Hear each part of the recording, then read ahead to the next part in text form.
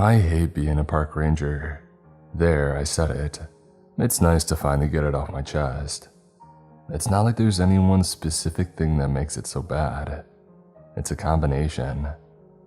The pay sucks, the health insurance is non-existent, and dear God, don't ever forget to hose yourself down with bug spray during the warmer months. I have a case of it that I keep in my car. I found out the hard way when I was down near the lake and was set upon by a swarm of mosquitoes, and the ticks get into places that you wouldn't imagine. These are the minor annoyances. There is also the other part of the job, the dangerous part. I'm not talking about people being idiots and having to swoop down from the top of a ravine to rescue them. Yeah, I mean that's there. In my opinion, that's called a natural selection. If they were close enough to the edge to fall, then that's on them. No, I'm not talking about those incidents either. I'm talking about the real danger.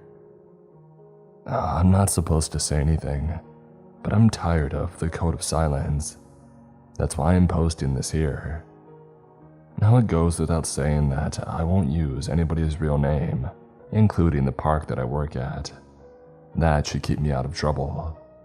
I started working here as a park ranger around a year ago. It seemed nice at first to get out and enjoy nature.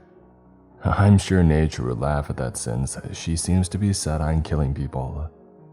Between storms, falling trees, landslides, wildfires, and not to mention cryptids, nature is not exactly man's best friend, at least in this park. Every evening at dusk, some of us rangers drive around to the trailheads to make sure that there are no cars sitting around.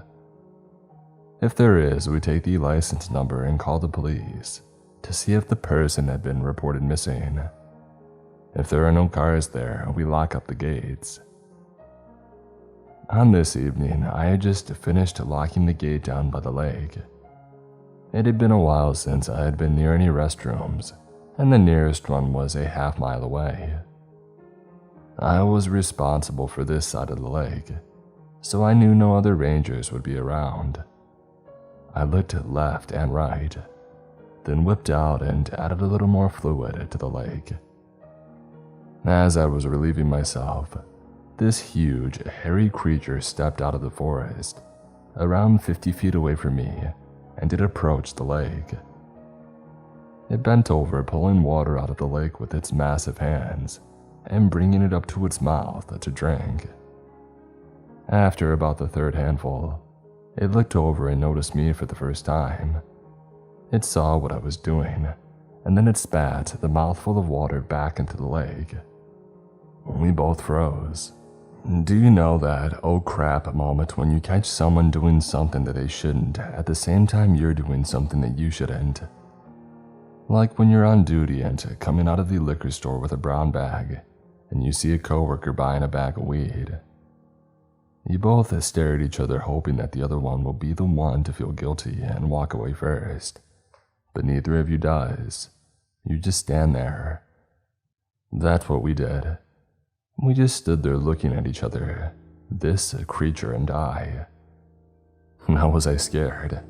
Heck yeah, I was scared. This thing was freaking huge. Do you remember that part in Star Wars where Han tells 3PO that Wookiees are known to rip people's arms out of their sockets? Well, that's what I was thinking this thing might do. I mean, it was big enough to give Chewie a swirly. The thought of my arms being forcefully and painfully removed from my body bounced around in my head so much that I started sweating. They say that animals can smell fear. I bet I smelled like I just walked out of a Saw movie marathon. Neither one of us moved. Me out of total terror, him out of, how the heck should I know what that thing was thinking? All I knew was that it wasn't running away. I didn't take that as a good sign. I took that as him looking at me and someone in the background ringing the dinner bell. Finally, after a long moment of this insane standoff, my shaking hand reached for my phone. Much to my surprise and relief, it took off into the woods at inhuman speed.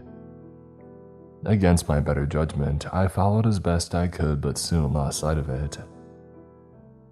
I came back to the shoreline and found huge footprints. I took pictures with my phone and went to the station to show everyone. "That's super," Ron said with a laugh. "Did you get a picture of the tooth fairy too?" The room erupted with laughter as all the rangers, even the ones that I had considered to be friends, turned on me. "No, that would be a fae," said Sharon, "not a Sasquatch. Don't you know anything, Ron?" "Did it give you any beef jerky?" Jeff said, causing the group to erupt with even more laughter. "Oh no, come on," Nancy said. "Let's be realistic." My hopes soared that someone might actually believe me. "You don't really think there's any beef in that jerky, do you?" Nancy said. My hopes crashed down again. "Hey, shut up all you idiots," Dell said, pulling me aside. "Let me see that phone." I handed it to him, feeling my hopes rise again. He looked through the pictures one by one. His face was set. I couldn't read his emotions. He didn't seem to react with surprise or disbelief. When he was done looking through them, he scrolled back and deleted every picture that had anything to do with the creature. "What the heck?" I said, grabbing my phone. "I'm doing you a favor," he said. "You don't want to go down that road. It only leads to bad things." I stared at my phone in shock. I couldn't believe that somebody that I had trusted, someone that I looked up to, the most senior ranger in the station, he had just destroyed evidence of this mythical creature's existence. But it was real. I saw it. Chuckles sounded from around the room. Dell turned and silenced them with a look. "Why don't you take tomorrow off and get your head clear?" he said. I found myself nodding and not really sure why, as he guided me out of the station toward my car. "Hey, enjoy yourself," he said. "Go do something relaxing. You've had a hard day." I started toward my car, Dell watching me the entire time. As soon as he had stepped back inside, I could hear another roar of laughter. I knew that it was at my expense. I got into my car in a daze. It wasn't until I looked at my phone that I realized just how violated I felt. I drove home and sat in the kitchen staring at the wall. I know that I saw it, I kept telling myself. I pondered what to do with no evidence and no one to back me up. But an idea came to me. I started looking for Bigfoot traps online. I looked up how to trap a Bigfoot and got some very interesting ideas. The next day, I went and bought some bear traps. When I drove to work the following morning, I got there early and quietly transferred my bear traps to the estate truck that I would be using that day. I went inside and greeted the other rangers. They all seemed aloof, holding back like they were waiting for something to happen. I rounded the corner to the lockers and found out what. My locker had been covered in Bigfoot pictures. There was even one with a picture of a naked woman and Chewbacca's head taped over hers. The caption written, it said, "Come find me, big boy." This is why I hate people. I did my best to ignore as the titters and chuckles sounded behind me. I said nothing and I went to my truck. I sat there for a long time trying to get the rage to bleed off, but all I could think of was revenge. That taught me the hard lesson. Just keep your mouth shut. I learned that lesson well, but the damage was already done. The other rangers were already calling me a freak and a joke. That upset me, but also strengthened my resolve. It would have been easy to quit right there, but I was determined to prove myself. That I was as good as they were. That I wasn't crazy. That this thing really existed. As the man said, 2 out of 3 ain't bad. I started patrolling down by the lake more often, looking for my prey where I had seen it last. But I had the sinking suspicion that it was watching me, that it knew that I was hunting it. I tried to be nonchalant about it at first. I would drive by looking around like a good ranger should, but after a while I started getting impatient. I would spend more time there than the rest of my route. It got to the point where people would come up to me and ask for help, but I would ignore them or shuttle them off to another ranger. I started getting proactive in my hunt. I found a deer carcass near the place that I had seen the creature, and I set the bear traps up around it. And then I staked out the area and I waited. For a long time. People came up to me, I ignored them. Animals came up to me and I ignored them. The only thing I was focused on was finding my prey. Morning turned to afternoon and turned to evening with no results. I sighed in resignation when it came time to close the gates. I decided to go home and let the traps do the work for me. The next morning I overslept, and I drove like a madman to get to work, more specifically to get back to my stakeout. Imagine my surprise when I came back and found that I had caught something in my trap. A fellow ranger. Ron lay on the ground screaming, and I went over to help him. "Are you okay?" I said. "No, you idiot. I have a giant metal jaw attached to my leg," he said. I fumbled with the trap, trying to get it open, only to have it snap shut on his leg again. "Jesus, what the heck are you doing?" he said. "Are you too stupid to even open a trap?" I stopped and looked at him. "Well, at least I'm not stupid enough to step into one." "Hey, screw you." I stood up to leave. "Where are you going?" I whipped around on him. "Screw you," I said. "I come over here to help you and you're treating me like some piece of crap. Get out of your own dang trap." I started walking away. "Okay," he said. I stopped and turned. "Okay, what?" "Okay, I'm sorry. Will you please help me get out of this trap?" I paused for a moment and then went back. "Alright, I've never opened a trap before," I lied. "Tell me what to do." "Well, these are the springs," he said. "Press down on them and it'll open the jaws." Once the jaws were open, he pulled his injured leg free. "Thank God," he said, checking out his injured leg. "Who put that trap there anyway?" "No clue," I lied. I drove Ron straight to the hospital to get him taken care of. Once he was in the room and being treated, I left. But there was the matter of the illegal bear trap that had injured a park ranger. Dell was not happy. He pulled me into his office. "Man, I can't believe this happened," he said. "I've known Ron for years. He's a good friend and a good ranger. The person responsible for this is gonna pay. I'll see him strung up by his entrails." "Yes, sir," I said. "This should never happen on park grounds. It's a deliberate attack and I won't rest until I see Ron's killer behind bars." "He's not dead, sir." "Whatever, you get the point," he said. "And what do you know about this?" "Me?" I said, feigning ignorance. "Why would you ask me?" He shot me a steely glare. "You know exactly why," he said. I was feeling the metaphorical handcuffs click closed around my wrist. "Because you didn't listen to me and let this Bigfoot thing go," he said. "Other rangers have seen you hanging around where you saw that thing. I'm thinking maybe you saw the person who set that trap." I took a breath, feeling the cuffs fall off my wrist. "Well, there have been a few unsavory types hanging around," I said.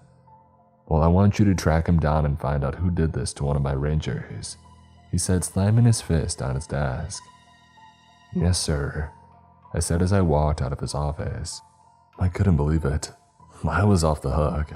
I was in charge of my own investigation. Stopping to think about it, it made perfect sense why he chose me. It was a crap job that no one else wanted to do, but I was going to do it to my absolute best of ability. I thought sarcastically. "Yes, sir. I won't rest until I'm brought to justice. You can count on me, sir." I waited until I was a mile down the road before I started laughing. I went to the crime scene and explored it very carefully. Back and forth, over and over I went through the area, until there were no tracks anywhere that weren't mine. Of course, the only tracks before were mine too, and of course, Ron's. As an added bonus to tracking myself, I was able to do it in the area of the sighting, continuing my search for the creature. It was a win-win for me. Thank you, Ron, you piece of crap, for blundering into that trap and giving me the best assignment that I could have possibly have, I thought. As the days went by and I looked for myself in vain, I came across an area not too far from the lake where there was a cave with a well-worn path to it. At first I thought it was a bear cave, but then I found a couple of the tracks that had been deleted off my phone by a certain ranger. I took pictures of the tracks and made sure that I sent them to myself by email. And I also kept my mouth shut about it, at least to my idiot coworkers. My mind playfully wondered how many more I could trick into a bear trap, or maybe something worse. I smiled as I chided myself for such thoughts. Suddenly, I felt that something was wrong. The birds had stopped singing. I turned to find the creature standing 4 feet from me. I was amazed at how silent it had moved, but my amazement quickly gave way to fear as a yellow river ran down the inside of my pants. It was even more huge up close, at least 8 feet tall, and completely covered in brown fur. It had bared its teeth and was flexing its massive hands. For some reason, I don't think that it liked me very much. Hey, go figure. It lunged at me with impossible speed. I tried to dodge, but my boot got stuck on a tree root and I tripped. I fell backward and landed hard on my back, knocking the wind out of me. I laid there helpless at the mercy of this beast. All it had to do was carry me into its cave and I would never be seen again, except for in smelly little piles hours later on. That was a happy thought. I tried to regain my normal breathing, surprised that it hadn't dragged me away yet. As I came around and the stars floated around my head turned back into trees, I saw the creature laying face down a few yards from me. I rose slowly and approached it. I could see its back rising and falling, so I knew that it was still breathing. I took out my phone and took pictures just in case it didn't kill me, or in case it got up and ran away. I even leaned close and took a selfie with it in the background. Just then, it took a slightly deeper breath and I skittered away. When it didn't jump up and rip my arms out of my sockets, I took a closer look. There was a little blood laying beside its head, which was laying on top of a big rock. Apparently, when it had lunged at me, it wasn't counting on me falling and it dove right into the rock, and it knocked itself out cold. This was it. The golden goose had pulled a muscle in its wing while it flew over me and landed in my lap. I ran to the truck and grabbed the tranquilizer gun and a lot of netting. As I ran back, the thought of it not being there drove me to distraction. All my hard work of looking into this perfect scenario would have been for nothing. I ran as fast as I could, carrying a big net on my back, and I prayed that it was still there. When I got there, it was stirring and trying to get up. I dropped the net and fumbled with the tranq gun, nearly shooting myself in the process until I finally aimed. It saw me just as I pointed the gun at it. Our eyes locked. It was a magical moment until I squeezed the trigger and sent him back to La La Land. He probably wasn't going to be very happy when he woke up though. Plus, I accidentally shot him in the crotch. I made sure to reload the gun just in case and then tried to roll him over onto the netting. He felt like he weighed 1,000 pounds.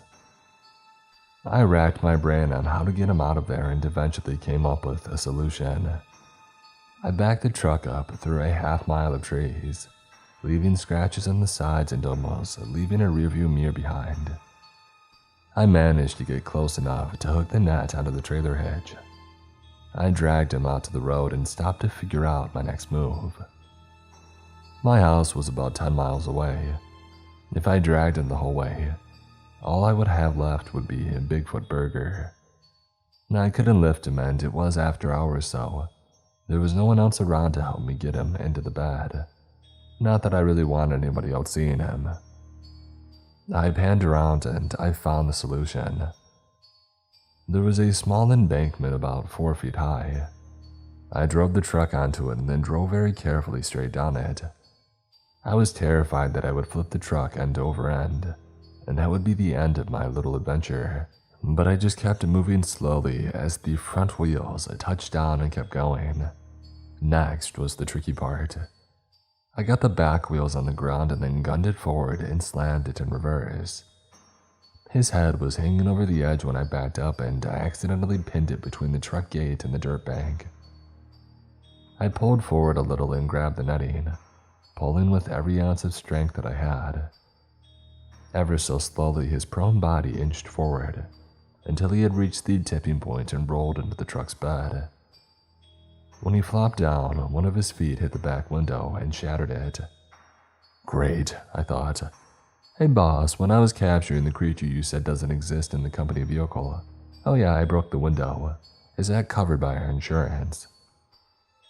I was breathing hard until I was done. I covered him with a tarp and drove away, racking my brain about where I would take him. As I was thinking, I passed a storage unit that was somewhat remote. It was just off the back road that I was on, and it didn't seem like a lot of traffic passed this way. I called up and rented a unit with my credit card and then showed up and backed the truck up to it.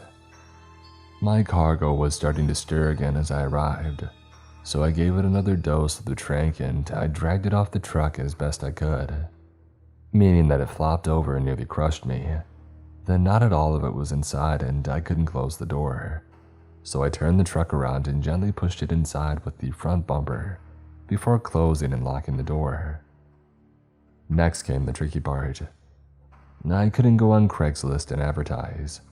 One Bigfoot slightly used, 50 million or best offer. Fortunately, I knew a guy who had a cousin's brother who knew another guy's best friend, who knew someone else who might be able to get me in contact with someone who doesn't exist. I printed a few of the pictures, wrote a number with a lot of zeros in it, and sent it through the information chain. I got a phone call 2 hours later from someone who doesn't exist. He met me at the storage unit with a lot of heavily armed men dressed in black combat gear and no identifying patches. When we got there, the door was under attack. It had lots of newly formed dents in it and the sides were looking like they weren't going to hold much longer. My friend apparently had woken up and wasn't very happy with his new surroundings. I offered to open the door just an inch and hit him with another tranq dart, but the man waved me off. The heavily armed gentleman worked with practiced precision. They flung open the door and threw a containment net over him as he tried to run past them. Within moments, he was incapacitated. As they carried him out, his eyes landed on me. They narrowed and he let out a menacing growl. "I'd say you made a new friend," the man said, handing me a business card with a number on it and nothing else. "What's this for?" I said. "If you come across any more creatures of such a mythical nature, give me a call. Maybe we can help with the capture of the next one." "Are you nuts?" I said. "You saw that thing, it's huge and it wants to kill me now. And yet here you are, very much alive." He reached into a pocket and pulled out a check. "And very wealthy." I looked at the check and then back at him. He grinned. "Might I suggest that you not spend too much and raise suspicions? So, you would pay me this much for each one of these things that I find?" He nodded. "And you would help me catch it?" He nodded again. "Well, looks like you just bought yourself a park ranger," I said, offering my hand, and he shook it. "Pleasure doing business with you," he said, and then turned and walked away. Temptation is a terrible thing. I was tempted to buy a brand new Ferrari and drive it to work just to shove it in the noses of those guys who made fun of me. But then I realized that success is the best revenge. If I can nab another creature or two, I could buy my own little island and retire. I'm thinking maybe Hawaii. My investigation into the bear trap took me to a place where I'd heard there's been some trouble lately with missing hikers. Not that I really care about the hikers. In this park, we should rename the trails for which cryptids hunt on it. That way, when these hikers ignore the warnings and blunder into the dens of these dangerous creatures, they'll only have themselves to blame. I'm thinking maybe I can make my job easier by buying the land that has the cryptid that I'm looking for and then clear cut all the trees so it has no place to hide. Now I know what you're thinking, it would just run away to another spot. Not the way that I would clear cut. Start with 100 machines on the outside of the property, and work our way into the center so it has nowhere to go. As I looked around the land and daydreamed, a hiker came running up to me. "Please, you need to help me," she said. "Oh, what's the problem?" I said, feeling less than interested. "My husband and brother, they were attacked by an animal." She lowered her eyes. "I don't really know what it was. It seemed unnatural." My ears perked up and I became laser focused on helping this poor woman. "Don't worry, ma'am," I said. "Show me where it happened and I'll take care of it." "Oh, thank God," she said as we started down the trail. "I was worried that you wouldn't believe me." "Trust me, ma'am," I said. "I want to find out what happened as much as you do." You know what a love-hate relationship is, right? I think everyone has one at some point. My point was the last year or so of my life. I hate being a park ranger, but I love the perks that come with it. Maybe I should explain that better. The perks don't come directly from the job. They come from the appearance of the job. I tell people that I'm a park ranger. My boss thinks I'm a park ranger. And even my idiot coworkers think that I'm a park ranger. But it's just not so. That's only for appearances. I'm actually a cryptid hunter. I started calling myself that last month after successfully capturing an adult Bigfoot. What did I do with it? I sold it to a group of people who don't have names or ranks but gave me lots of money for it. I used the park ranger persona to stay low-key and keep hunting other cryptids. Do I do it for the greater good? Heck no, don't make me laugh. I do it for the money. I help people in the process, but it's purely unintentional. For instance, this woman came to me crying that her husband and brother were missing. When she explained that something had attacked them, something that didn't look like any animal she had ever seen, I knew that I had some money on the line. I knew that I had to help that poor woman find her family. Yeah, that's it. We walked down the trail, my senses on high alert, looking for any signs of trouble. Birds were singing, so that was a good sign that nothing was in the area. In other words, it was a bad sign for me. We got to our campsite and the place looked like a tornado had hit it, or my place after a bender. I looked around for tracks, but I wasn't finding any. That in and of itself told me something. "Ma'am," I said to the frazzled woman who was so shell-shocked that she was cleaning up the campsite. "Did you hear anything before your husband was taken?" "Well, like what?" "Like a rushing or a flapping." She looked at me like she was rethinking the whole "I'm so glad you believe me" thing. "You mean like a bird?" "Yes, ma'am."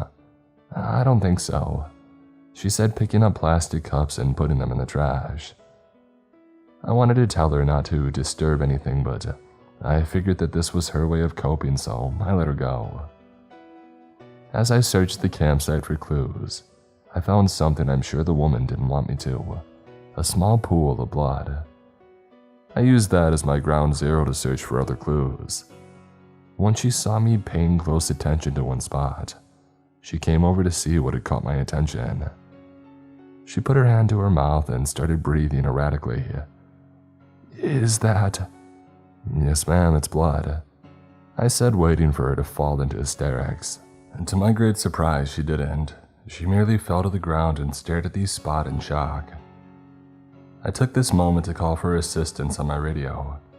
I gave them the coordinates and told them that we had 2 missing hikers that were possibly the victims of an animal attack.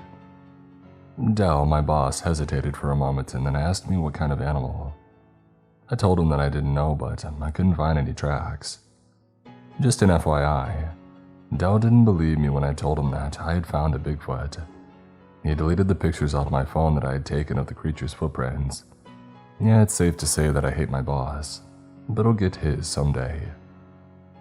He sent a couple of rangers out, Nancy and Jeff. I won't say that I hate them, but I will say they laughed me out of the station when I told the story about finding Bigfoot. So yeah, not my favorite people. Nancy made a beeline for the lady hiker. "What's your name?" she said. "Ellen," the woman said, not even looking at Nancy. I guess that's one of those questions that I should have asked. "Are you all right, Ellen?" Nancy said. "Can I get you anything? Do you want me to drive you home while they look for your family?" It all sounded good. It sounded like she was really concerned for this poor woman. I knew that it was total BS. "I'd rather stick around in case they show up," the woman said. "Yes, of course," Nancy said. "But you know that might not be for a while." "Why not?" Ellen said. "Maybe if you were out there searching for them instead of trying to coddle me, they'd be back already." I like this woman. Nancy plastered her best park ranger smile on her face and stormed off into the campsite to pretend to look for clues while she fumed about the hiker, who had the nerve to think she knew what was good for herself. Jeff stepped in and took over the show, investigation. He started ordering us to go in different directions and to fan out to look for the men. I walked off in a random direction just to get away so I wouldn't be tempted to use my pepper spray on him. The farther I got from Nancy and Jeff, the better that I felt. In fact, I walked so far thinking about those two idiots, the rangers not the hikers, that I lost track of where I was going. That nearly came to a fatal end when I stumbled upon a cliff's edge, with grass leading right up to it.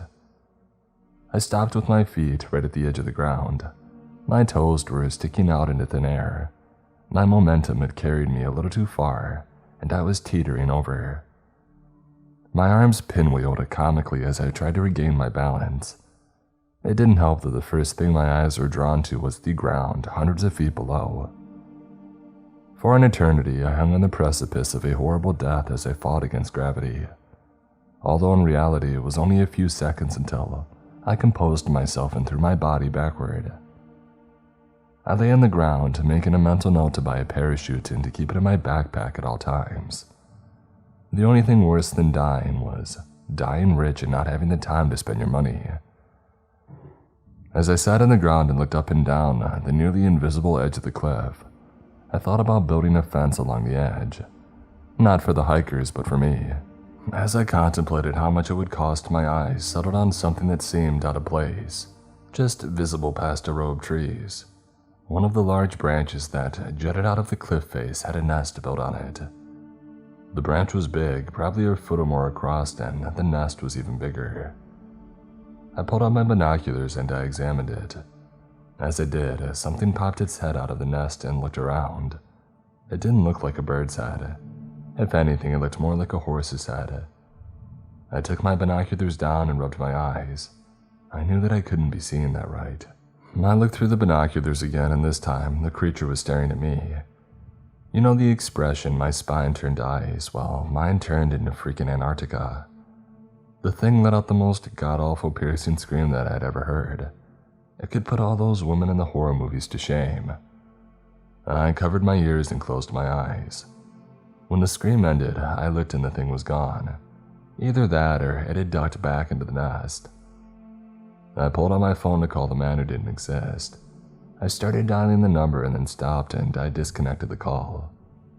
I'd already turned over one cryptid to him so far. Even though he said to call if I find another, I still wasn't 100% sure that I had. I needed to investigate and get some pictures at least. Against every ounce of common sense, I stood and made my way toward the nest. It wasn't easy.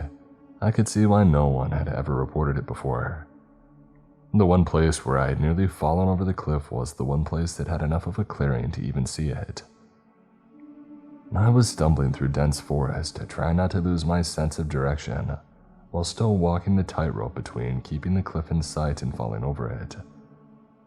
I finally stood at the base of the tree branch that hung over the cliff. I peeked out from behind a tree and looked at the nest, hoping to see if the creature was there or not. Standing a mere 20 feet away from it, I could see how the creature avoided being seen. The edge of the nest was 5 feet tall. That thing could be having a dance party in there and nobody would even know. I stepped to the edge of the cliff where the branch had started. Looking at it, I knew that there was no way I was going to walk out there on a tree branch that was only 1 foot wide. I've never wanted to walk on a high wire, and I wasn't going to start today. I turned to leave when I glanced back at the branch. On the edge of the nest was a small patch of red. I looked through my binoculars and confirmed that it looked like blood.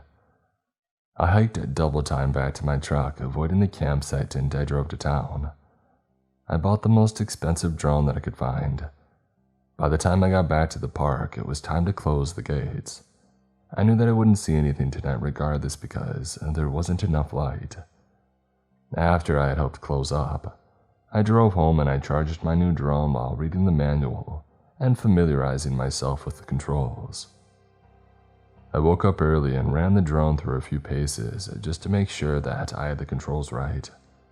The camera was the most important feature that I tried out, and it worked like a dream. I drove to work and went through my morning routine and then volunteered to continue the search for the missing hikers. The woman had finally relented late last night and gone home. I tried my best to remember the way to the nest but got turned around a few times before finding the cliff edge by once again nearly falling over it. I guess that's an occupational hazard of being a park ranger turned cryptid hunter. Once I had spotted the nest, I made my way there. That sounds much easier than it was when I was carrying a drone in a case the size of a large suitcase and nearly as heavy. Imagine trying to do that while navigating through the heavy brush, trying to stay as quiet as possible and also trying not to get lost or fall to your death. When I cashed that first check of catching a cryptid, I thought it was way too much money, although I didn't tell them that. And now I'm starting to wonder if it was enough.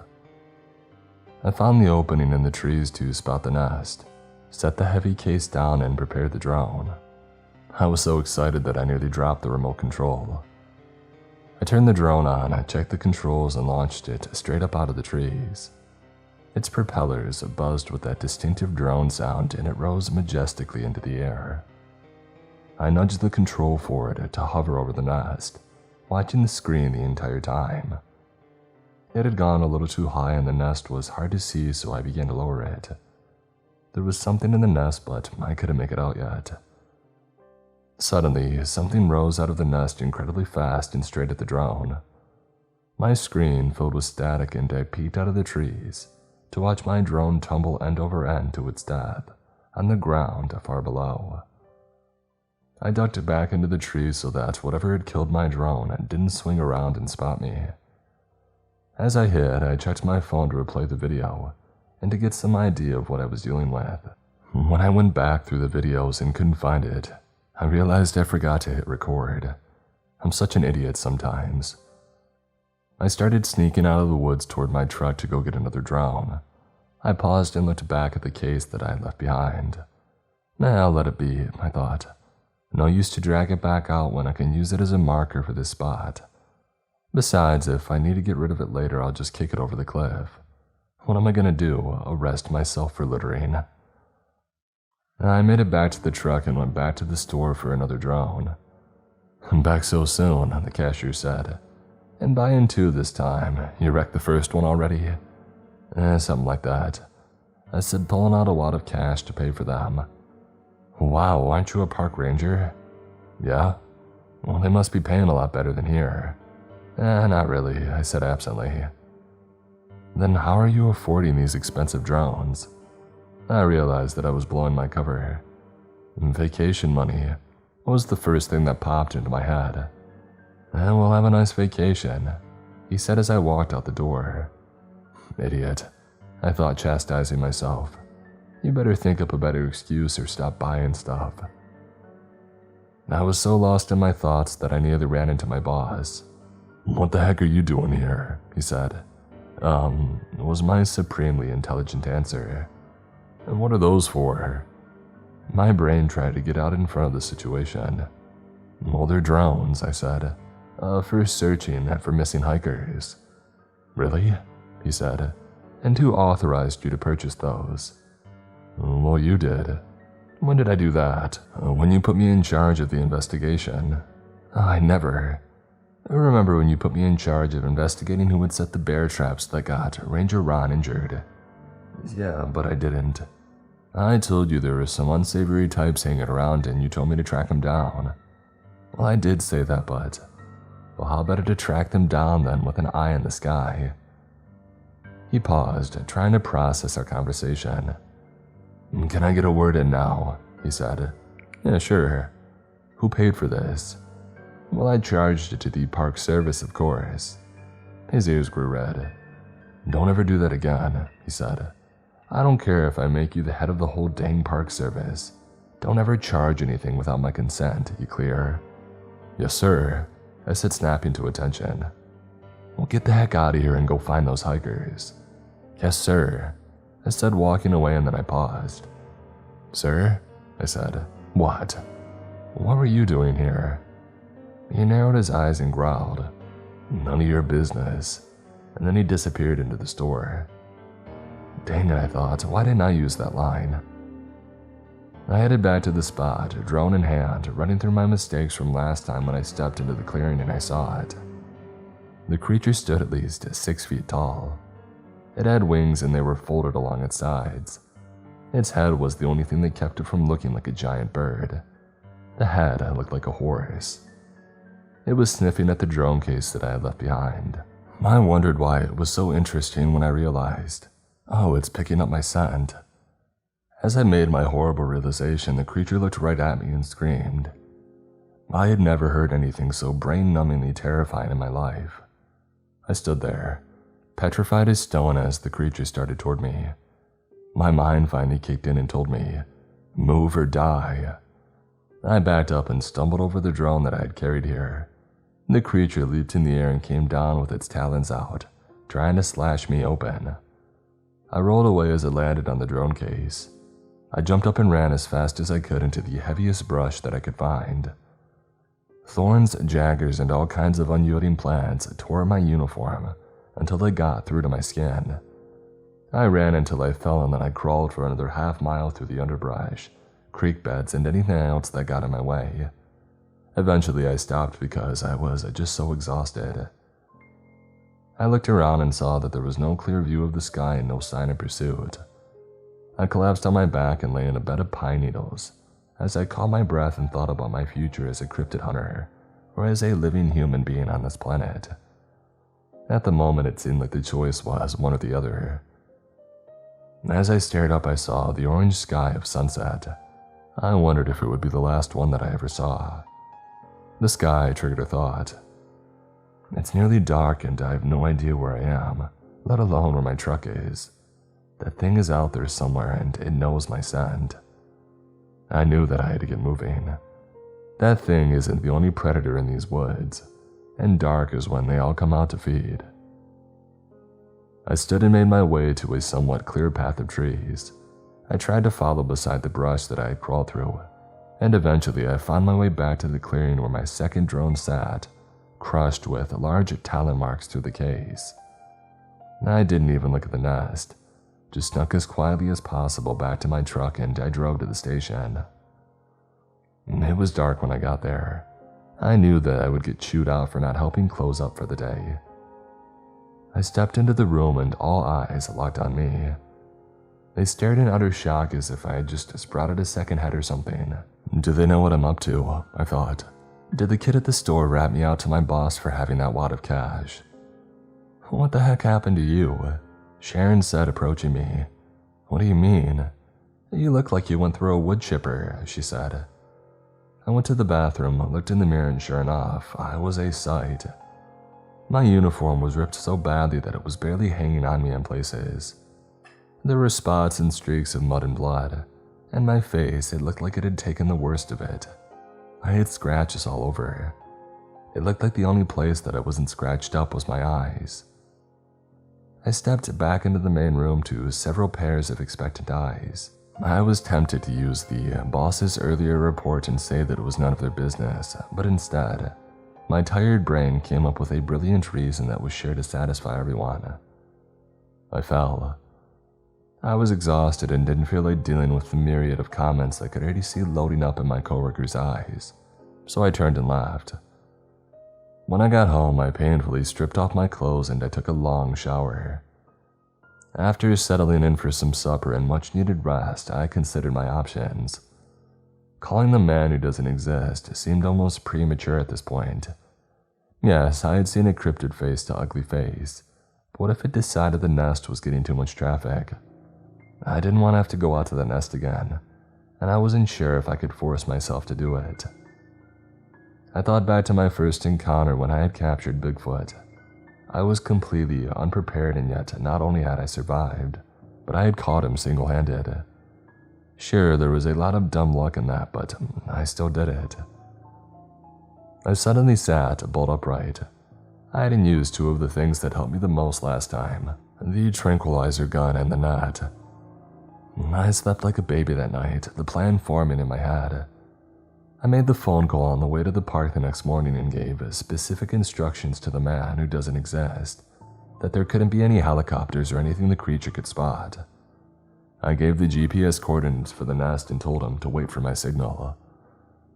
I approached the clearing to the nest, tranquilizer gun out and ready, with a dozen more darts, tucked away on a bandolier strapped across my chest. I gotta admit to feeling a little like I was in an old western. As I hesitantly stepped into the open, I searched the skies. My eyes darted back and forth between the nest and the sky, not knowing where it might come from. I turned back as well. Until I had reached the edge, I was nearly dizzy from looking all around, like my head was on a swivel. I paused for a moment to clear my head and regain my balance before stepping out onto the tree branch. I took a deep breath as I took my second step. My eyes were locked on the nest. I knew that I could no longer look around or I would lose my balance and plunge hundreds of feet to my death. Wanting to avoid that, I stared straight ahead as I took another step and another. Soon I was halfway there and it was time to put my plan into action. I reached behind me and pulled out the net. I took a moment to balance myself and then threw the net over the nest. That's what was supposed to happen. I was supposed to throw the net across the top of the nest, covering it and taking the creature's power of flight away so that it could be easily captured. But unfortunately, that isn't what happened. My adrenaline was pumping so hard that I overshot and literally threw it over the nest. I watched in horror and resignation as the net fluttered to the ground, hundreds of feet below. "Idiot," I said. My element of surprise was gone.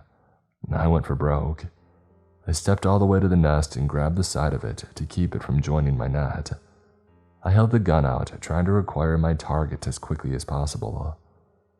What I saw made me decorate the inside of the nest with vomit. The inside was covered with blood. There was no part that wasn't red. Spread around the nest also were bones, and there were so many bones I couldn't tell what any of them were, animal or human. And then I saw a backpack thrown to the side. It was ripped to pieces, but there was no doubt that it belonged to a hiker. As I was making my startling discovery, I heard wings flapping. I turned and looked over to see a set of talons rushing towards my head. I ducked to avoid losing my face, but in the process I lost my balance. My arms pinwheeled, but it wasn't enough. I had already gone past the tipping point and slowly stumbled off the branch into thin air. The rushing air buffeted me as I plummeted to my death. I had stumbled off backward and was now falling backward, watching helplessly as the former safety of the branch retreated at terminal velocity. I would like to say that my life flashed before my eyes, but it didn't. My future life flashed before me. All the things that I could do with the millions that I now had. I saw images of cars, mansions, and swimming pools full of women all fawning over me. And then I was grabbed by my shoulders and lifted from my certain death. I looked up preparing to thank that black-clad man with the parachute for saving me, but instead I saw wings. My arms were held by talons. My savior was my enemy. It flapped its wings hard, sending us hurtling upward nearly as fast as I had fallen. I could see that we were headed for the same place that I had fallen from, the nest. I panicked, knowing exactly the fate that awaited me when we got to that pile of bones. My mind started running through options, but the fall and rescue were playing havoc with my common sense. By some miracle, I had held onto the tranquilizer gun the entire time. I pointed it at my captor and realized that it would just kill us both. We reached the nest and it dropped me into the pile of bones.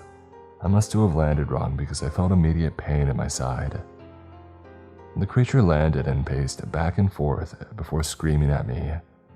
I pulled out the tranquilizer gun and I shot it in the chest. It screamed again as it stumbled and then fell into the bed of bones. Men in black uniforms with no identifying patches on them appeared out of nowhere. They gathered the creature and took it to a clearing where a helicopter landed, picked them up, and took off it all in less than a minute. I was removed from the nest and taken to a clearing where the man who doesn't exist waited for me. "Well done," he said, extending his hand. I shook it, wincing the whole time. "You might want to get that looked at," he said. "You have a broken rib." "How can you tell that?" He gently lifted my arm and showed a rib protruding from my side at a very strange angle. "Oh my God," I said. "It's not as bad as you think," he said. "It's not your rib." He called a medic over and she took a look at the wound. "It's not going to be pretty. Hold on." And then she grabbed the bone and ripped it out of my side. My entire body exploded with pain and I fell to the ground, thrashing in agony. I saw a tranquilizer dart hit me in the chest. I looked up and the man who doesn't exist was holding the gun. "Take him to our hospital, patch him up, and get him home," he said just before the darkness took me. I woke in my bed, sat up, and felt a slight twinge of pain.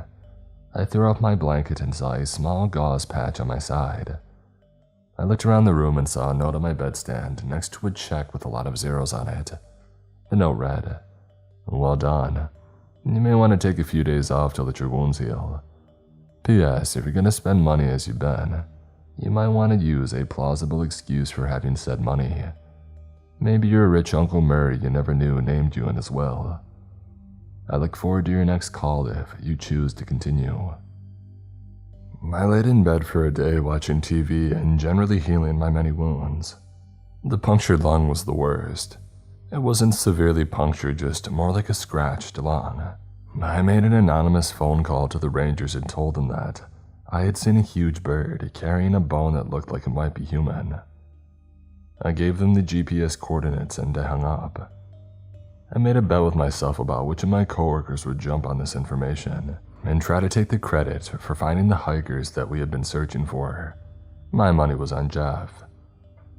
I had the TV on the entire time and my eye was caught by a show about rich people and how they live. A thought suddenly struck me. I picked up my phone and within 24 hours, I was laying on the deck of a rented yacht in the company of two lovely ladies. This is how I spent the rest of my vacation. The second night, I was awakened around 2 a.m. I peeled myself from between two sleeping women and got out of bed. I threw on a robe and stepped out onto the deck of the boat. The water shimmered with the moon being nearly full. We were anchored less than a mile from land, close enough to hear the waves crashing on the shore. I scanned the horizon and listened for the sound that had woken me, and it wasn't long until I heard it. It was a long, mournful wail that seemed to call me towards it.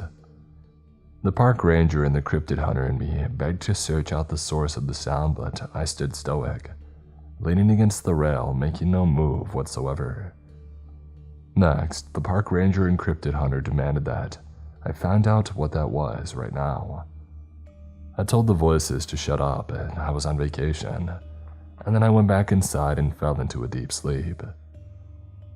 This went for the rest of my time there. Every night I would hear the wail. Every night the voices would demand that I chase it down. Every night I told them to shut the heck up. It wasn't until I was flying home that I realized what an opportunity I had passed up, and how much I really didn't care. When I got home, it was the last day of my vacation. I spent the day setting up a dummy corporation for my money and buying some more supplies for my cryptid hunting. I had a backpack specially made with a parachute built into it, so that I wouldn't be the victim of a flying cryptid, knocking me off a branch and nearly falling to my death. Again. I also purchased more drones, another net, tasers, and lots of tranquilizer darts, and some other specialty items. Lastly, I bought a new pickup with 4 doors and a cap on the back, and I loaded it with equipment. It also had a bunk built-in case that I got stuck on in the woods and had to camp for the night. The following day, I returned to the ranger station feeling refreshed but also depressed to be back in this environment. I walked in the door and Nancy greeted me with a smile. "Glad to see you back," she said. I turned to see who was behind me that she was talking to. "How was your vacation?" she said.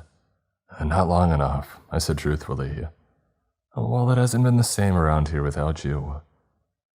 I was starting to wonder if this was the real Nancy or if I had found my next cryptid disguising itself as her.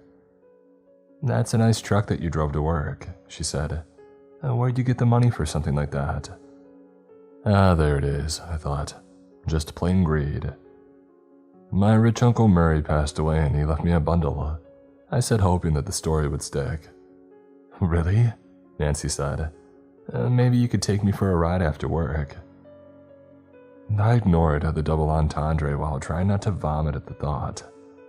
"I don't think so," I said. "Pretty sure your husband wouldn't like that." "What happens in the park stays in the park," she said, raising her eyebrows. It was too much. I had to walk away. I went to my truck and I drove off for my shift, having no idea what monster, critter, or cryptid I was going to stumble upon next. I drove down by the lake and got out to enjoy the view. When I turned to go back to my truck, I heard a large splash. I turned to see a huge, expanding ripple in the water. "You know what?" I said to the ripple. "Don't even mess with me because I'm not equipped to handle you. You want to hang out and give tourists a thrill now and then be my guest. The rest of the time you just stay down in the muck at the bottom so I don't have to see your ugly mug. Because if I see you then, I'm gonna have to do something about you. So let's just pretend this didn't happen, because I do not have the know-how or the firepower to take you down." And when I finished my diatribe, I noticed there was a woman in a jogging suit staring at me. "And do you always talk to the lake?" she said, eyeing me like I had just escaped the loony bin and dressed like a park ranger as a disguise. "I wasn't talking to the lake," I said. "I was talking to the ripples." She slowly backed away and continued her jog, shooting furtive looks back at me to make sure that I wasn't following her. I was waiting for her to whip out her phone and call 911. "Now look what you did," I said to the nearly vanished ripple. It made me look crazy. I shook my head and got back in my truck. As I did, a few bubbles appeared on the surface where the ripples had been. I could swear that I heard a very deep chuckle coming from the same spot. I resisted the urge to give the bubbles the finger because that would make me look even crazier. I was about to pull away when I heard something off in the distance. I turned off the truck and listened closely. It was a long, mournful wail. In fact, it was the same one that I had heard on vacation. It sent a chill down my spine, but at the same time it called to me, as if it was inviting me to join it. My mind went into a major tizzy. Was it a similar creature to the one that I had heard so many thousand miles away? Or more disturbingly, was this the same one? Following me all that way could only mean one thing. It was hunting me. I pulled out my laptop and looked up cryptid sounds, more specifically the mournful wail. It came down to 2 possibilities, and neither one was very good. Both used sound as a weapon against their victims. So as usual, I went to town to pick up a specialty item that I would need for my latest assignment. Billy the kid, who seems like he's always running the register, grinned when I walked in the door.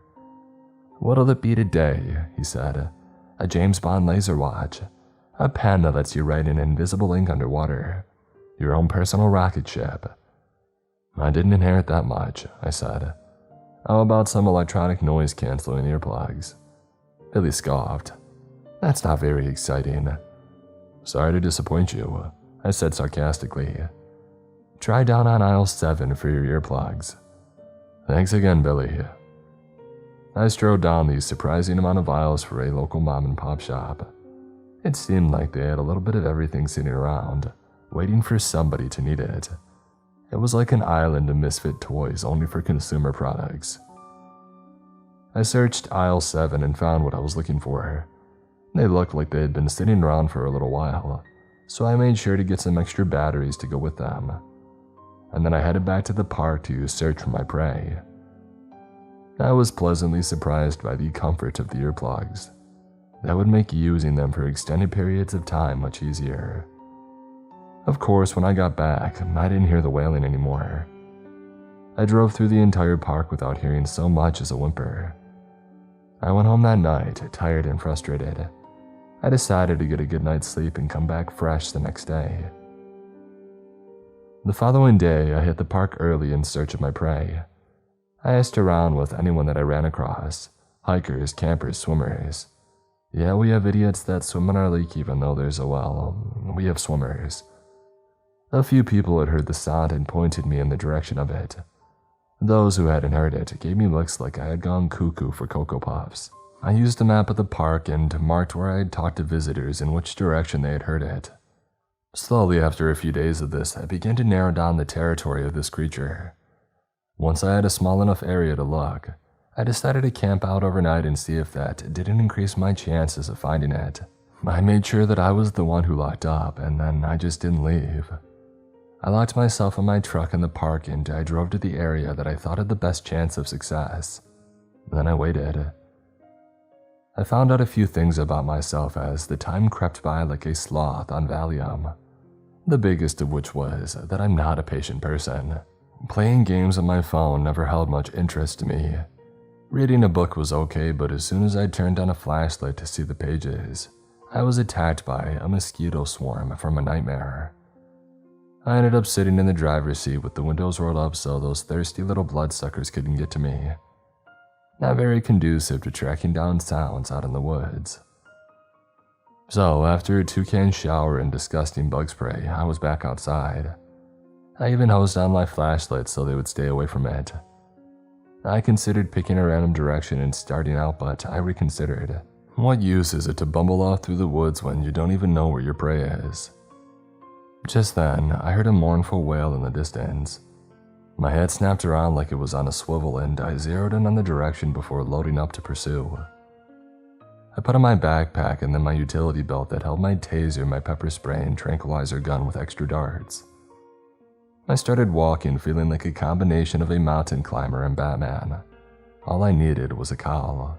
"I'm Batman," I said, attempting to mimic his raspy voice but ended up in a coughing fit. I started walking, not really needing to be super quiet with all the crickets and birds and other nightly sounds so loud that I had a hard time hearing the wail that I was listening for. I pulled out my phone and turned on the sound recorder, and for a long few minutes I stood still as the phone recorded the nightly sounds, and then finally the wail sounded again.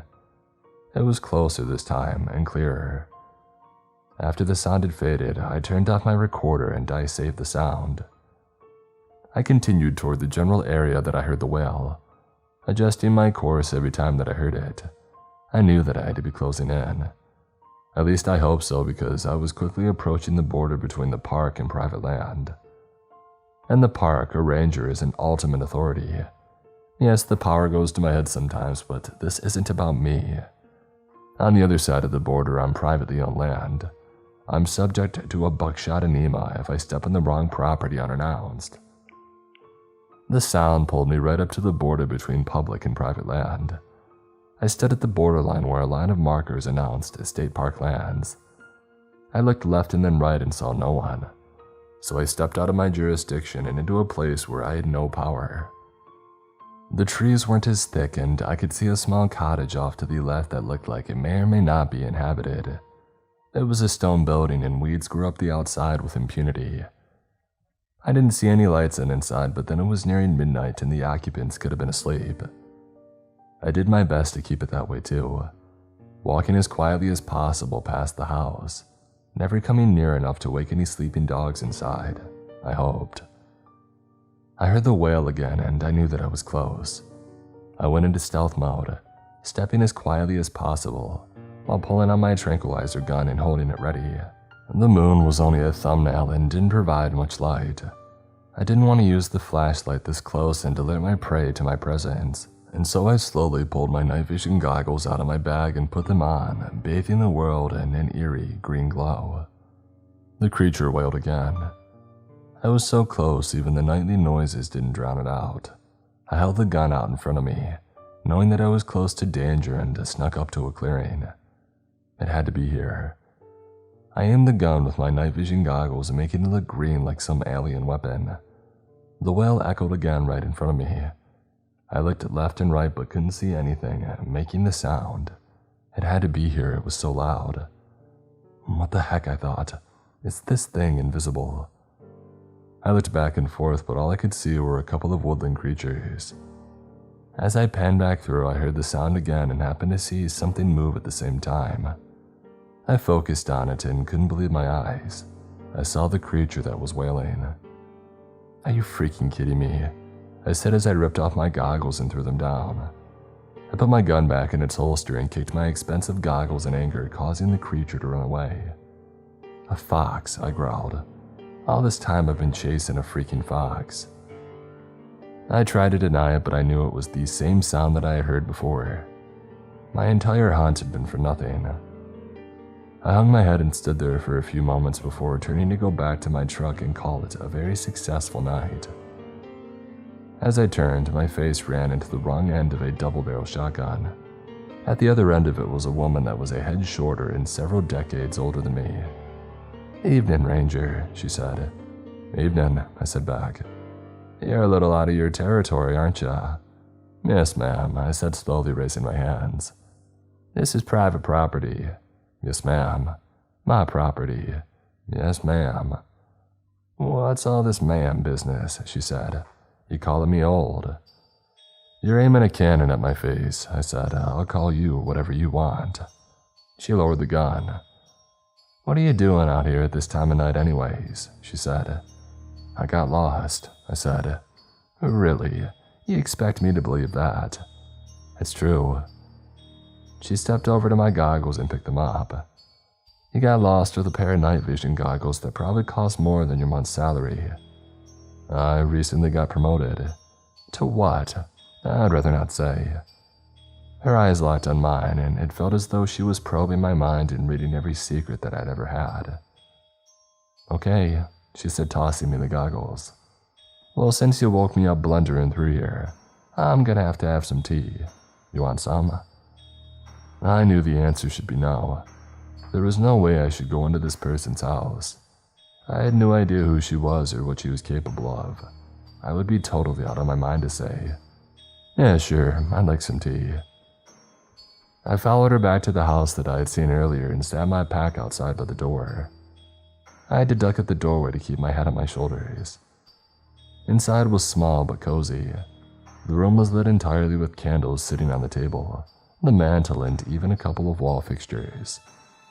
It bathed the room in a soft glow as if everything had a radiance exuding from it. I smelled the scent of tea brewing and wafting in from the kitchen. A few minutes later, she came in holding 2 cups. I accepted one from her. "Please, sit," she said.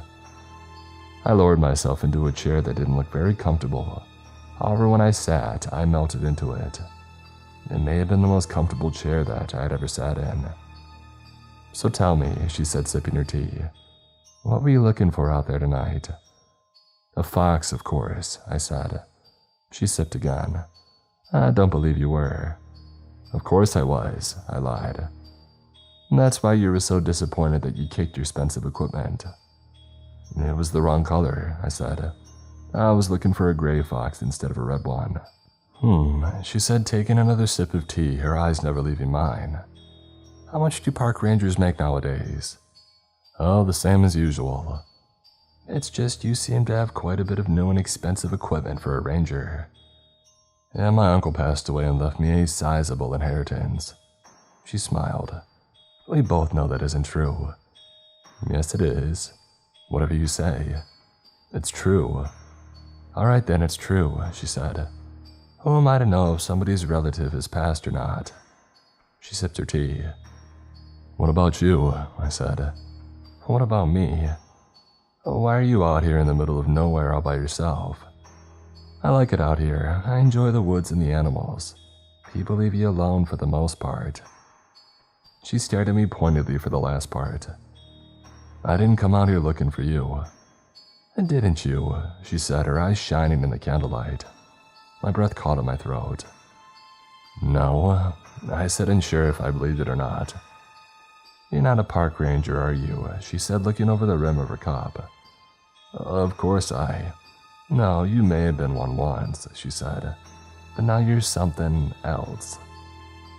Either her voice or the chair or the candles, heck, maybe all three, had me in a daze. I could feel myself being carried off to a land of sweet slumber. My mind was screaming at me to wake up and get out. With a supreme effort, I rose from my chair and sat the cup on the table. My hand hovered over the pistol. "This has been a very interesting visit, but I think it's time for me to leave." "Oh yes, of course," she said, setting her own tea down and standing.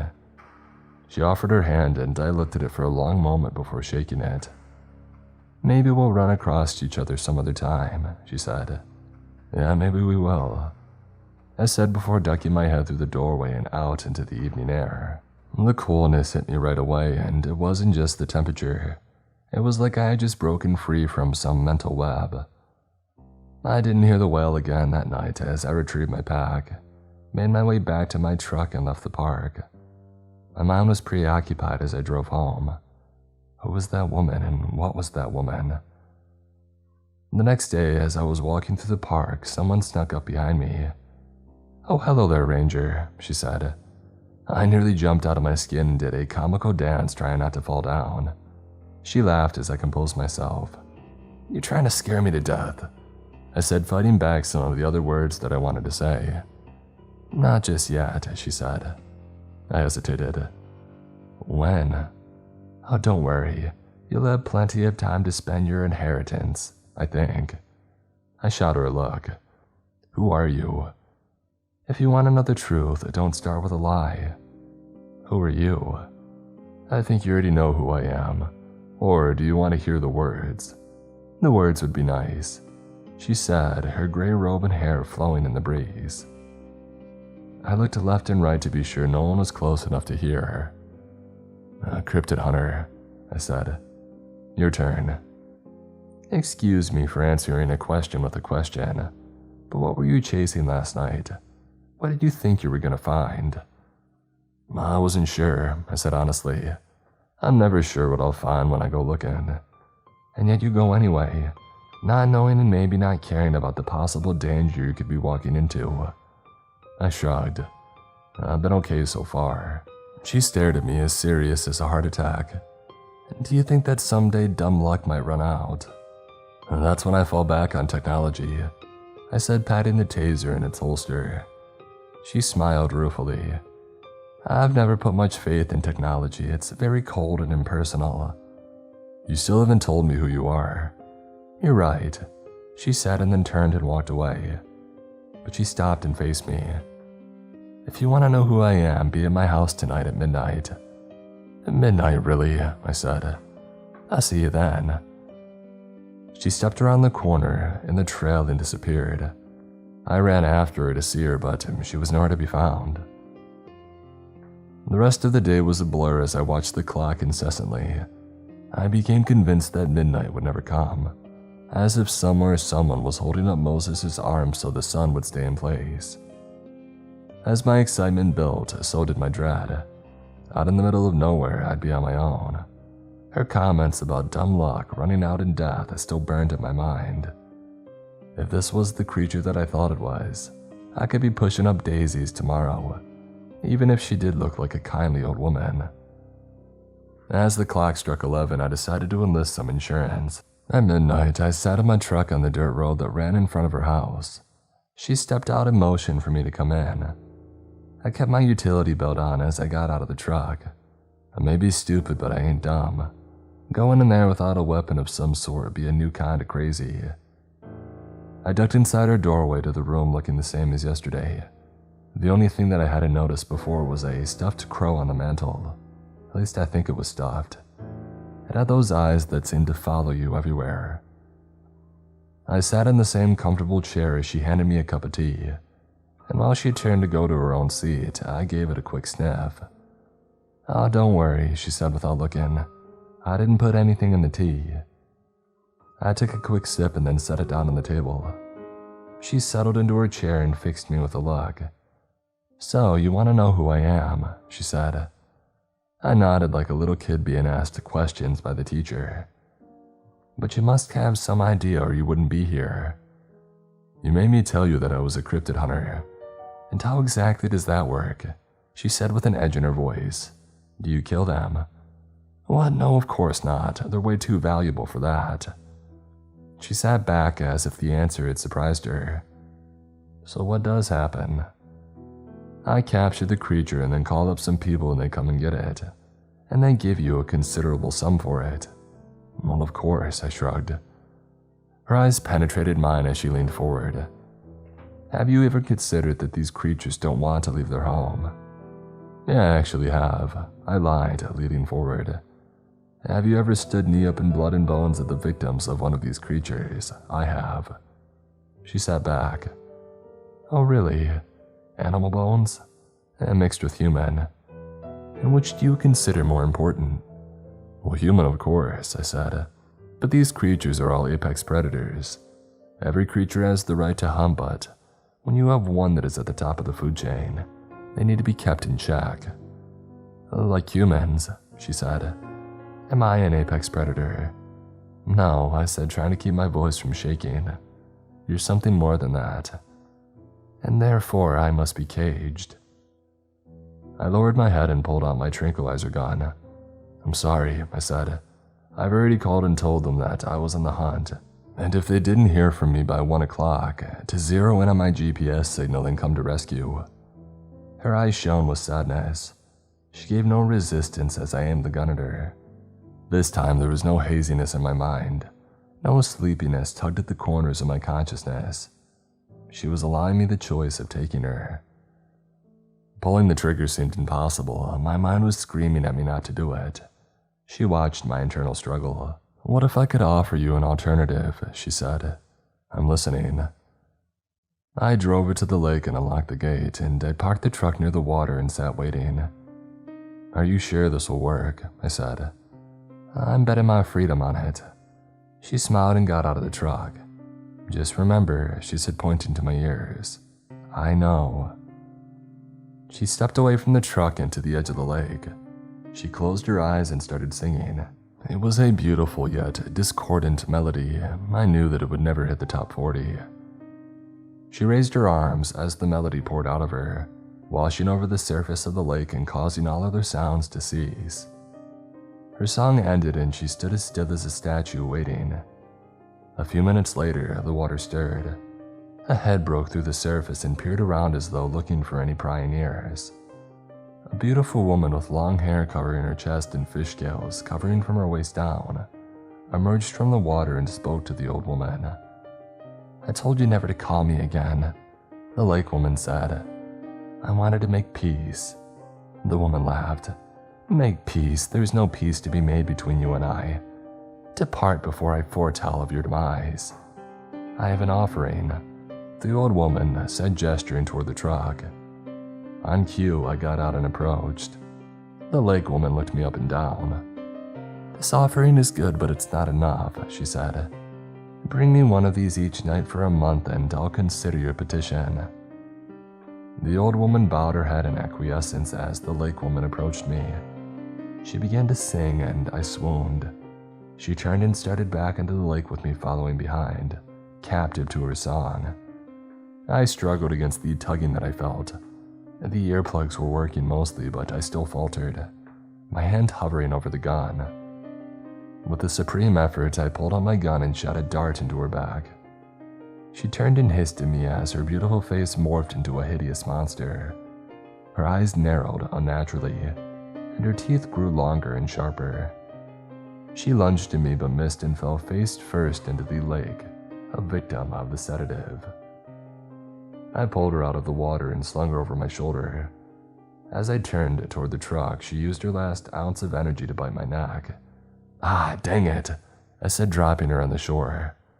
"Let me see," the old woman said. "It's not fatal, is it?" I said, half joking. She slapped my shoulder playfully. "No, it's not fatal. Jerk." I smiled as I pulled out my phone. "You should probably go." She reached up and kissed my cheek. "Thank you," she said, walking away. "Back at ya," I said, holding my shoulder as I watched her disappear. Within 10 minutes, the man who doesn't exist was standing in front of me as the black-clad men with no identifying patches took the creature. A medic was tending to my wound. "Hey, not as bad as last time," she said, shooting me a smile. "Thanks, I'll try to do better." The man who doesn't exist shook my hand. "Well done," he said. "I saw that you set up a dummy corporation. Very smart. I'll wire the money to it." Thanks," I said, pulling my shirt over the bandage on my wound. "Anything else you have for me?" he said, scanning the area. "How many were you expecting?" I chuckled. "Am I supposed to up my quota?" His eyes stared into mine for a long moment, and I held my breath. "Of course not," he said. "You've done well." "Yeah, thanks." "Until next time," he said, getting into the helicopter and flying away. "Yeah," I said, rubbing my shoulder. "Next time." I stood by the edge of the lake, watching the helicopter fly away. I was amazed at how quiet it was. I assumed it was some kind of a stealth technology. I rubbed my injured shoulder and wished that I could take another vacation. Maybe I could fake an injury or a sickness, I thought, imagining another month in the arms of two lovely ladies as we stare out over glistening clear water. But that wouldn't work if one of my idiot coworkers came to visit me in the hospital. In fact, now that they know I have money, that's a distinct possibility. I sighed. I guess I'll just have to wait for the weekend like everybody else. I'm sure I can fly away and pack a lot of fun into 48 hours. I turned away from the lake and headed back to my truck as a large splash sounded from the water. I stopped inside. "Not today," I said without turning around. I drove home and collapsed in my bed, exhausted yet I couldn't get that woman out of my head. Sleep came eventually and fitfully. When my alarm went off, I nearly cried. I felt like I'd been run over by a truck. I looked at my watch. Dang, it's only Wednesday, I thought. Maybe I'll take Friday off and fly away for a 3-day weekend. I checked my bank account and found no deposit. I was about to go full hissy fit when I remembered what he had said, and I checked the account of my dummy corporation. I sighed with relief, seeing the account had grown by the usual amount. I showered, dressed, and headed for work, grabbing a quick breakfast and a coffee on the way. I had barely made it to the front door of the station when I was accosted by Jeff. "There he is," Jeff said, grabbing me in a bear hug and making me wince in pain. "I haven't seen you around so much. Have we been missing each other?" "Just like I guess," I said, trying not to scream. "Such a kidder," Jeff said, releasing me. "You missed all the reporters when I broke the missing hikers." What a shock, I thought. Jeff took credit for it. Who would have called that? "Not too bad," I said. "Guess you're some kind of hero now. Maybe I don't deserve to be in your presence." "Oh no," he said. "I haven't let it go to my head." "That's why you're mentioning it a month later," I thought. "Well, I better get out of there," I said. "Those hikers aren't going to rescue them themselves." Nancy and Jeff followed me out like stray dogs. I got into my truck and I drove away, not looking back.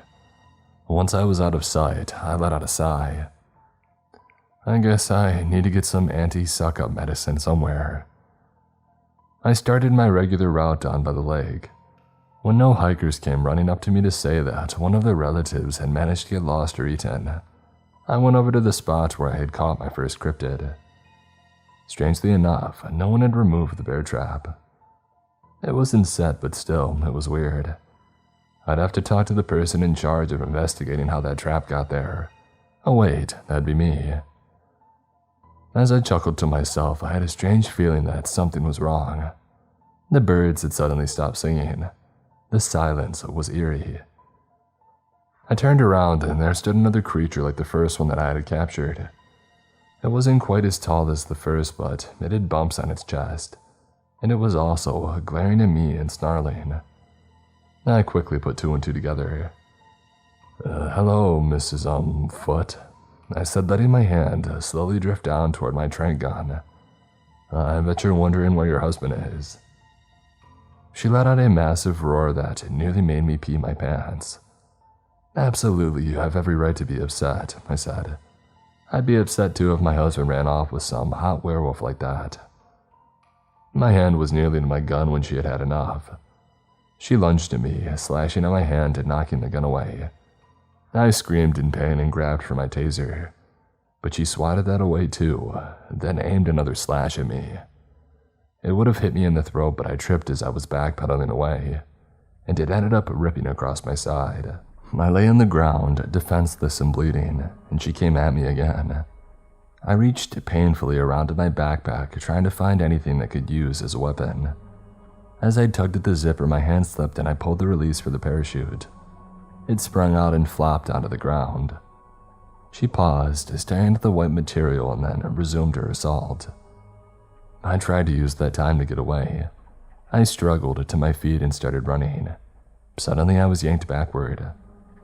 I turned and found Mrs. Bigfoot holding the parachute cords and dragging me toward her. I couldn't tell for sure out of sheer terror what would happen when she had finished reeling me in like the catch of the day, but that I thought that I saw her smiling.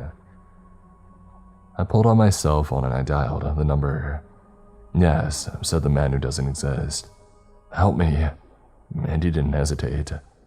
I'll be there in 10 minutes, he said. I don't think there'll be anything left of me by then. But the line disconnected. I couldn't decide if that was good news because he was hurrying to help me, or bad news because he was sick of me and was sitting back to have a cup of tea, while Mrs. Bigfoot dined on my entrails. In either case, I figured I should try to avoid the latter if possible. And she nearly had me. There was only one thing that I could think to do. I jumped up and dove inside the parachute. I was instantly blind, being surrounded by material, but I kept crawling as far as I could away from the furball of death. I could feel the parachute being pulled. She was using the same tactic as before, reeling me in, only this time I had the element of surprise. I pulled out my hunting knife and sliced a hole in the chute. As soon as I saw daylight, I jumped out and cut the chute cords. I then gathered them up and started towards the monster struggling through the chute. It looked like the chute was fighting itself, the white material being thrown around by a monster under it. It was like a ghost on crack having a psychotic episode. It would have been funny if my life wasn't on the line. I grabbed the chute cord and started making laps around the struggling ghostly figure. As I wrapped around it, the fight became more violent. I started taking wide laps around her with the cord, making very sure to stay out of reach. I started low and wrapped a few laps around her legs, and then went high, trying to limit her arm movement. For her part, she howled and punched and swung at the parachute that enveloped her, but there was nothing tangible for her to hit. I was amazed that she hadn't used her claws yet, when 4 holes had punctured through the material and ripped all the way to the ground. She stepped out of her nylon prison and turned to find me. Her lips curled up in a vicious snarl as she shed the material and started towards me. I once again gave serious thought to why I was still endangering myself cryptid hunting, when I literally had over $100 million to my name. She flexed her claws as she advanced on me. Okay, I said. I feel this would be a good time for me to apologize. I'm a big enough man to admit when I was wrong. I'm sure you don't hear that very much. A guy admitting that he was wrong, but here I am. Nothing I said had slowed her approach in the slightest. I'm sorry that I drugged your husband, I said, slowly backing away from her, and dropped him off a ledge into the truck, and flopped him onto the concrete, and nudged him into the storage unit with the bumper of my truck, and sold him like a prize steer. It was all purely accidental. She had reached striking distance, and I had backed into a tree. No hard feelings, I said, extending my hand. She extended her claws and reared back for the killing strike. I knew that I was done. I closed my eyes and thought of lounging on the deck of the boat with those two lovely ladies, surrounded by calm, clear blue water. Regret punched me in the face and told me that I was an idiot. I wasn't looking forward to death, especially not at the hands of Bigfoot's estranged, deranged wife, but it seemed like she was taking a long time to finish me off. I peeked one eye open and saw her standing there frozen, with her arm reaching back about to strike. I marveled at this apparition with a morbid curiosity when she fell over like a redwood tree. Behind her, holding a nasty-looking taser, was the man who doesn't exist, along with several of his unmarked soldiers. I slid down the tree and I slumped forward, feeling more gratitude than I had since the last time they had rescued me. "Did you guys stop for coffee?" I said. The man looked at his watch. "It's been 9 minutes and 35 seconds since your call," he said. I chuckled. "Well, I'm glad you were early." "Are you injured?" he said. I raised my arm painfully and showed him my shredded uniform that was red and getting redder. "Nah, let's get you to the hospital," he said as two soldiers gently lifted me. They took me over to the helicopter and the female medic gave me a quick once-over. "I thought I told you to be safe," she said as she checked my wounds. Sorry, I'll try to make my next visit less injury." She smiled and sprayed something on me that made me wince. "Sorry, but I don't want to bandage it since they'll just rip it off at the hospital to see the injury anyway." I crawled into the helicopter as I saw them loading Mrs. Foote in the other one. I told the man the story on the trip to the hospital. "It seems that you have creatures coming to you now," he said with a sideways grin. "Well, maybe I can set up an iron cage to use as an office, and they can schedule a time to come meet with me. Then I can just slip out the back door." He chuckled. "If anybody could get away with that, I think it'd be you." We landed a mile away from the hospital where the medic changed into civilian clothes and put me in a car that was waiting for us. She drove me to the hospital posing as my girlfriend and took me to the counter before remembering that she needed to park the car. I gave her a slight nod as she walked out at the door. They treated my wounds and told me that they were deep but no ribs were broken. They made me spend the night for observation, which I knew meant, so we can get more money from the insurance company for you just laying on your butt in one of our beds. I wish that I had thought up a racket like that. I would be a quintillionaire instead of just a lowly millionaire. Speaking of money, my phone dinged. I looked at the text and it read, "Money delivered, usual amount." I texted back, "I keep it for saving my life." There was a long pause before the reply. "I appreciate the gesture, but no, you've earned it. Tell Mrs. Foote I hope she won't be too hard on her husband, lol. I'll be sure to pass along the message." And there was a smiley face emoji. I chuckled and then put my phone down, laid back and focused on not being in excruciating pain. A few hours later, I woke to smiling faces. Nancy, Jeff, Ron, Sharon, and even Del, my boss, were all standing around my bed, having a let's see who can smile the biggest competition. Well, except for Del.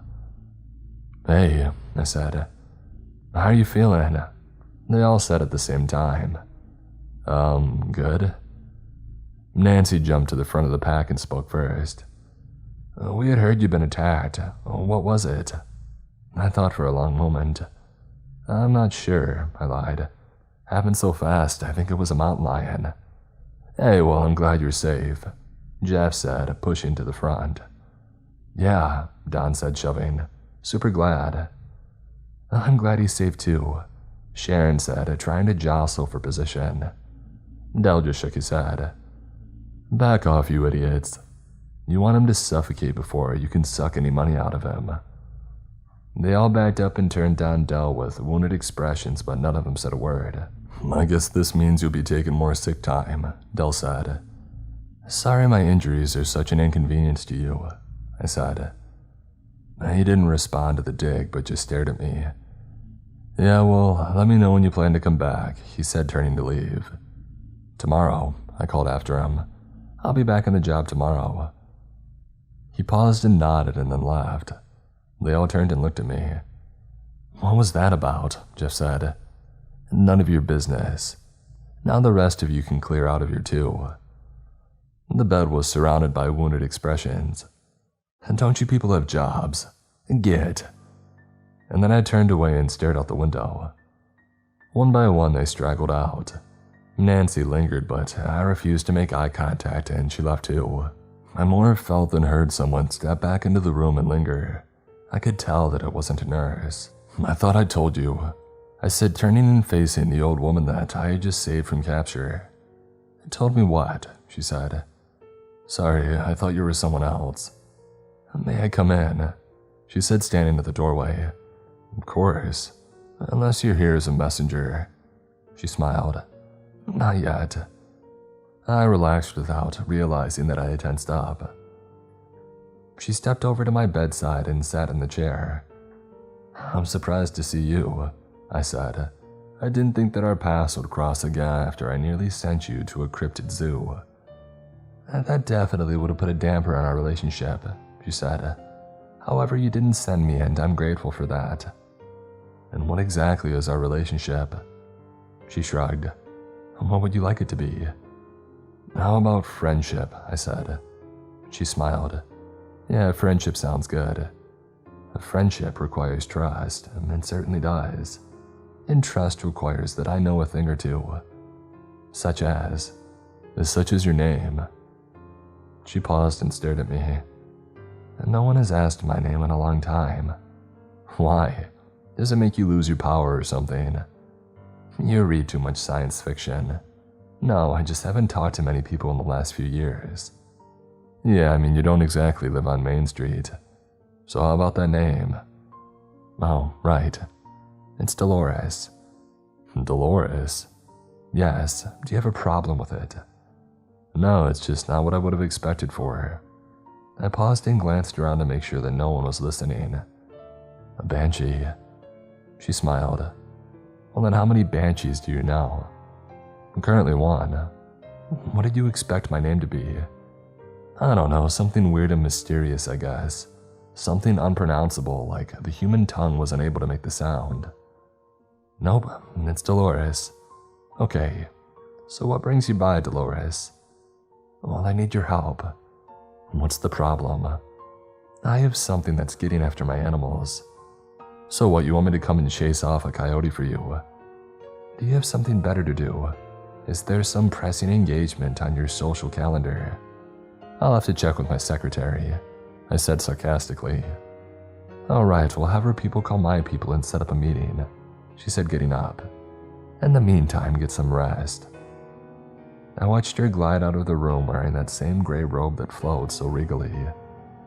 I laid my head back and reflected on how strange my life had become recently. Eventually, I nodded off to sleep. When morning came, I checked myself out of the hospital against medical advice. They wanted me to stay longer, but I had better things to do, and I had no desire to give them one more cent. I was more tempted to buy the place and to bulldoze it, maybe hire half a dozen doctors to go back to the way it used to be when doctors went to see their patients, instead of making sick people travel dozens or hundreds of miles to be cheated out of their life savings. But I digress. I don't know how he did it, but the man had my truck parked in the hospital lot right up front. When I stepped up into it, my side hurt a bit, but I would have to take it easy. I didn't bother going to the station. I had no desire to deal with all the suck-ups. I did around and ended up at Dolores' place. Parking alongside the road didn't seem too obtrusive when mine would probably be the only vehicle on it all day. I stepped up to her door and went to knock, but the door opened. I stepped in and I ducked through her doorway. "Ah, you made it," she said, coming out of the kitchen as the door closed behind me. "Welcome back to the land of living." I turned to the door and then back to her, a question lingering on my lips, but I decided to leave well enough alone. "So, where's this thing that's getting after your animals?" I said. "Listen, to you, all business," she said, carrying 2 cups into the living room. "Sit down and have some tea. I'm on duty." "Oh, like that stopped you before." Touché, I said, dropping into the incredibly comfortable chair. It's not like I'm a real park ranger anymore. I sipped the tea and was impressed with its flavor. So tell me, how's your boss? Oh, Del, he's a complete idiot. He erased my first Bigfoot pictures off my phone. That's surprising, she said. But that's not the boss I'm talking about. You mean the man that doesn't exist? She nodded. We go back a ways, she said. I'm sure he'd love to have me as a guest in his little zoo. I won't turn you in if that's what you're asking. There may come a time when he won't give you a choice. We have an open agreement, he and I. I bring him whatever I find, no questions asked. For now, she said, sipping her tea. I sat silently pondering her puzzling predicament when I heard an animal outside calling in distress. Just in time, she said, rising and heading toward the back of the house. I got up and followed her. We peered out a window to an open field where an animal was being attacked by what looked like something out of a horror movie. It was the size of a large dog, but it had spines on it like a dinosaur. It was trying to bring down a goat that was running in circles to avoid it. What in the world is that? I said. A chupacabra, an oompa loompa. Chupacabra, she corrected. I pulled out my trank gun. That won't work, she said, like she was chiding a child for the wrong decision. Its hide is too thick and leathery. It has its own armor. I put the trank gun back in its holster and I reached for my taser. That won't work either, she said. So what am I supposed to use? I said, frustrated. I didn't get my parachute reloaded yet to use as a weapon. You used a parachute as a weapon. A long story, I said. Suffice it to say, Mrs. Bigfoot will probably never look at a parachute the same way again. I would like to hear that story someday. But now, back to our friend. The chimichanga. Chupacabra, she patiently corrected. I racked my brain until I saw it had the goat on the ground and was going in for the kill. Without thinking, I ran out the back door and started yelling at it and waving my arms. The creature was startled and it ran away. That's fine for the moment, Dolores said. It'll be back though. I hope so. Now help me get the goat up. Why? We need to guide it into my truck. I don't understand. Trust me, I have a plan. 15 minutes later, the goat sat unhappily in the back of my truck. Dolores and I sat in the front seat, while I held the rope that we had tied around the goat's neck to keep it from running off. I still don't see how this is going to work, she said. It's simple. The back door is open. The goat makes noise and draws in the candelabra. Chupacabra. Whatever. It comes in through the back door. We pull the goat through the front hatch and shut it while I go around and shut the back door. It's easy peasy. What could possibly go wrong? She said, rolling her eyes. I know, right? We sat and waited for a long time. The goat even got bored and it laid down. Come on, I said after a while. What do I have to do? Lure it in with a trail of Scooby snacks. Just then, the truck jostled a little. I looked in the rearview mirror and saw it sneaking up on the goat. I slid out of the truck as quietly as possible and I snuck around to the back. I slammed the back door shut and ran back to the front to a horrible scene. The creature had come through the hatch with the goat, and now Dolores, the goat, and the creature were all fighting for their lives. I wanted to open the door and help, but didn't know what I could do when suddenly my ears were assaulted. I slammed my hands against the side of my head as Dolores let out the loudest, most ear-piercing scream I had ever heard. Both the animals were instantly incapacitated. She climbed out of the truck as I climbed in. I shoved the creature into the back and shut the door, and then pulled the trembling goat out of the front. I laid it on the ground and then went to check on Dolores. Are you okay? I said. She was breathing hard and fell into my arms. I caught her and carried her inside the house where I laid her down on the couch. I went to the kitchen and poured a cup of tea and then brought it to her. So this is what you do for a living, she said, examining the scratches on her arms. It's fun, huh? I said.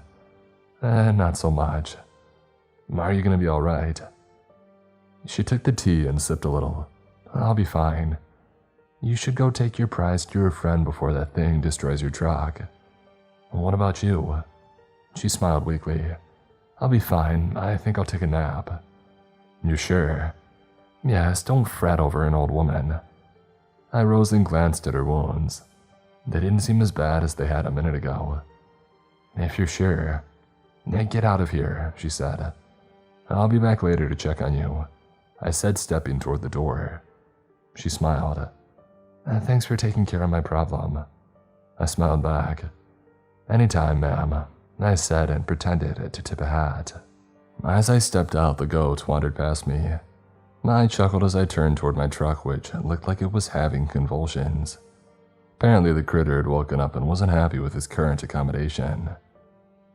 I got into the cab that was ripped to pieces and reeked like a dog had died in it, and then drove to a secluded area on the other side of the park before calling the man.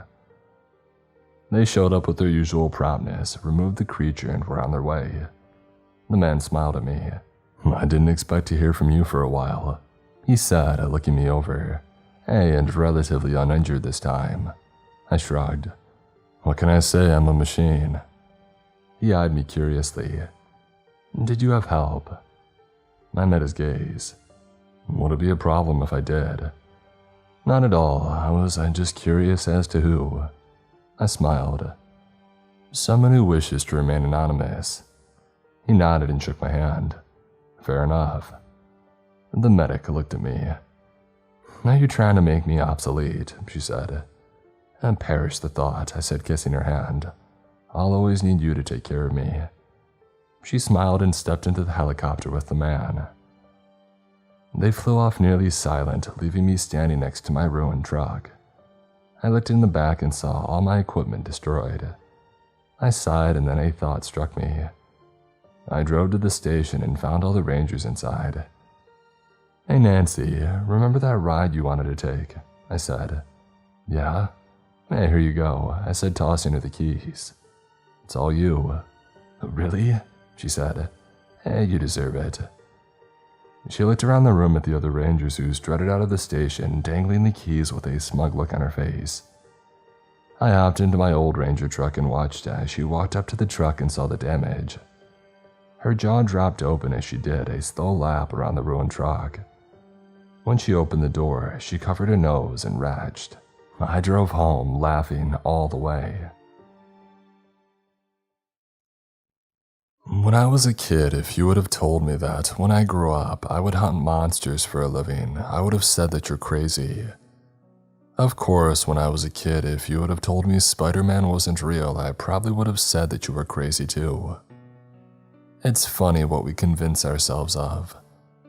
I thought these thoughts as I lay in bed nursing sore ribs and an injured shoulder. The ribs from a crazed female Bigfoot who was out for revenge because I took her husband away. And the shoulder from a siren that bit me as a last act of revenge before she was carted off. It sounded crazy even to me. Let's not even get into the man who shows up with his private army and black stealth helicopters to take away these creatures and gives me millions of dollars for it. Yes, my life has been some kind of crazy since I decided to hunt down that first creature, but it was nothing compared to what was to come. I looked at my watch. Dang it, I thought. Time to go to work.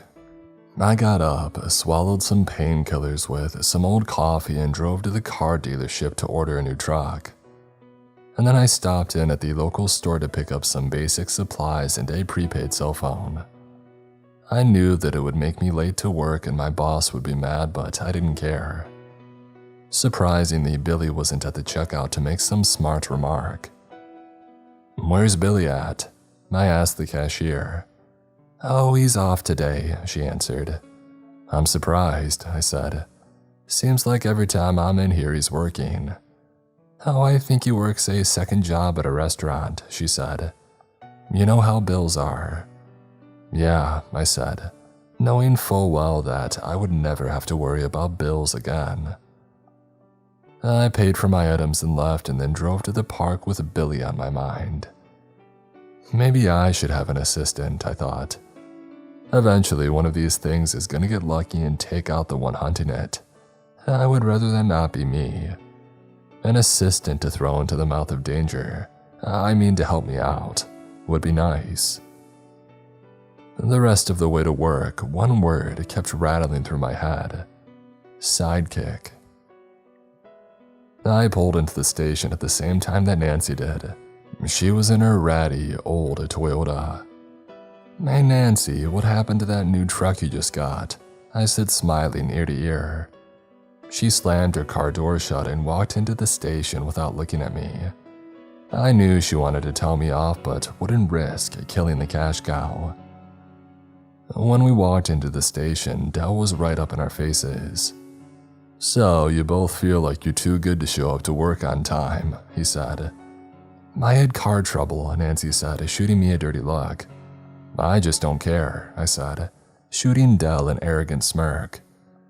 "I should fire you," he said, stepping up nose to nose with me, which was especially funny since he was a few inches shorter.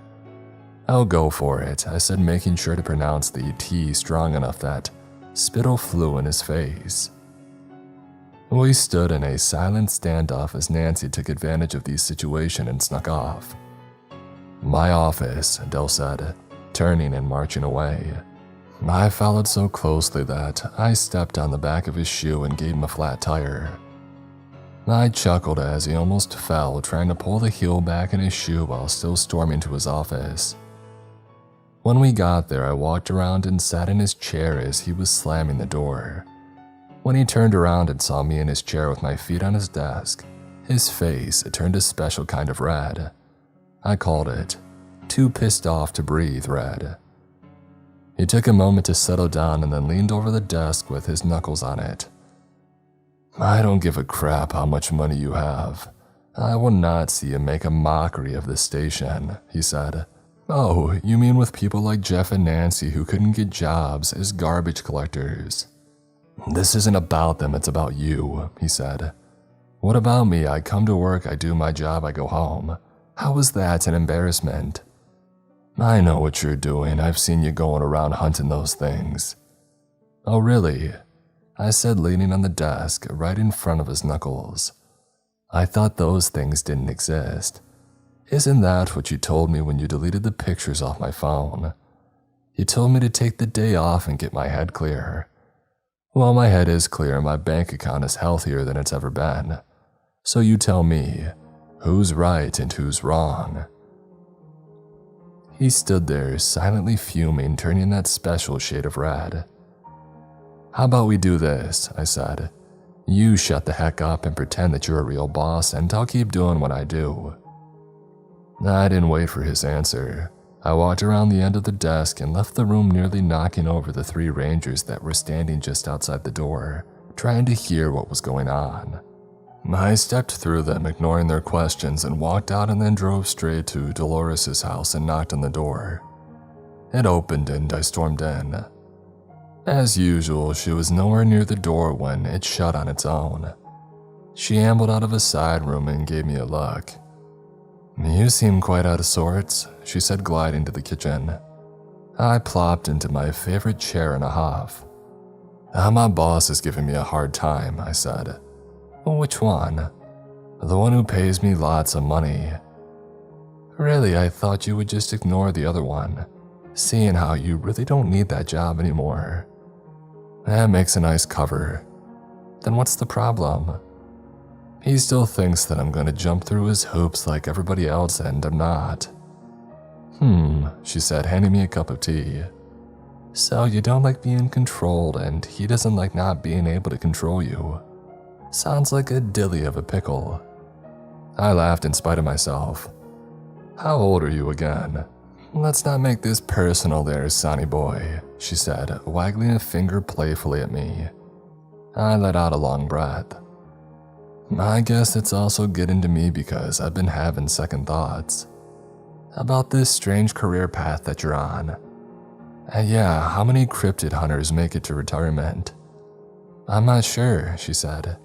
"If you're looking for job security, I think you're in the wrong business. That's what I'm afraid of."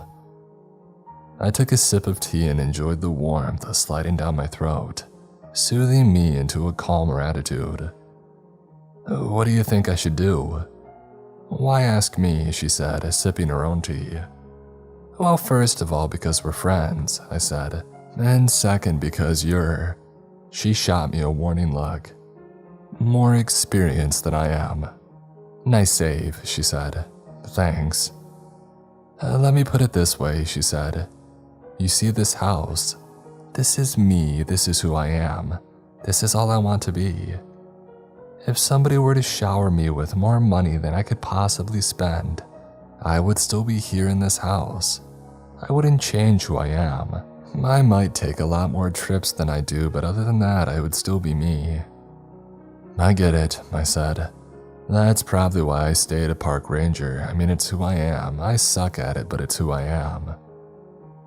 "No, it's not," she said, leaning forward. "Your job doesn't define you, you define you. You enjoy your job, but you aren't your job. You have to be in order to be happy." "Wow, that's deep," I said. "You like that," she said. "I got it from a fortune cookie." I laughed. "So, while I'm having an existential crisis, you're making jokes," I said. "Remind me again why we're friends." She leaned forward and took my hand. "Because I remind you that life is more than it appears on the surface." "Okay, that is really deep," I said.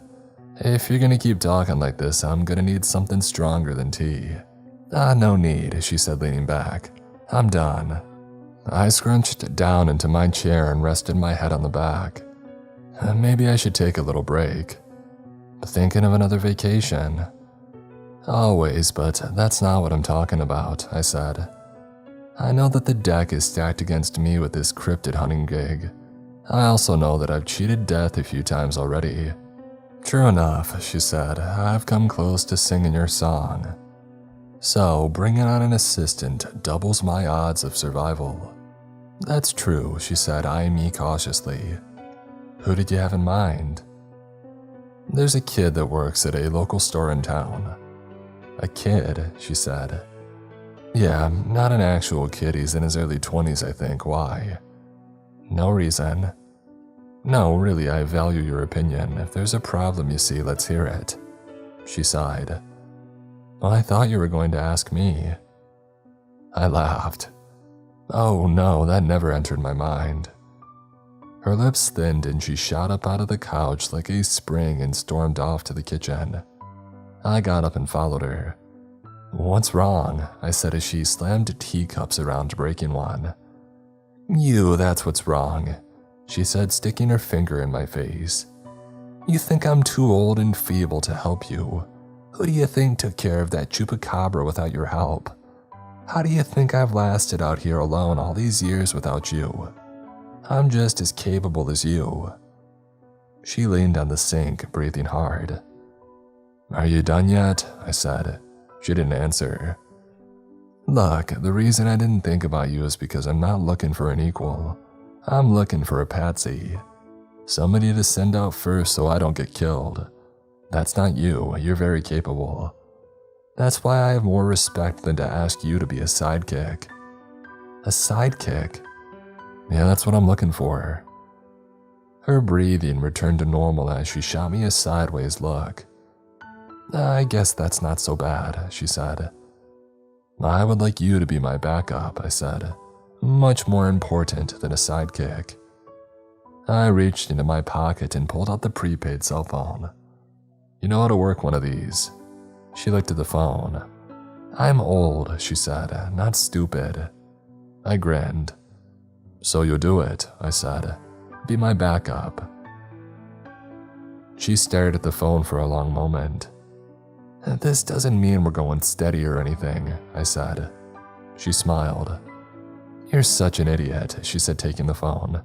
Yes, I'll be your backup. Sweet. So, I go like this, she said, holding the phone up to her ear without opening it. A look of panic crossed my face. She held the phone against her head for a long moment before smiling. She flipped it open and pressed the power key. Oh, I said, feeling the panic drain away. I'm the idiot." She laughed, smacked me in the shoulder, and pushed me through the door. "Get out of here and go find your sidekick," she said. I rubbed my sore shoulder on the way out. I drove to the station and told Dell that I was taking a leave of absence. He grunted acknowledgement and I drove to town to find Billy. I pulled into the diner that sat on the edge of town, went in and grabbed a seat. The booth made that scrunching sound when I plopped down on it, and I could feel my pants sticking to it. I picked up the laminated menu that had something on it that looked like dried blood. I hoped that it was old gravy, and I perused the choices. When you've sat on the deck of a yacht in the middle of the Mediterranean eating caviar, it's kind of tough to go back to eating at a greasy spoon. Looking at the silverware, there seemed to take that title seriously. There were what I hoped were water spots on the cutlery. Billy walked up with a pad and pen in hand. "How are you?" he said with a grin. "Doing good," I said. "How about you?" "Oh, you know," he said, "living the dream." "I see. How would you like a job?" "I already have 2, thanks." "I can pay you more than both," I said. "How does $1,000 a week sound?" He ripped off his apron. "Sounds like you've got yourself an employee. Don't you even want to know what you'd be doing?" "For $1,000 a week, I don't care." "All right then," I said. "Your first job is to put the apron back on and go make me a BLT." "What?" "You have to at least tell your boss you're quitting, and plus I'm hungry," I said. "Go make me a sandwich." He looked at me questioningly as he slowly put the apron back on and walked away. 20 minutes later, he returned with the sandwich. I grabbed it and took a big bite. "You tell your boss that you're quitting," I said, spraying lettuce and bits of bread all over the table. "Not yet," he said. "I figured I would wait until the end of my shift." I nodded and took another big bite as he walked off to take care of the other customers.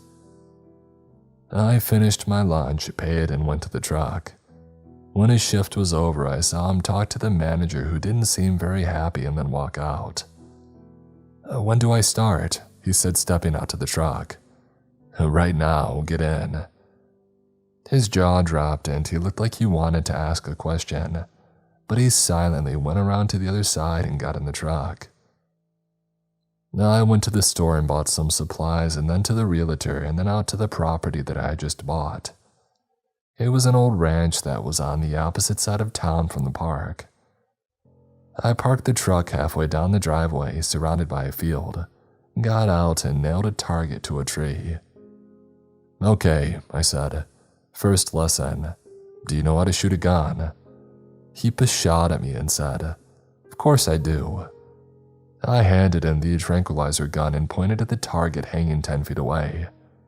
"Fire away," I said. He took the gun and held it by the barrel and then looked inside. I grabbed it from him. "Okay, so you don't know how to shoot a gun." He hung his head. "No." "And you've lived out here in the country for how long?" "All my life." "All right, rule number 1, don't lie to me," I said. "If you don't know something, tell me and we'll figure it out." He nodded. "Okay, here's how you hold the gun," I said, showing him. "This is how you load it. Here's where the safety is, and most of all, this is the barrel.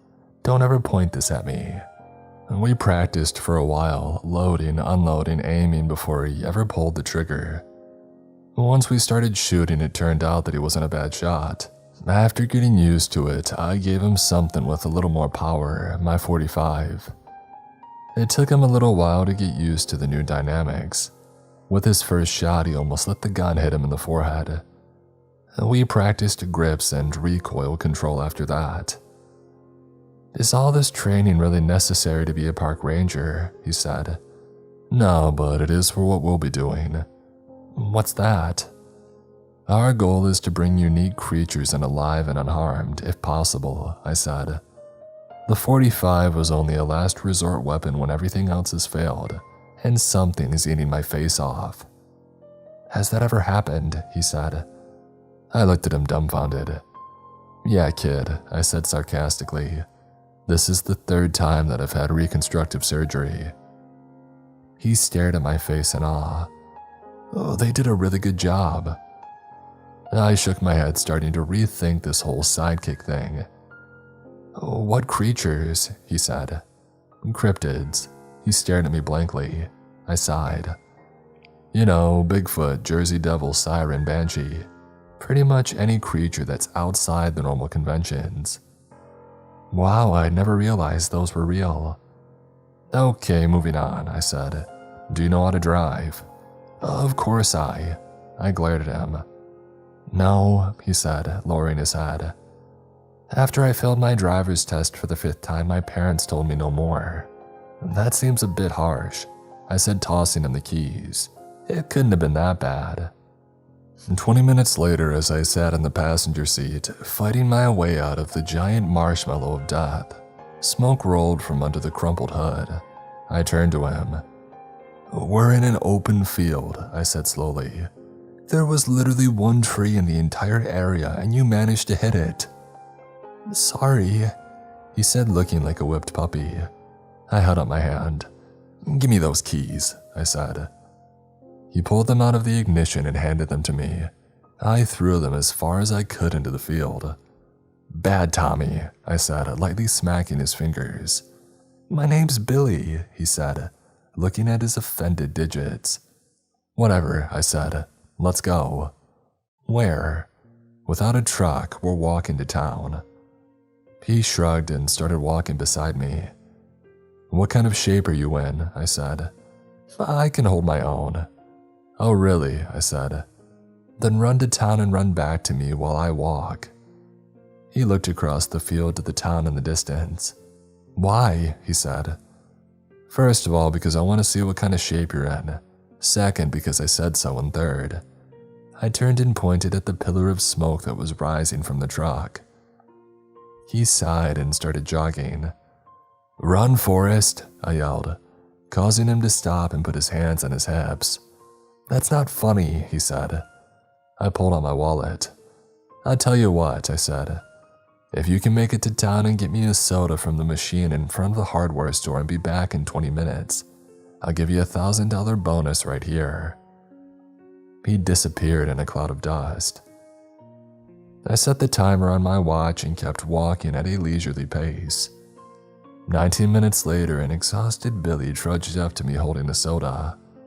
Hey, great job, Tommy, I said, looking at my watch. Billy, he said as he collapsed onto the ground. He panted as he lay out flat, arms and legs spread, looking every bit like he was about to make a snow angel in the field. I sat beside him and enjoyed my soda. It's kind of warm, I said, holding up the can. He turned his head to look at me. Next time I'll strap the machine to my back, Your Majesty, he said. I smiled inwardly. It was good to know that he would stand up to me if needed, but I wasn't going to let him know that. Well, that comment just costed you $100, I said, sipping my soda. What? Just for being sarcastic? Who's the boss? I said. You are. Did you backtalk your boss at the store? No way, he would have me in a headlock before I could say boo. Then why should you backtalk me? He thought for a long moment. I could see there were a few more comments that he wanted to say, but in the end he kept his mouth shut. Are you done with your break? I said, finishing my soda and tossing the can in the field. Are you serious? He said. I just ran over a mile and back. Okay, I said, getting up. Catch up when you're ready. I pulled out my wallet and tossed $900 back on the ground beside him and then continued walking toward town. Around 10 minutes later, he caught up with me and we walked in silence the rest of the way. When we reached the edge of town, he started toward the right and I went left. Are we going to the car dealership? He said, pointing down the street. I'm hungry, I said. Walking to town after somebody destroyed my truck is giving me an appetite. He hung his head and followed me into the local diner. The boss was shooting him dirty looks the whole time. I wondered if there would be special sauce on my food as well as his. We walked out an hour later with full bellies and went to the car dealership. I bought 3 trucks, got in one and had the other 2 delivered. Why 3? Billy said as he fastened his seatbelt. In case I lose my mind and let you drive again. So you bought a spare truck like I would buy a spare pack of gum. I shrugged. I guess this creature, cryptid hunting thing pays pretty well. Yep. So we have to be careful catching these things even though they're trying to kill us. Pretty much, I said. You still want the job? Absolutely, he said. I love those little S's with the lines through them. A humanitarian. What? Never mind. So the park ranger thing is just for a cover story, right? That's the plan. I'm not sure how many people are gonna fall for that. I pulled over and looked at him. Do you always talk this much? I guess. Well, let's dial that back a bit, shall we? What? Don't talk so much, I said, rolling my eyes. And if I hold my finger up to my lips like this, don't talk at all. But what if... I held my finger up to my lips and he stopped talking. We drove to the ranger station. Stay, I said, pointing at him as I walked into the station. Where have you been? Sharon said. Dell has been beside himself and the rest of us have to make up for your work. The entire time that she was talking, I was walking straight towards Dell's office. When I got there, she stepped in front of the door. We were told you weren't allowed in here, she said. I smiled, grabbed her shoulders and slid her from in front of the door. I tried the knob and it was locked. See, she said, folding her arms in front of her chest. I looked around and found an ashtray and threw it through the window, and then I reached through and unlocked the door. What are you doing? She said. I'm calling Dell. I reached into my pocket and pulled out a wad of cash. She put the phone down. As soon as I see something that Dell needs to know about because I don't see anything happening right now. She grabbed the cash and I pointed toward the front door. She got the hint and laughed. I dug through Dell's files, not finding what I wanted, and then broke into his locked file drawer and hit pay dirt. I took the thick file with me that read, Cryptids. I walked out the front door and said to Sharon without looking at her, I'm done, you can go back in now, I was never here. I got in the truck and drove to my new home. Come on in, kid, I said, hopping out of the truck and opening the front door. He cringed, looking at the house. Do I have to? He said. Why, what's wrong? Are you seriously looking at this old house that screams haunted and asking me what's wrong? It's just an old house, I said. Come on. I've seen this house somewhere before, Billy said as he got out of the truck and paused. He looked over the old house that was more like a mansion and then it hit me. He ran up to the door and peeked inside. I know where I've seen this place from, he said. Oh yeah, I said, pulling tarps of furniture and sending clouds of dust into the air and myself into a coughing fit. Where? You ever play the Resident Evil remake they did for the GameCube? What's a GameCube? I said. Is that like a Rubik's Cube? He rolled his eyes at me. I can't believe you don't know the GameCube is a video game system. Sorry, kid, I said, pulling off another tarp. Some of us live in the real world. And fight cryptids for a living? Ouch, I said. Good comeback. That'll cost you $100 off this week's salary. Is there anything I can say without getting my salary docked? I thought about this for a moment. If you say yes, you shouldn't get your salary docked. Should I use my first paycheck to buy me a dog collar? He whispered under his breath. I turned away and smiled, pretending not to hear him. So, what about this video game? I said. Oh, yeah, it's about this mansion that I swear looks exactly like this. Okay, and it was full of zombies and traps and freaky keys to unlock different doors. Zombies, you say? I said, looking around. I don't think that's on my list, but maybe in the basement. Go check. You want me to check the basement? He said as if I had just asked him to swim across a lake of fire. Yep. Alone? Unless you have a mouse in your pocket. He looked at the basement door. Do I have to? What's that word that doesn't get your salary docked? He hung his head. Yes. Alright then, get to it. I continued removing tarps from the furniture. The antiques in the house were in pristine condition. Even the couches and chairs looked like they hadn't been sat on for years.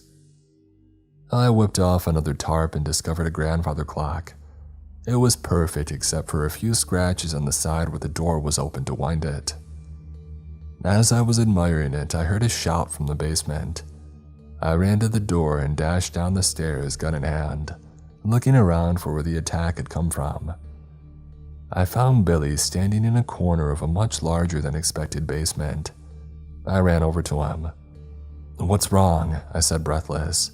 Look, he said, pointing at a metal utility shelf. I looked for whatever else there was to look at, but there was nothing. The shelf had a few old paint cans and various junk on it. It's a shelf, I said. He smiled and slid the rusty paint can to the side.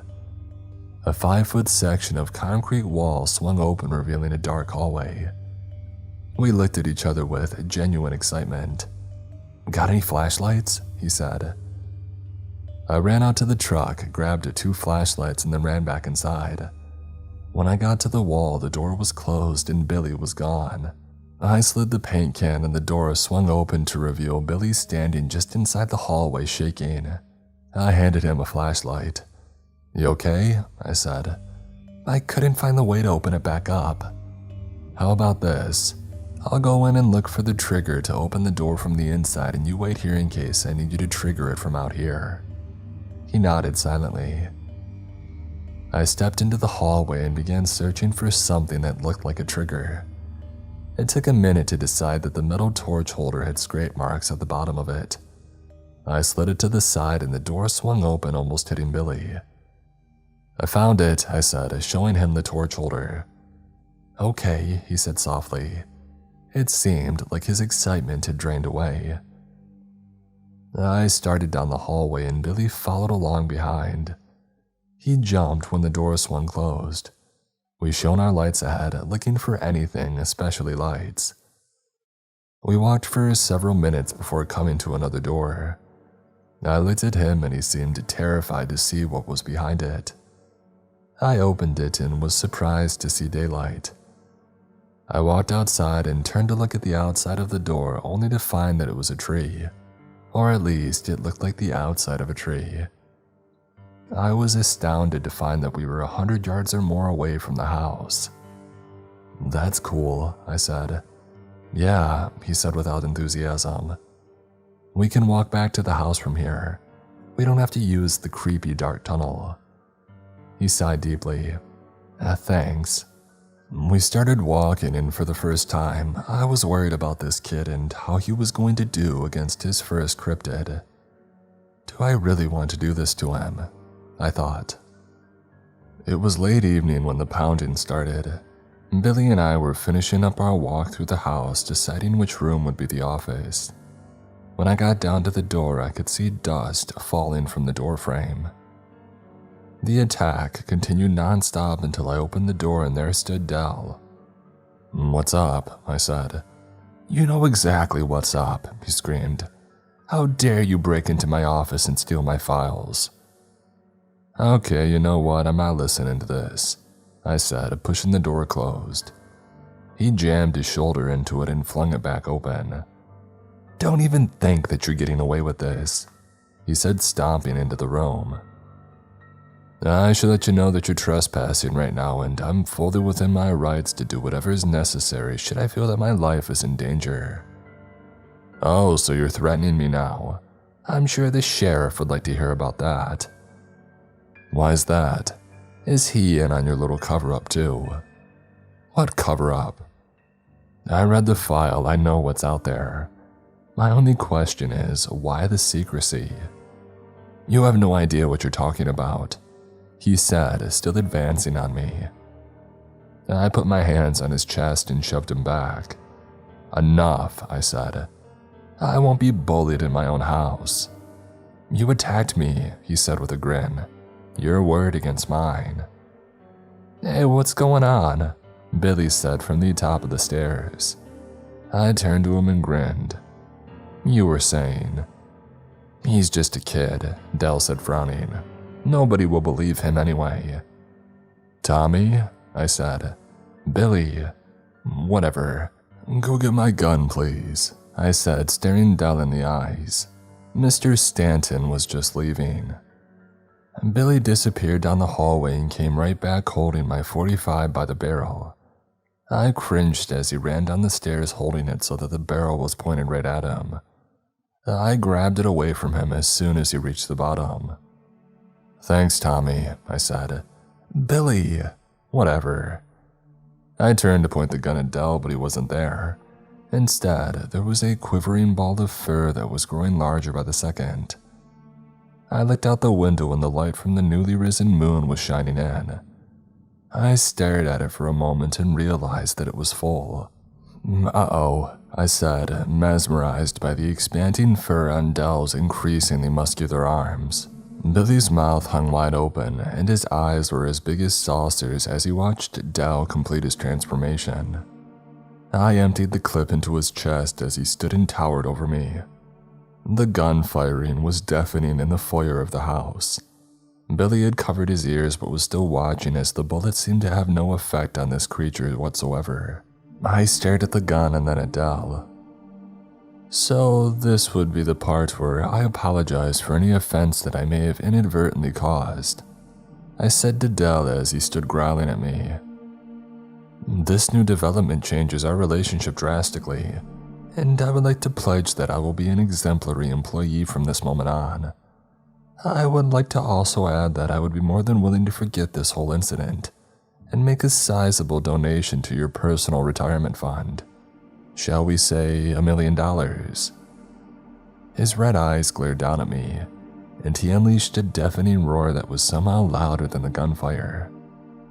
"I'll take that as a no," I said, and then turned to Billy and said, "Run."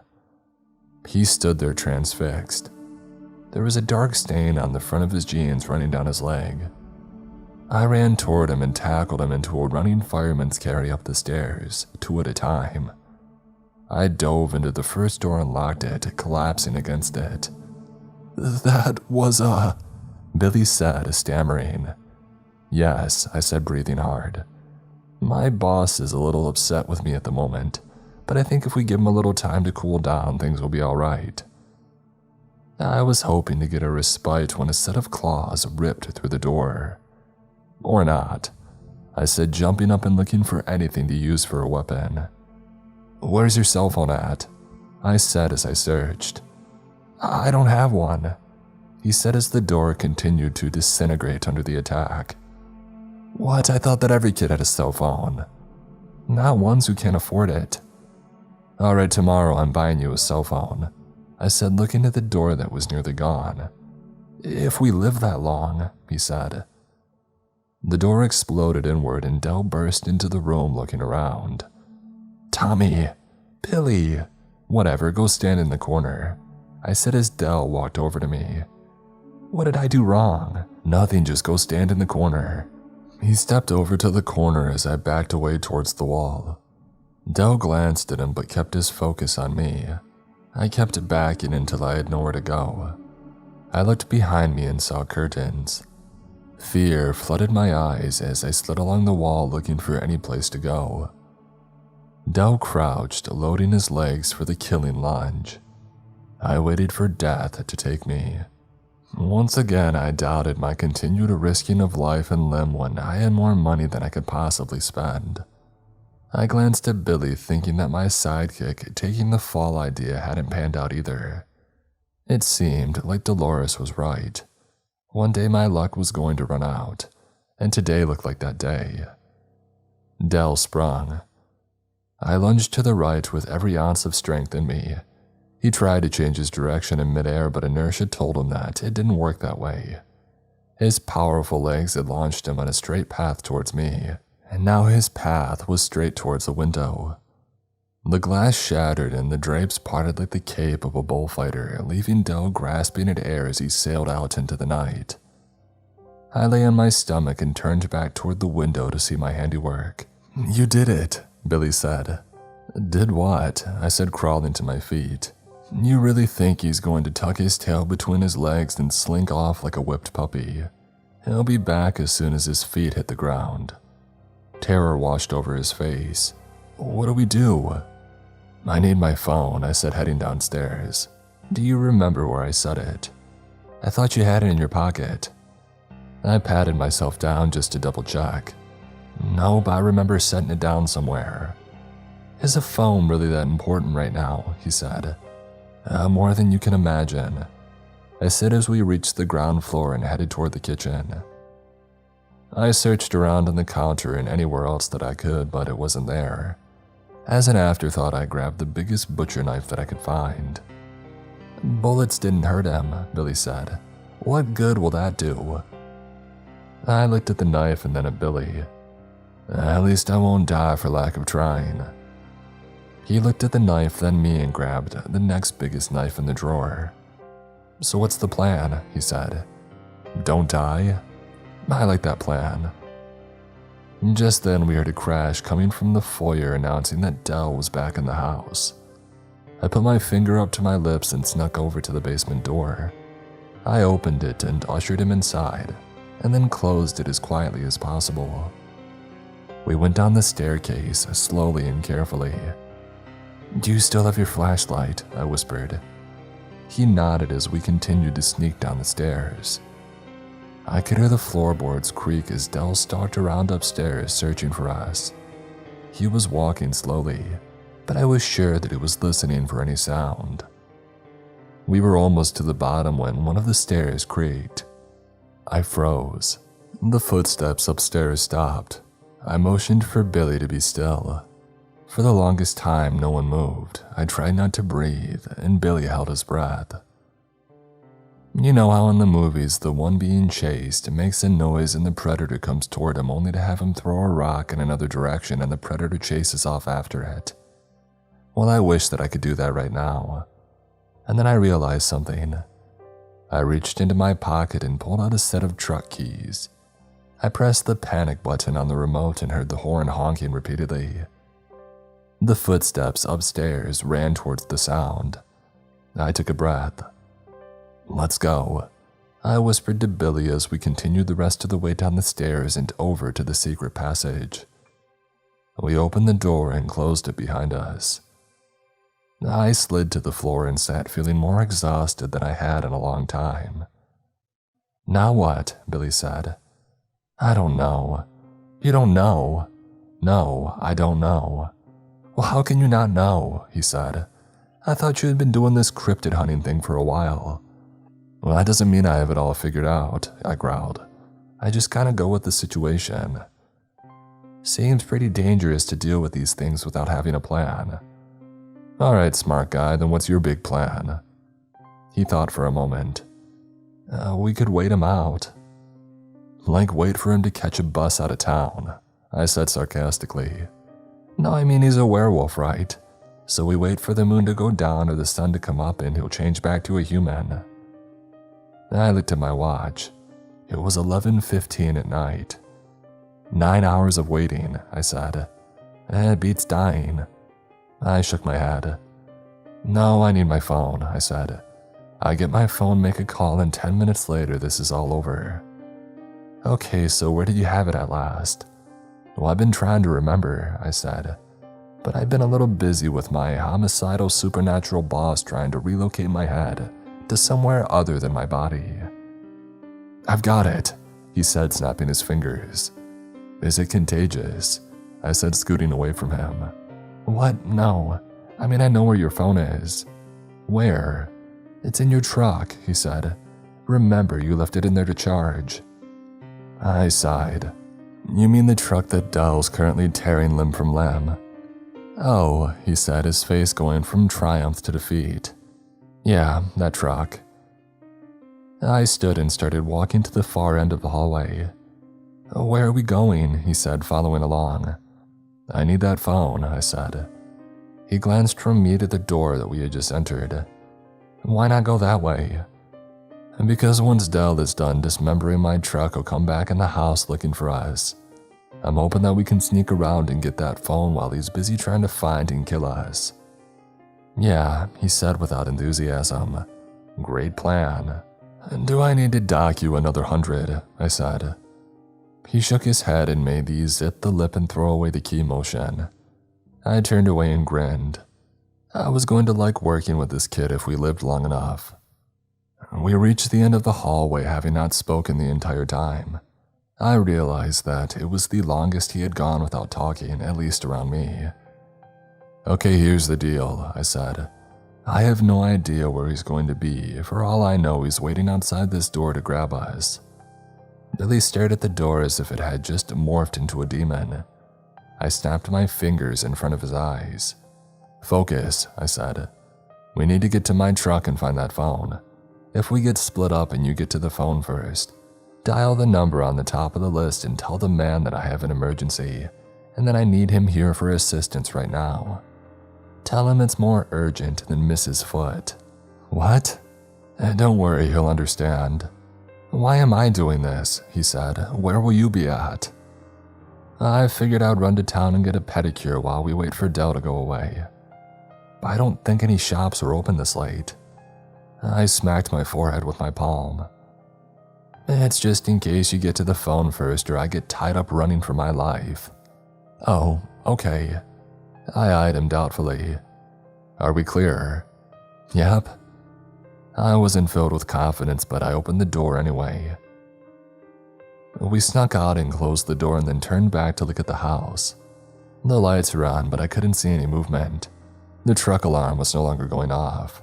I was going to have to make some kind of deal with the local car dealership if I was going to continue destroying vehicles at this rate. I made him turn off the flashlight as we snuck back towards the house. There was no need to announce our presence, and the full moon gave off enough light for us to see our way. It filled the field with an ominous, eerie glow. Ironically, the same moon that initiated our problem was now assisting us.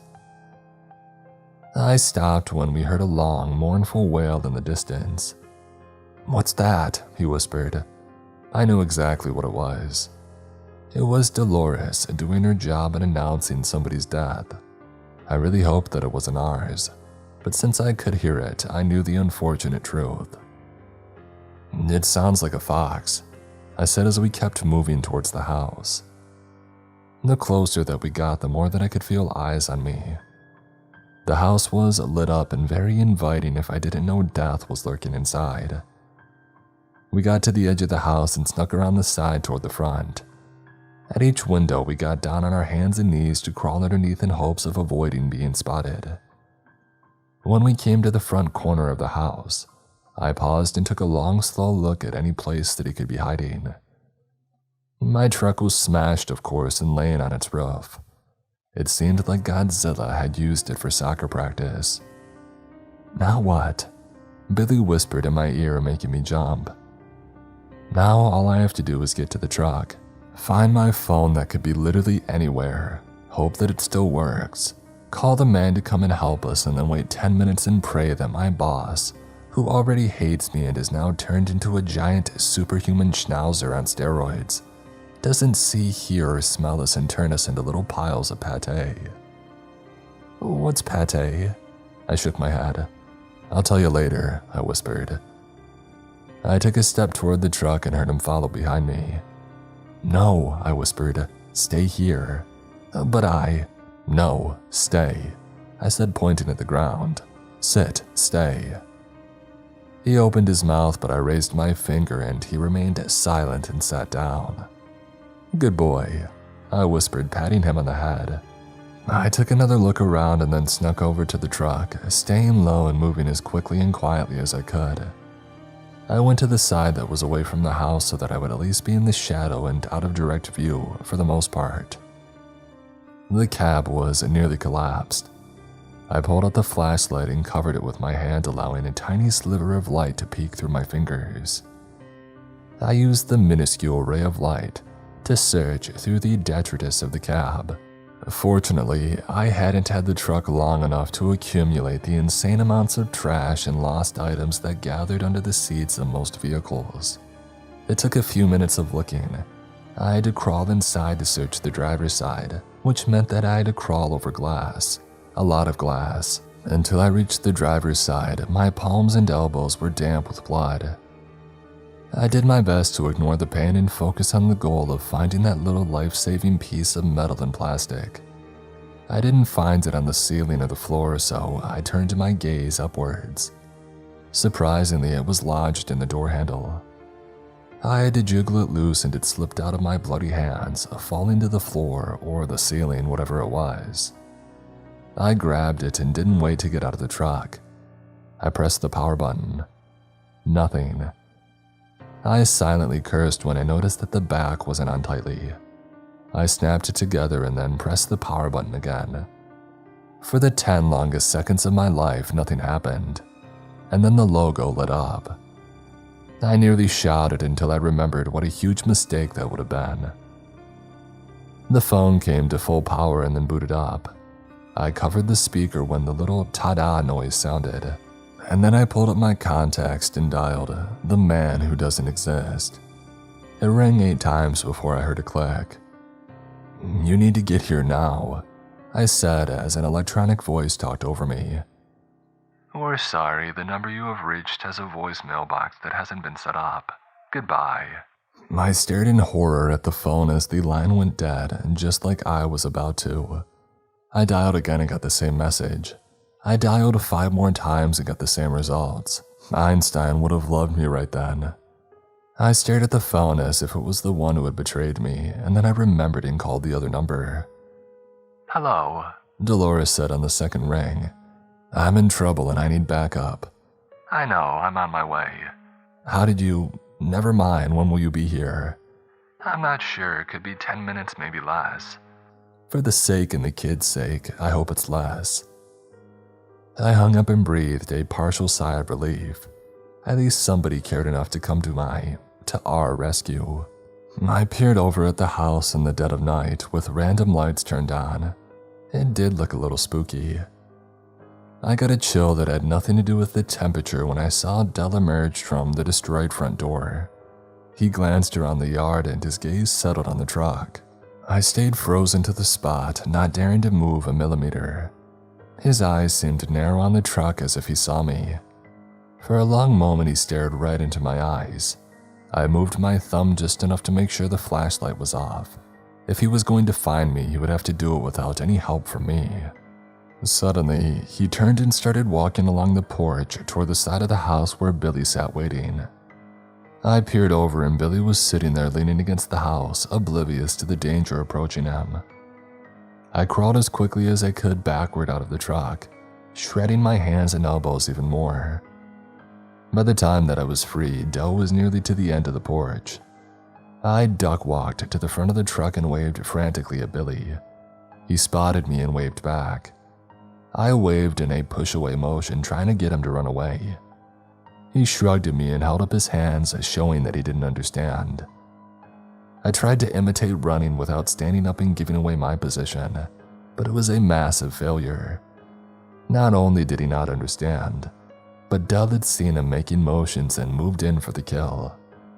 I had only one decision to make. I stood up and yelled at the top of my lungs, "Run!" Del glared at me and Billy glanced at Del. I stared at Billy. Del paused for a moment and saw me staring at Billy, who was frozen in terror and hadn't moved except to start shaking. I saw the look on Del's face as he saw me watching Billy.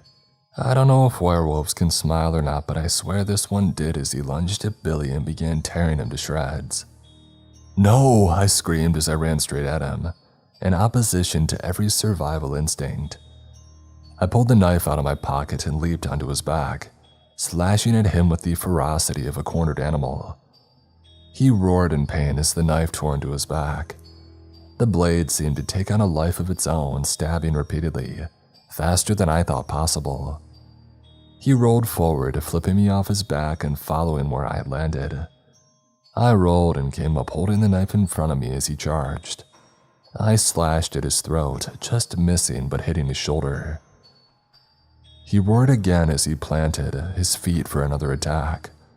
This time I fell flat on my back as he flew over top of me so close that I could feel his hot breath on my face.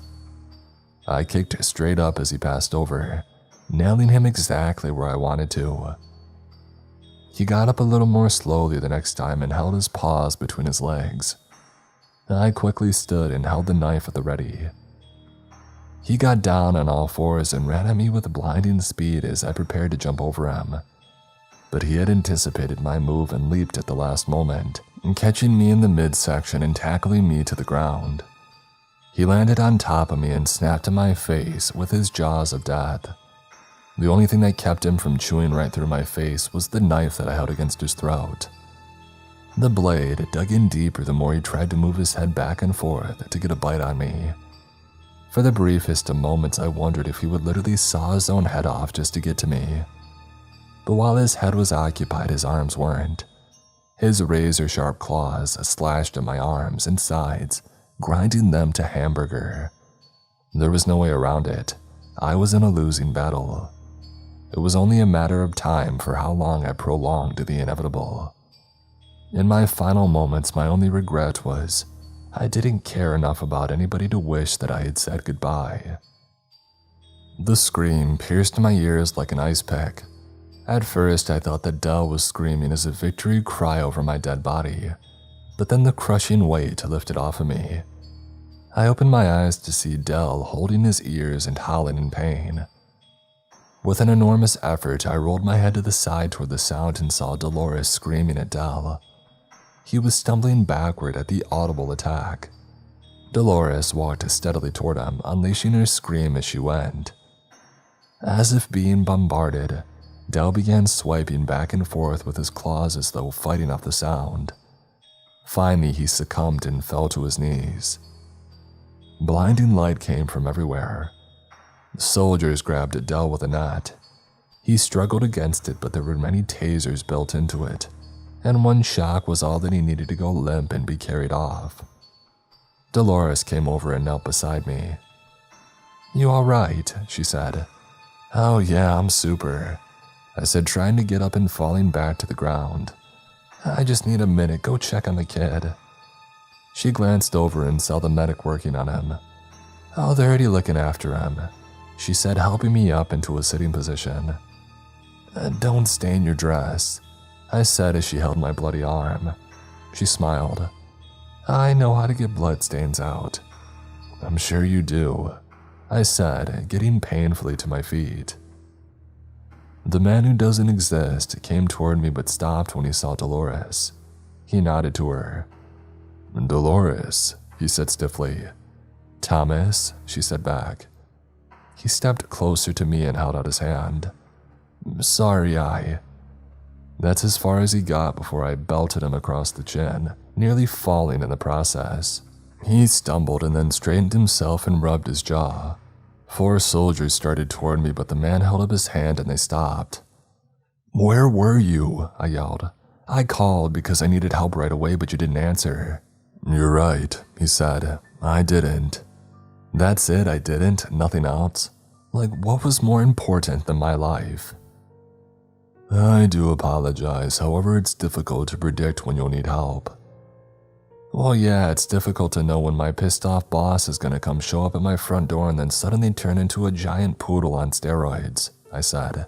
"Did you know?" "Know what?" "Know what Dell was." He nodded. "Don't you think that information was something that I needed?" I said, getting in his face. He shrugged. "You didn't need me to tell you there was a Bigfoot out there, or a Jersey Devil, or a chupacabra, or a siren." He considered Dolores. "Or a banshee. You've handled them one by one. I didn't think I needed to tell you about the one that might never come after you. Even when I see him almost every day." "Maybe you shouldn't piss off your boss," he said with a sharp look.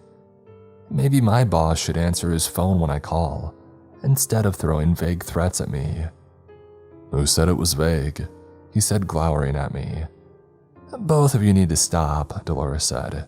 He showed up, It may have been a little late, but he's here." "As always," the man said. "And you," Dolores turned toward him. "If one of your men didn't answer your call, you'd be livid, wouldn't you?" "Well, I don't know about livid," he said. "I know you would," she said. "You might even give him his walking papers." The man opened his mouth and then closed it at a look from her. "The question is, can I depend on you?" I said to the man. "You can." "How much? 90% of the time, 80. "I know it's difficult, but you must understand." "No, all I have to understand is that I needed you and you weren't there." "We're here now." "Well, tell that to Tommy," I said, pointing over to where the medic was working on him. I heard a weak voice say, "Billy." I hobbled over and saw a pair of eyes looking up from what seemed like a slab of raw meat. There were claw marks across his right eye, but the eye itself seemed to be intact. The rest of him was covered in blood. I stumbled and Dolores caught me and held me up with more strength than I would have thought that she possessed. "We need to get him to a hospital now," the medic said, looking back and forth from me to the man. "Was he bitten?" the man asked. "What does that matter?" I said. "He needs a hospital." "It could matter a great deal," he said. "Would you just get him to a hospital and quit being so you?" I said, glaring at him. He held my gaze for a moment and then sighed and said, "Let's get him to the hospital." The medic and a couple of soldiers got him on a backboard and into the helicopter. The man stepped in as well and stared straight ahead. "And when he's able, bring him back here, not to your little zoo," I said. "You might regret that," he said. "I might regret a lot of things I've said and done tonight," I said, looking at him, "but I doubt it." "What about you?" he said. "Don't you want to go to the hospital?" I eyed Dolores and she nodded. "I think we'll manage," I said. "Are you sure?" "Dolores was here to help when you weren't," I said. "I think we can do okay without you." And then I turned my back on him and started walking away with Dolores studying me. I didn't look when I heard the helicopter take off. I kept walking until I was out of sight, and then stopped and turned toward Dolores. "You don't drive, do you?" "No." I sighed and then searched for the number of the only taxi service in town. Half an hour later, we walked into the emergency room.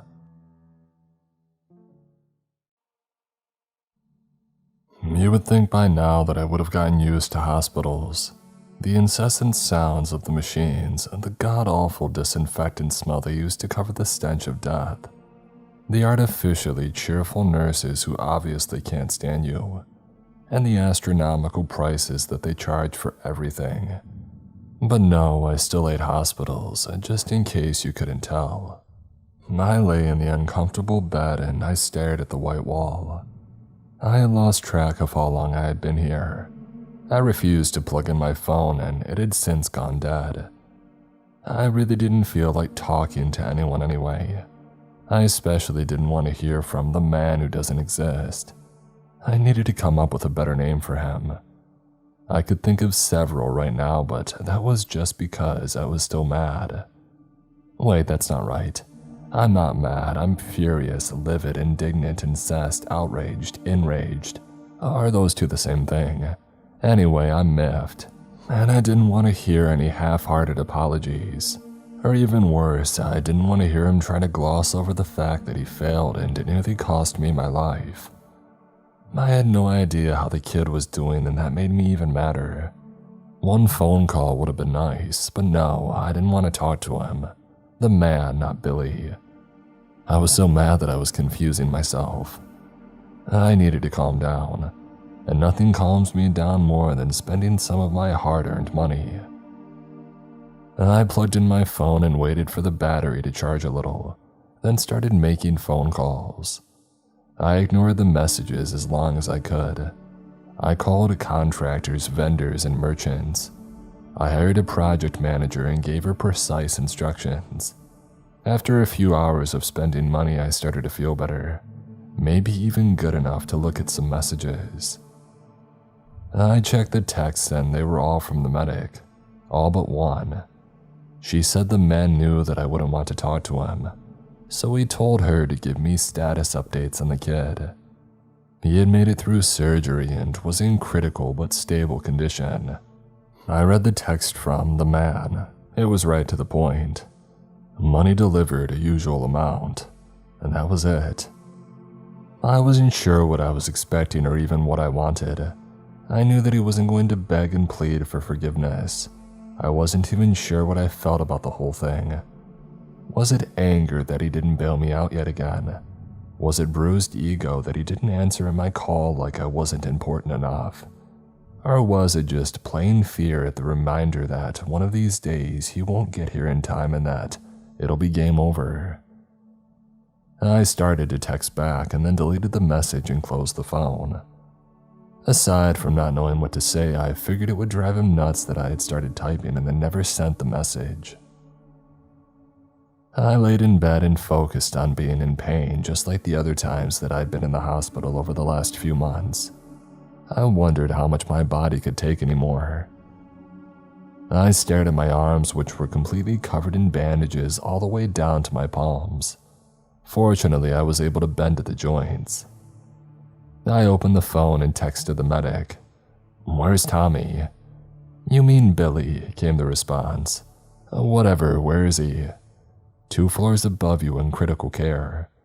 "Is he allowed visitors?" "As if you care what's allowed." "Hey, no need to be sassy," I texted. "Yes, he's allowed visitors. I've been by to see him a couple of times." "Well, aren't you sweet?" "Just shut up and go see him." "Yes, sir." I smiled as I closed the phone and pressed the nurse call button. "Can I help you?" came a voice that managed to sound bored and busy at the same time. "Can you bring me a wheelchair?" "What for?" "I want to go see a friend." "I'm too busy for such nonsense." "Okay," I said and used an app to find the hospital administrator's number. After a short conversation about how I was an investor and was tempted to buy the hospital, a wheelchair suddenly appeared in my room along with a disgruntled nurse. "Anything else, Your Majesty?" she said. "A push-up to critical care," I said. "I'm way too busy to drive you around like some hospital Uber." "That's fine," I said, picking up the phone. "Who are you calling?" "The administrator," I said, humming lazily. "I sure hope you have your resume updated." She nearly fell over the wheelchair, dragging it over to my bed and getting me into it. "Hello?" the administrator said on the phone. "Hello again. I just wanted to tell you that I've got nurse." I glanced at her name tag. "Cheryl here, and she's being super helpful." "Well, that's great," he said. "Tell her to keep up the good work." "Will do, thanks." I smiled at her.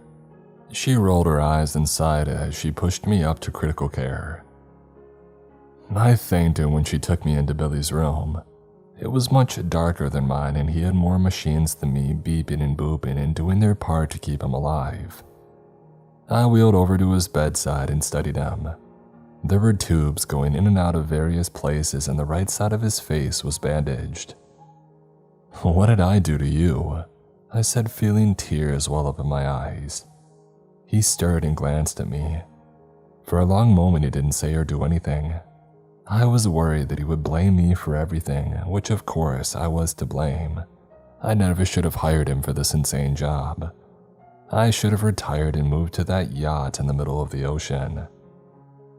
He blinked hard and stared at me again. This time he smiled. "Hey boss," he said. "How you doing?" "I'm doing fine," I said, fighting back tears. "How are you?" "Oh, they have me on some stuff that's messing with my head. I keep seeing things." "Like what?"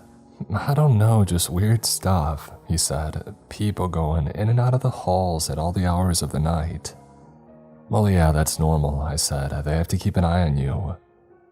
"Oh, speaking of eyes," he said, making me cringe. "You should see my eye."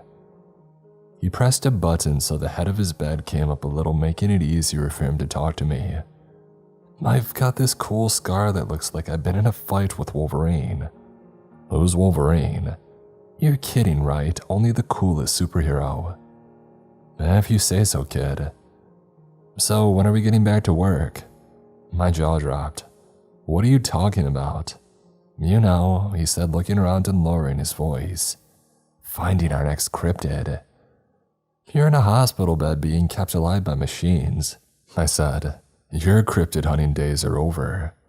What? Why? He said with disappointment glittering in his eye. Because I was wrong. I don't need somebody helping me to do this. I need to retire. No way, just when I get started. Yeah, nearly get ended at the same time. I mean, yeah, I got a little scratched up and it's not like I died or anything. Actually, you did. Came a deep, resonant voice from the doorway. I turned and in walked a tall man in a lab coat who exuded confidence with every step. You were dead for 36 seconds while we were working on you, the man said, stopping at the end of the bed, picking up a clipboard and glancing at it. So Dolores was right, I said to myself more than anyone. Who's Dolores? Billy said. That's not important right now. The doctor is right, you could have died and you did die. But I'm not dead, Billy said. They brought me back and I'm ready to go. And Billy tried to sit up straighter but winced in pain and settled back. Yeah, I can see how ready you are, I said sarcastically. You'll be a great help out there in a wheelchair. I can picture it now, you rolling off a cliff or getting tangled in some brambles while. I suddenly remembered the outsider in the room. He stared at me as if waiting for the rest of the sentence, but I clamped my mouth shut. I see you've sustained some injuries as well, the doctor said, looking at me. What exactly do the two of you do out there? The park ranger, I said at the same time that Billy said. A cryptid hunter. The doctor's eyes narrowed. He slowly observed Billy and then me. I laughed. What a jokester. This kid and his imagination, I've told you to quit watching those movies. You get all full of ideas and start seeing things that aren't out there. Oh, yeah, Billy said, catching me glaring at him while I talked. I must have gotten confused. I fell asleep watching a werewolf movie and I fell off the couch. You sustained these injuries from falling off of a couch, the doctor said slowly. Yep, Billy said, nodding hesitantly as if trying to convince himself. I chuckled nervously. No, of course he didn't, I said. We were out on a trail when an animal had attacked. A werewolf, the doctor said. No, I said at the same time that Billy said. Yes. I shot him another glare. I meant that it was a wolf that attacked and I wasn't sure where it came from, Billy said. Nice save, I thought. The doctor stared at us one at a time. His eyes seemed to penetrate mine as though he was reading my thoughts. At any rate, I recommend that both of you give serious thought to finding new careers, or at least taking a long break from whatever it is that you do. Sounds like good advice to me, I said. Billy didn't say anything, but he lay in bed and sulked. Thank you, doctor, I said, extending my hand. Roan, he said, shaking it. Try to avoid any further contact with werewolves. I hear they can be very antisocial. We'll do our best, I said as he left the room. I sunk into my wheelchair and sighed. What the heck is wrong with you? I said to Billy. What did I do now? He said.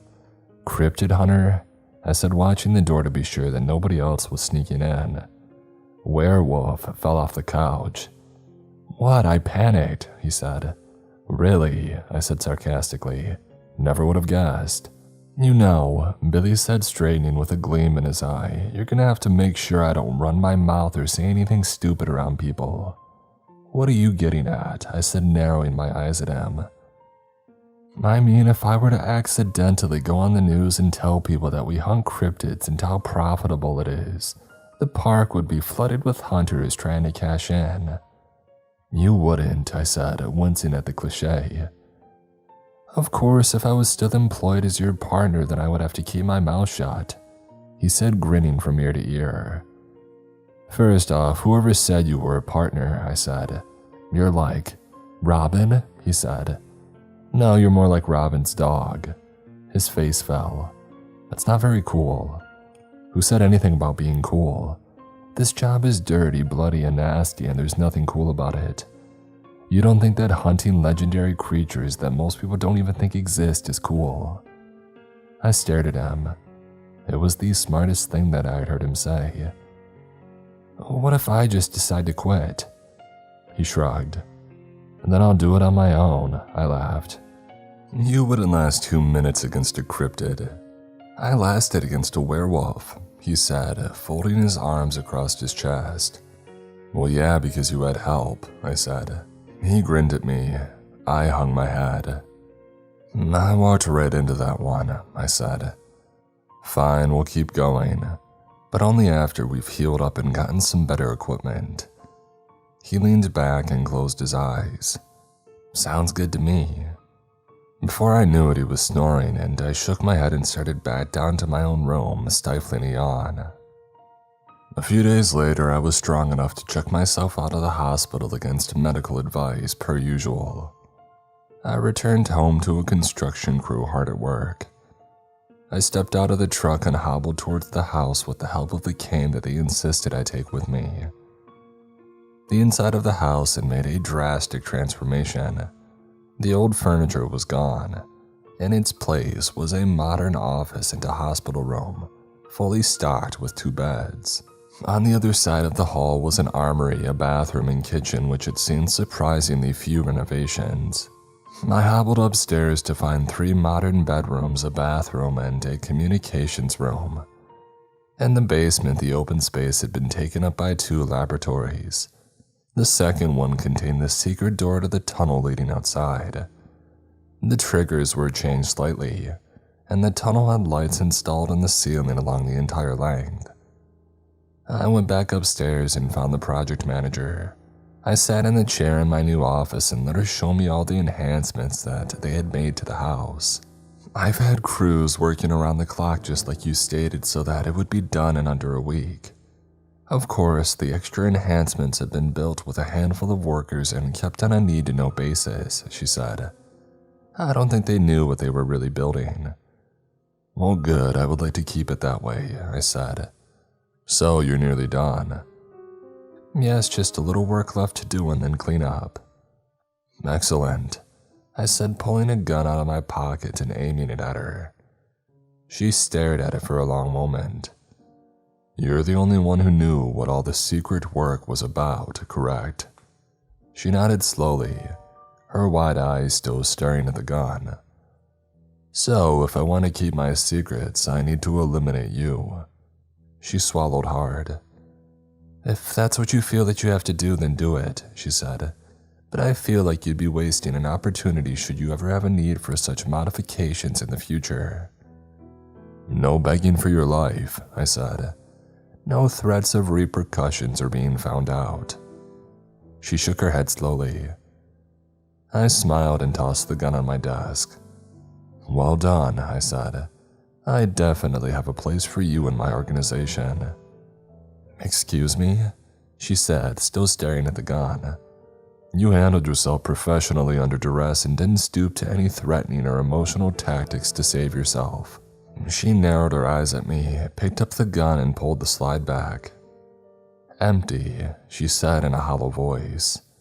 I'm not a monster, I just wanted to see what you're made of. She tossed the gun back in the desk and stood. Well, this is what I'm made of, she said, walking out of the door. I struggled to my feet and hobbled after her as quickly as I could. Oh, come on, I shouted after her. You're really gonna let a little thing like being threatened at gunpoint upset you? Several of the workers stopped what they were doing and stared at me as I hobbled after her. She got in her car and started it.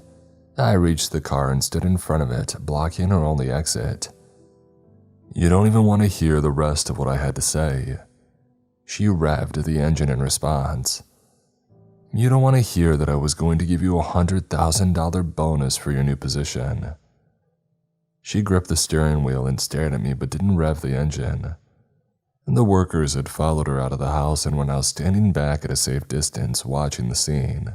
I stepped around to the driver's side and tapped on her window with my cane. She kept staring straight ahead but lowered her window a few inches. "Is that a yes?" I said, leaning down. "One of these days you're going to come across a situation that you can't buy your way out of," she said. "Oh, believe me, I already have," I said. She sighed heavily, turned off the car, and rolled up her window. She got out, stood toe-to-toe with me, and slapped me across the face. I rubbed my stinging cheek. "Don't you ever point a gun at me again. Loaded or not, are we clear?" "Crystal." She walked past me and went back into the house. The workers stared at me for a moment and then straggled back into the house as well. Finally, I hobbled my way back inside. When I made it back to the office, she was at her computer working as though nothing had happened. "Were the cameras installed as well?" I had asked, sinking into the chair. She handed me a spreadsheet of the things that I had asked to be done with the total cost of each item, and a check mark beside it showing that it was completed. I regarded the list from the cameras to motion sensors, to all the rest of the measures that I had put in place. There would be no surprises, at least not for me. I pulled out my checkbook, wrote a check to Mary Swanson for $100,000 and handed it to her. "Here," I said. "After you're done with this job, I want you to take a vacation before you come to work for me." "Aren't I already working for you?" "True, but in a part-time status. This is for when you come to work for me full-time." "I'm just not sure what I would do." "Manage my finances along with any other jobs that I might need facilitated." "Sounds rather vague." I shrugged. "Nature of the beast. I'll pay you $200,000 a year plus a percentage of any money that you make for me." She narrowed her eyes at me. "And what percentage? How about 20? How about 30? How about 25? How about you've got a deal?" she said, extending her hand across the desk. I smiled, reached over and shook it. "Now, if you don't mind, I've got some work to finish up before I start my vacation." "You're kicking me out of my own office," I said. "I would just like to finish my work without anybody pulling a gun on me," she said with a sideways look. I sighed. I'm never going to hear the end of that, am I? Nope. I got up, left the office, and went to my bedroom, and I fell into a deep sleep. The next day, I drove to the ranger station. As soon as I had walked in the door, I was accosted. "Where the heck have you been?" Ron said. "In the hospital," I said, glancing at my cane. "Why?" "Dell's gone missing," Sharon said, narrowing her eyes at me. "The day after you broke into his office." So much for paying to keep her quiet, I thought. "Where is he?" Nancy said. "I have no clue," I said, semi-truthfully. I really didn't know where the man kept his toys once I had handed them over. "We've been combing the park looking for him for the last week," Jeff said. "We thought that maybe he fell into a ravine or something." "When was the last time any of you saw Dell out in the park?" I said. "If he was here, he was always in his office." "I guess he's right," Ron said grudgingly. "Dell wasn't much for going into the park. He usually sent one of us." And then I realized what an opportunity I was missing. "Tell you what," I said to him. "If it means that much to you, I'll help search the park for him." They all stared at me and then my cane. "No offense," Nancy said, "but how much help are you going to be limping around on a cane?" "Well, I can drive around and search," I said. "I can also hire a search and rescue team." "At your own expense," Sharon said. "It doesn't look like the state cares very much," I said. "Have they sent anybody?" "No, they did send this guy," Jeff said. "They said that he was an expert tracker, but he's really creepy and hasn't checked in for days. In fact, he could be missing as well." "Okay," I said. "I'll hire a team and have them start looking tomorrow. In the meantime, who's in charge?" They all shot glances at one another. Well, who is it? I said. Well, actually you, Ron said. Once Dell was reported missing, they sent orders that you were to take over. Jeff's been doing it since you were out on leave. Jeff stepped up and handed me a set of keys. I guess you're the boss now, he said. I focused on the keys and then their expectant eyes. Well, I actually came here to turn in my resignation, I said. Jeff's eyes lit up immediately. But I think I'll stick around to make sure this search is done right, I said, watching Jeff's face fall. What do you mean? Sharon said. I mean, you have a man who's been missing for days yet. Here you all are, standing in the office doing nothing, I said. Get out there and find him. They stared at me in shock and then filed out one by one. I went to Dell's office and locked the door this time, went in and sat in the chair, and then put my feet up on his former desk. I smiled broadly, thinking about sending those idiots out on a wild Dell hunt. I was busy being pleased with myself when the front door opened and closed. For a long moment, nothing happened. I thought maybe one of the idiots had forgotten something, but I didn't hear them come the rest of the way into the station. It seemed like they were just standing in the doorway. It was around the corner so I couldn't see, but I swear that I heard sniffing. I was about to get up and see what was happening when a face appeared at my door. I jumped, causing my leg to flop down on the floor painfully. The man standing there stared at me and then slowly lifted his hand and knocked on the glass. He seemed weathered, as if he had been left out in the elements for too long. I motioned him inside. Who are you? I said. I might ask you the same question, he said slowly with a voice that sounded like gravel. You might, but I asked first, so I won't answer until you do. He took a step towards the desk and I found my hand involuntarily drifting toward my gun. Mind if I sit? He said. I gestured toward the chair and he glided into it slowly, like releasing a hydraulic lift. I'll take it you're the new boss, he said. It would appear so, I said, feeling the hair on the back of my neck stand on end. He chuckled. You seem to be a step up from the rest of those bootlickers. I still haven't heard who you are and what you're doing here. Well, yes you have, he said, leering at me. You just haven't heard it from me. Okay then, let's hear it from you, I said, resting my hand on my pistol. The state sent me to search for your boss. Well then, you better get searching. I have. He's not here. Then where is he? He leaned forward just a bit. You know, he said. Beads of sweat started forming on my forehead. I have no idea, I lied. I've been on leave in the hospital. About that, you seem to be quite accident-prone lately. What do you mean? You've been in the hospital 4 times in the last few months, having some health issues. Well, as a matter of fact, yes, not that it's any of your business. He smiled. Hunting cryptids will do that. I glared at him and tightened the grip on my gun. Without warning, he rose smoothly out of his chair and left. I turned and stared out the window to see which vehicle he got into, but he was gone.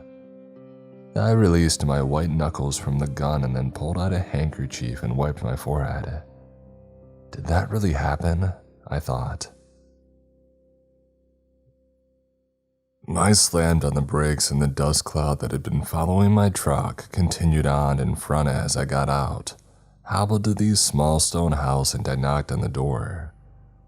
It opened and I proceeded inside, knowing that I wouldn't find my host behind the door. Dolores, I called out.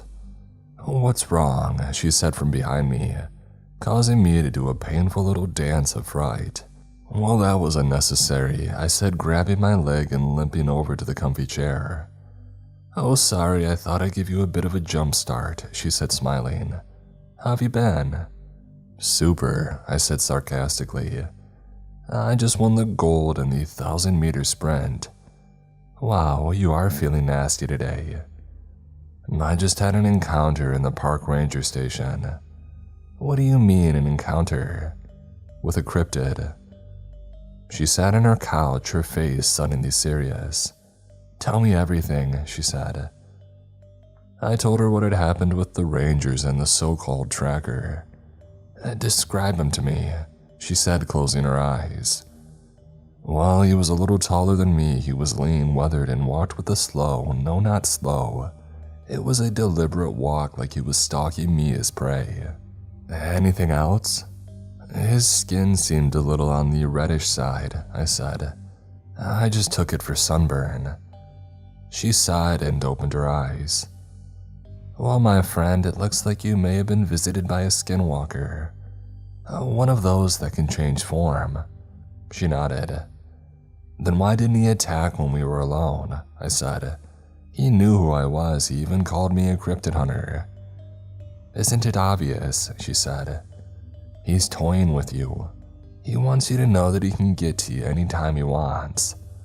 But why? I said. What did I do to him? She shrugged. Who knows with skinwalkers? They're an unpredictable bunch. Maybe he sees a worthy adversary.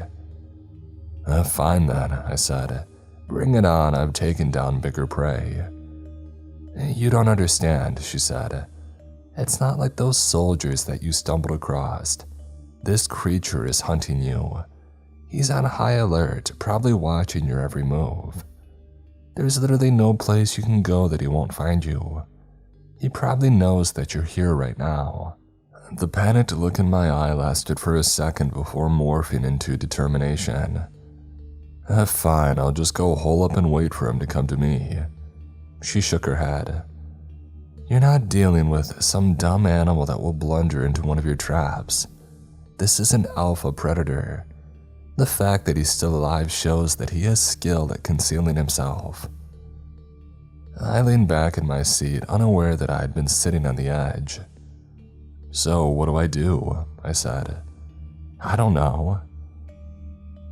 We sat there in silence for a handful of moments before I painfully rose out of the chair and started for the door. What are you going to do? She said. I don't know, I said. I'll figure something out, I always do. I shot her a smile that was meant to be cute and disarming, but I knew it didn't reach my eyes. She smiled back, but it was full of worry. I stepped out of the house and something felt wrong. It was in the air. There was no sound, no wind, nothing.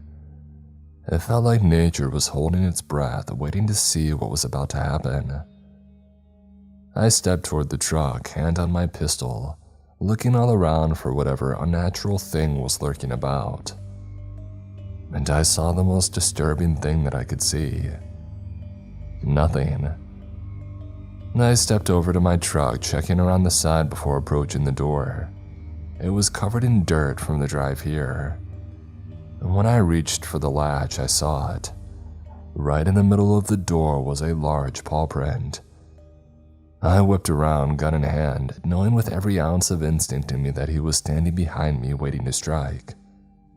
But nothing was there. I aimed the gun around, breathing hard, but there was nothing. I slowly backed into the truck, closed and locked the door, and then drove home like a bat out of the place. I pulled in and slid to a stop right in front of my project manager. What the heck, she said, dusting herself off. I jumped out of the truck and nearly fell, and then turned back and grabbed my cane. Are all the security measures up and working? I said, limping into the house as fast as I could. Yes, they can be enabled whenever you want to test them, she said, trying to keep up with me. Turn them on, all of them, right now, I said. There are still workers in a couple of areas cleaning up. They could get caught in the traps. Then get them out and turn on my security. She grabbed my arm and turned me around to face her, almost making me fall. What's going on? She said, looking deeply into my eyes. You don't want to know, I said, heading for the basement. I went into the second lab and triggered the secret door. I hobbled at a blistering pace to the end of the tunnel. When I got there, I made sure that the lock was secure, and then I breathed a sigh of relief as I made my way back to the lab a little slower than I had entered. When I closed the secret entrance and came out of the lab, she was there waiting for me, arms folded across her chest. "Everybody's out and everything's turned on," she said. "Now tell me what's happening." "Listen, Marie, may I call you Marie?" I said. "Miss Swanson will do," she said coldly. "Right, Miss Swanson. I can't tell you what's going on, but I can tell you that I'm in a considerable amount of danger. And if you don't leave immediately, you will be in danger as well." She shot me a skeptical look. "Is this another test?" she said. "I promise you on all that's holy it's not," I said, holding up my right hand. "You need to leave right now." She stood as still as a statue. "Okay, if I wasn't nursing a gimp leg, I would pick you up and carry you to your car," I said. "You're not understanding how serious this situation is." "So tell me," I sighed. "Fine, there's an alpha predator on his way here. He may even be here already, and I don't know what he's going to do." "An alpha predator? Fine, a skinwalker. Do you know what a skinwalker is?" "Yes," she said with a far-off look. "So you know how dangerous it is, and you need to leave." She turned without a word and disappeared up the stairs. I followed and watched as she bolted out of the door and into her car and left a trail of dust on the way down the long driveway. I breathed a sigh of relief as I closed and locked the door, and then went to my office and double-checked that all these security measures were armed. I barely sat in my chair until an alarm sounded on my computer. I switched to the camera for that area, and there he was, walking just as calmly as you please. He was near the tree that served as the hidden entrance. He stood beside it, sniffed, and then examined it, paying close attention to the trunk. After a minute or so, he ceased his investigation, staring straight into the camera, smiled, and then walked away. I tried to switch cameras and see which direction he went, but he had disappeared. I went to the armory and grabbed my pistol and then called Dolores. "He's baiting you," she said. "He wants to rattle you so that you'll be on edge." "Well, it's working." "You can't let it. If he gets under your skin, you could panic and then he has you." "Well, thank you, Miss Sunshine, for that cheery thought." "I know you're trying to keep things light, but I'm telling you, this might be the one time you have to go lethal. Thomas might not be able to save you if you panic." "What do I do then?" "Use your money," she said. "You like to do that. Look up weapons to use against skinwalkers and then have some sent to your house." "Don't you know what they are?" "I've heard rumors, but you should get some scientific facts to back them up." "About skinwalkers? I'll get laughed off the internet if I try to buy skinwalker weapons." You might be surprised what you'll find." "All right. You be safe too. When I left your place, I had the strange feeling that I was being watched." "I'll make sure to lock the door," she said. "And you might want to do more than that." "Believe me, nobody gets into this house without my permission." I fought off the chills that ran down my spine. "Okay, well, I'm off to batten down the hatches." "Good luck," she said. "I always have good luck," I said. "Here's hoping it doesn't run out." She hung up, leaving me staring at the phone and wondering when the day would come that I did run out of luck. I thought that it had been when Dell attacked, but I somehow managed to survive that one too. Was my life really a ticking time bomb? Did it really matter if I tried to retire or not? Or would I end up like John Wick, constantly being dragged back in? I made sure these security measures were all armed and then sat back down and tried to think of some way to relax. "I'm gonna go eat some Pop-Tarts," I said to myself, very aware of how empty the house was. I checked my cell phone to make sure that it was fully charged, and the security app was set to notifications, though I would get an alert if the alarm sounded. I had 2 packs of blueberry Pop-Tarts and a glass of milk. and then went to bed and fell asleep watching episodes of Red vs. Blue on YouTube. I woke and scanned around the dark room. Panic gripped me until I remembered where I was. There was a noise that I couldn't seem to locate. I glanced around and saw something blurry light up red. I rubbed my eyes and looked again, and it was my phone. There was an alert. Someone was setting off the motion sensors. I sat bolt upright, sending pain shooting down my injured leg. Son of a, I said as another alarm went off and then another. I stared at the phone and the 3 alarms were going off in completely different locations. The first was at the far end of the driveway, the second was near the tunnel entrance, and the third was at the front door. I got up, threw on a robe, grabbed my pistol out of the nightstand and went out to see what was happening. I struggled down the steps, regretting that I had left my cane beside the bed. Until I made it to the bottom, I was breathing hard, holding my gun in my offhand so that I could use the railing for support. I reached the bottom and stared at the front door. Looking at the phone, there was still an intruder alert sounding for it. I switched to the camera and saw nothing. Switching to the other 2 cameras showed nothing as well. I guess I need to reset the sensitivity, I thought, seeing that the wind was blowing leaves around. I chuckled and turned toward the kitchen when I heard it and froze. There was a soft scratching sound coming from the front door. I turned, half expecting it to crash in, and my attacker to come rushing up on me, but it didn't. I looked at the camera again, and this time I saw a dark form. It was large and hairy like a wolf, but only bigger. It was scratching near the doorknob as though it would tear through the wood and release the latch. I aimed the gun at the door and flicked the safety off. And then I had another thought. Why not use all this technology that I paid for? I tapped the screen on the phone and enlarged the front door. With a tap on an icon, a solid steel door slid down and landed with a thud. It covered the entire entrance in a barrier it would take a tank to get through. I scrutinized the camera and saw the wolf look up at it. I gave the phone the finger, knowing there was no way the creature would see it, but it made me feel better. The wolf stalked around to the side of the house. I followed him with the cameras as he searched for weaknesses. I grinned as a thought occurred to me. I dialed the man and only had to wait a few seconds until he answered. Yes, he said. You interested in a skinwalker? Of course, he said.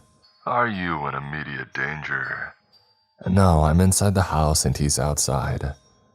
We're on our way, he said. 8 minutes later, I heard helicopters land in the front yard. I opened the front door to the man standing there waiting. Well, he said.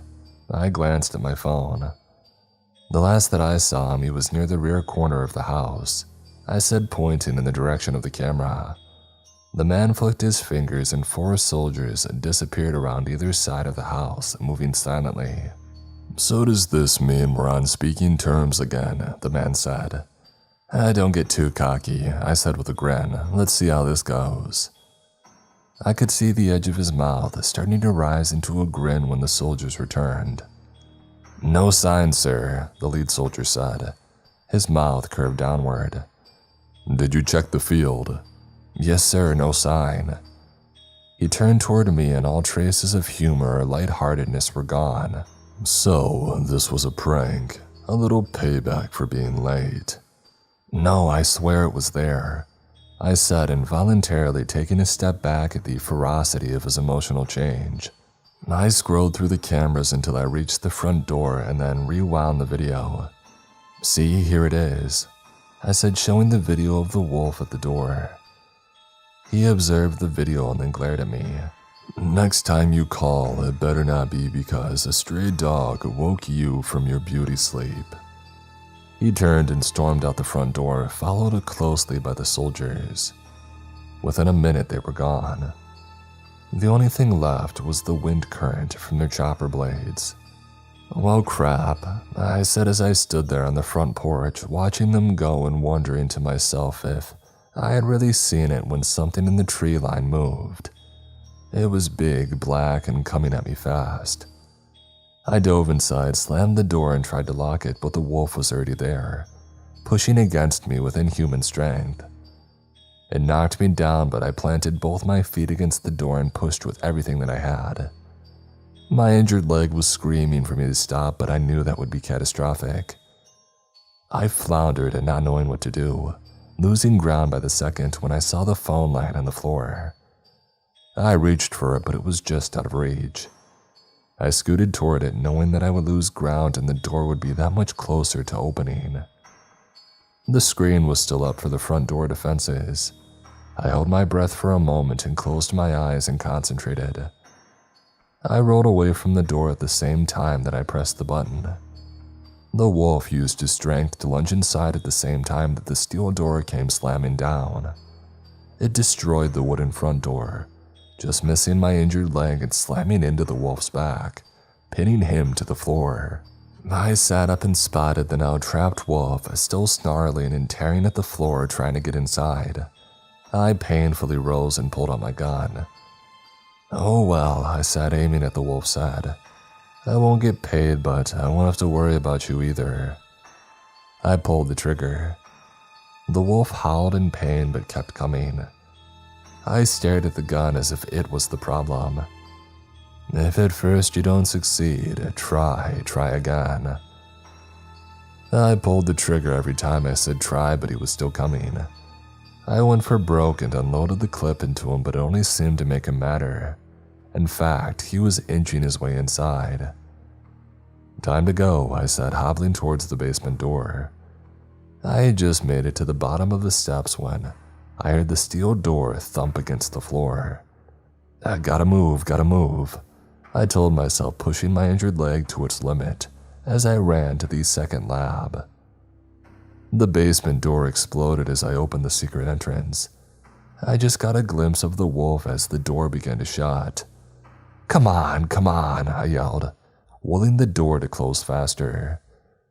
It shut as I heard a thump against it that shook the wall. I pressed a button on the phone that closed the lab door and locked it, and then I started walking down the long tunnel and back to the house. I was greeted by the metal security door. I tapped an icon and the door slid back up into the wall. There was no front door left, only splinters. I stepped down the basement stairs and came to the second lab. The walls had been ripped to shreds in places near the doors, but the reinforced steel bars that were hidden behind the drywall did their job of keeping him inside. I peeked in through one of the holes and the wolf snarled at me, clawing out through the exposed drywall toward me, but I was back far enough to be out of reach. I stood there watching him. After a while, he settled down and realized that he couldn't get to me. He laid down and transformed back into his human form. "Where am I?" he said, looking around the room. "Well, you're in my basement," I said. "What have you done to me?" he said. "I've captured you. What will you do now?" "Well, I haven't had a barbecue for a while. I wonder how tough wolf meat is." "What?" he said. "You wouldn't. You terrorized me, destroyed my house, and tried to kill me. Who knows how many other people you've done the same or worse to. All in the name of tracking people and helping them," I said. "Tell me again what I wouldn't do." He stepped away from the bars and snarled at me, and then said some word in a language that I didn't understand. I assumed it was a curse. "Gesundheit," I said to the wolf as I dialed the man. "What?" he said. "I have a pickup for you." Silence. "Don't waste my time." "I'm not. I really have a pickup for you." "Well, I'm not coming back there tonight." "I'll tell you what," I said. "I'll bet you my fee if you come back and there's not a cryptid here. I'll pay you my normal fee out of my own account." Silence. "You better not be playing a game or you'll lose more than money." "I swear that I have a cryptid." We'll be there soon." 20 minutes later, the man and his soldiers met me at the door. "This way, gentlemen," I said, leading them down into the basement as we made our way past the remnants of the door. We approached the second lab and I didn't see anybody there. The man glared at me. "He's in there," I said as one of the soldiers went around the side. "Sir," he said. The man stepped around to the side and saw a naked man curled up in the fetal position, shivering. "Please don't hurt me anymore," he screamed when he saw me. I laughed, but the man didn't. "Come on," I said, "it's obviously a ploy." "Help me," he said. "This guy picked me up on the street and then tied me up and brought me here. He said that he had to have something to deliver tonight." "This is the wolf that I showed you on the camera," I said. "I apologize, sir. We'll get you out of here," the man said. "No, you can't. He's dangerous." "Open it," the man ordered. "No." "Open it." "You don't know what you're doing." He grabbed the phone from me and tapped an icon that opened the door. He tossed me back my phone and covered the man with his coat. The soldiers escorted him out. He shook and whimpered and when they took him past me, and then he turned toward me and smiled.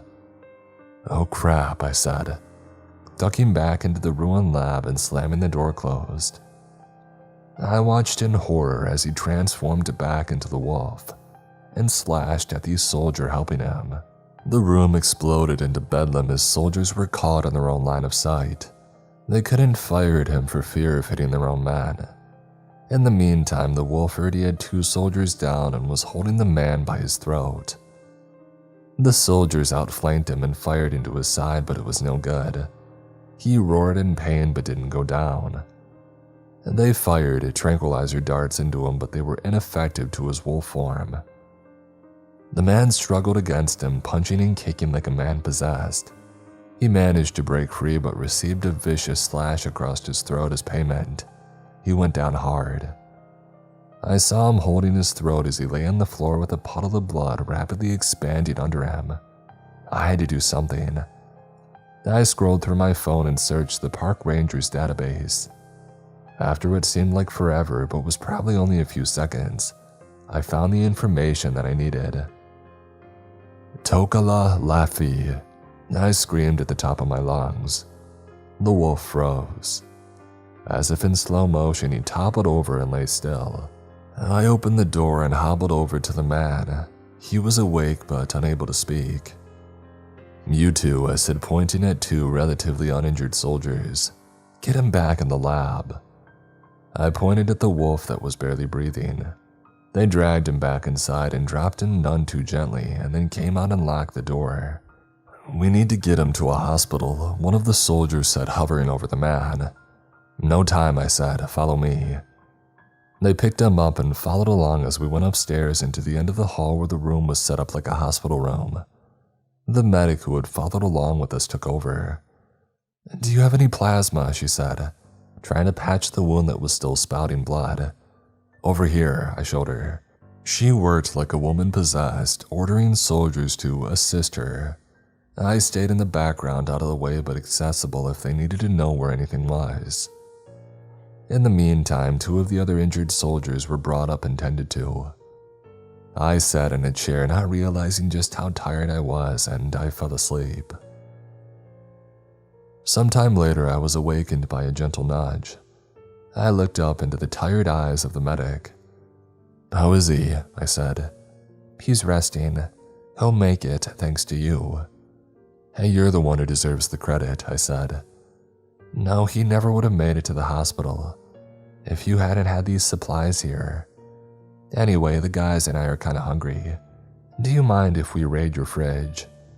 "Not at all," I said. "In fact, I think I'll join you."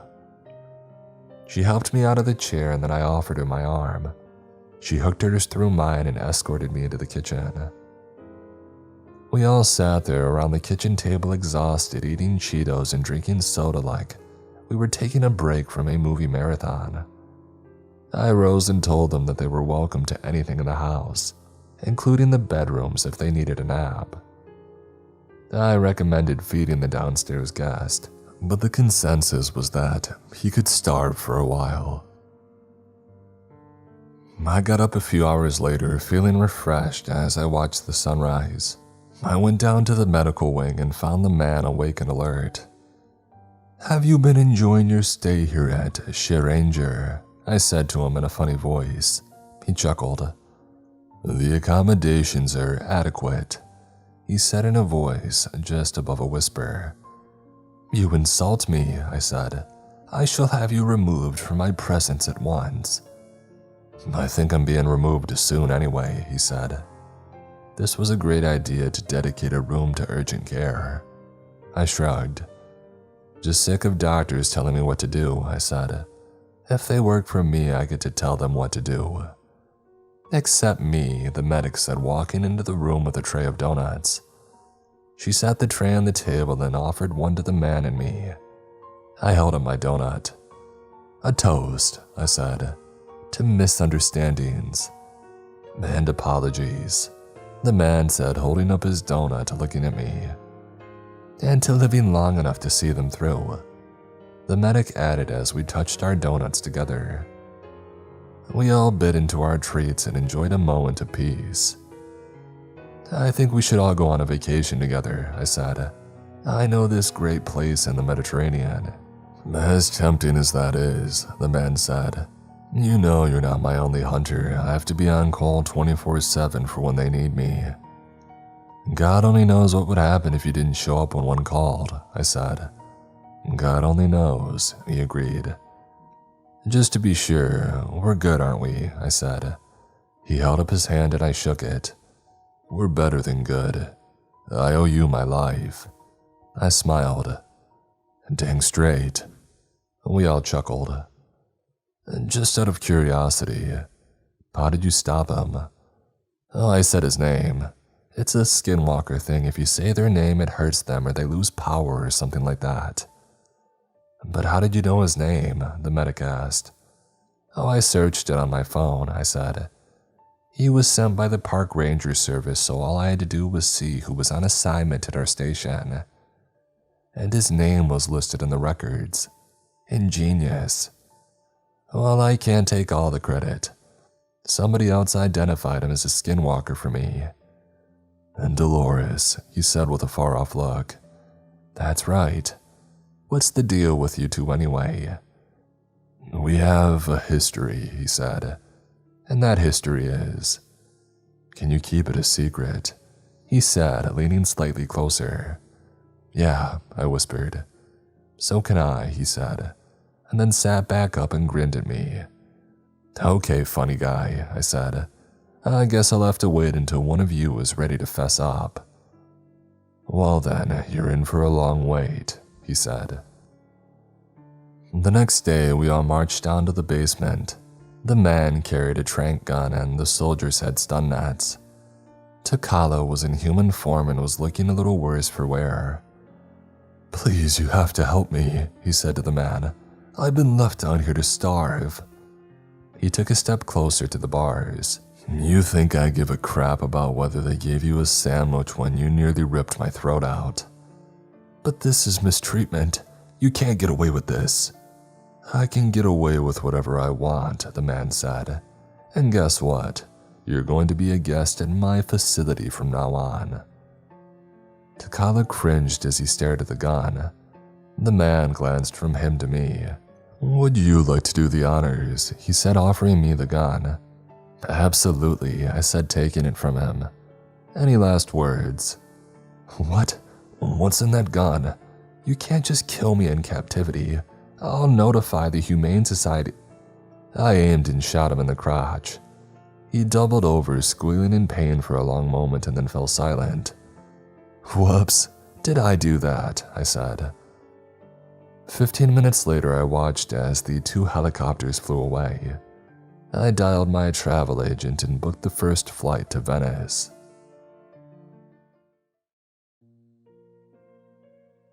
They say that time heals all wounds, and I truly believe that.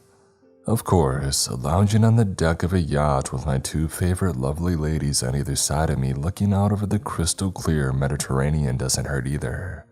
I sighed a deep sigh of contentment. Why in the world would I ever want to go back? I thought of the times that I had been injured, the times that a mere fraction of an inch could have ended my life. I thought of the idiots I pretended to work with and my psychotic boss who had suddenly turned into a werewolf. Didn't see that one coming. I thought of Dolores and Billy, of how much I enjoyed being out in the woods with nobody to tell me what to do. And then it hit me. The answer that I had been looking for all this time. I enjoyed risking my life. Just like a skydiver, a race car driver, or those kids I've seen recording themselves walking on top of skyscrapers, I liked being chased. For me, there's no more pure adrenaline rush than being scared out of my wits, knowing that there's a creature stalking me that could shred me into tiny little pieces in the most horrific way. My mind settled in and accepted the thought. The more it sank in, the more sense it made. I leaned back in contentment, having one of the great questions answered made me feel even more at ease. I could have melted right through the mesh in the chair. So this is what inner peace felt like. I had heard people blather on about it. Most times I just ignored them and went on with my miserable life. Maybe this was what Dolores was talking about, with being who you were meant to be. One of the ladies beside me stirred from her nap. She eyed me and smiled and then started rubbing my bare chest. After a minute, she got up, reached her hand down and helped me up, and then guided me inside. I watched the bikini bottom, which barely kept her butt covered, wiggle back and forth with each step that she took.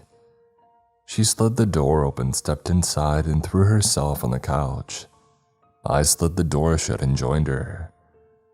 Yeah, there were some other aspects of inner peace that I rather enjoyed. On my flight home, I stared out over the ocean and realized for the first time that I was looking forward to going back to work. The thought startled and amused me at the same time. I guess there's no turning back now, I thought. I'm a cryptid hunter for better or worse. Worse made me think of all the times that I had been injured, which in turn made me think of Billy. I wonder how he's doing. Maybe I should have checked on him during his recuperation.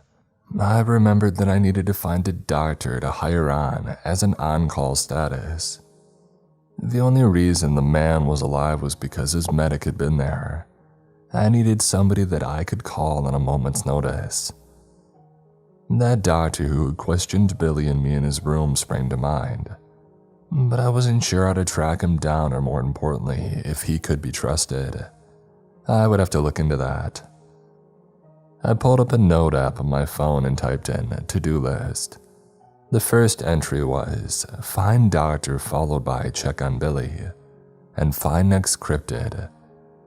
After a moment's thought, I added, check on idiot park rangers. With Dell gone, I guess I really was responsible for them.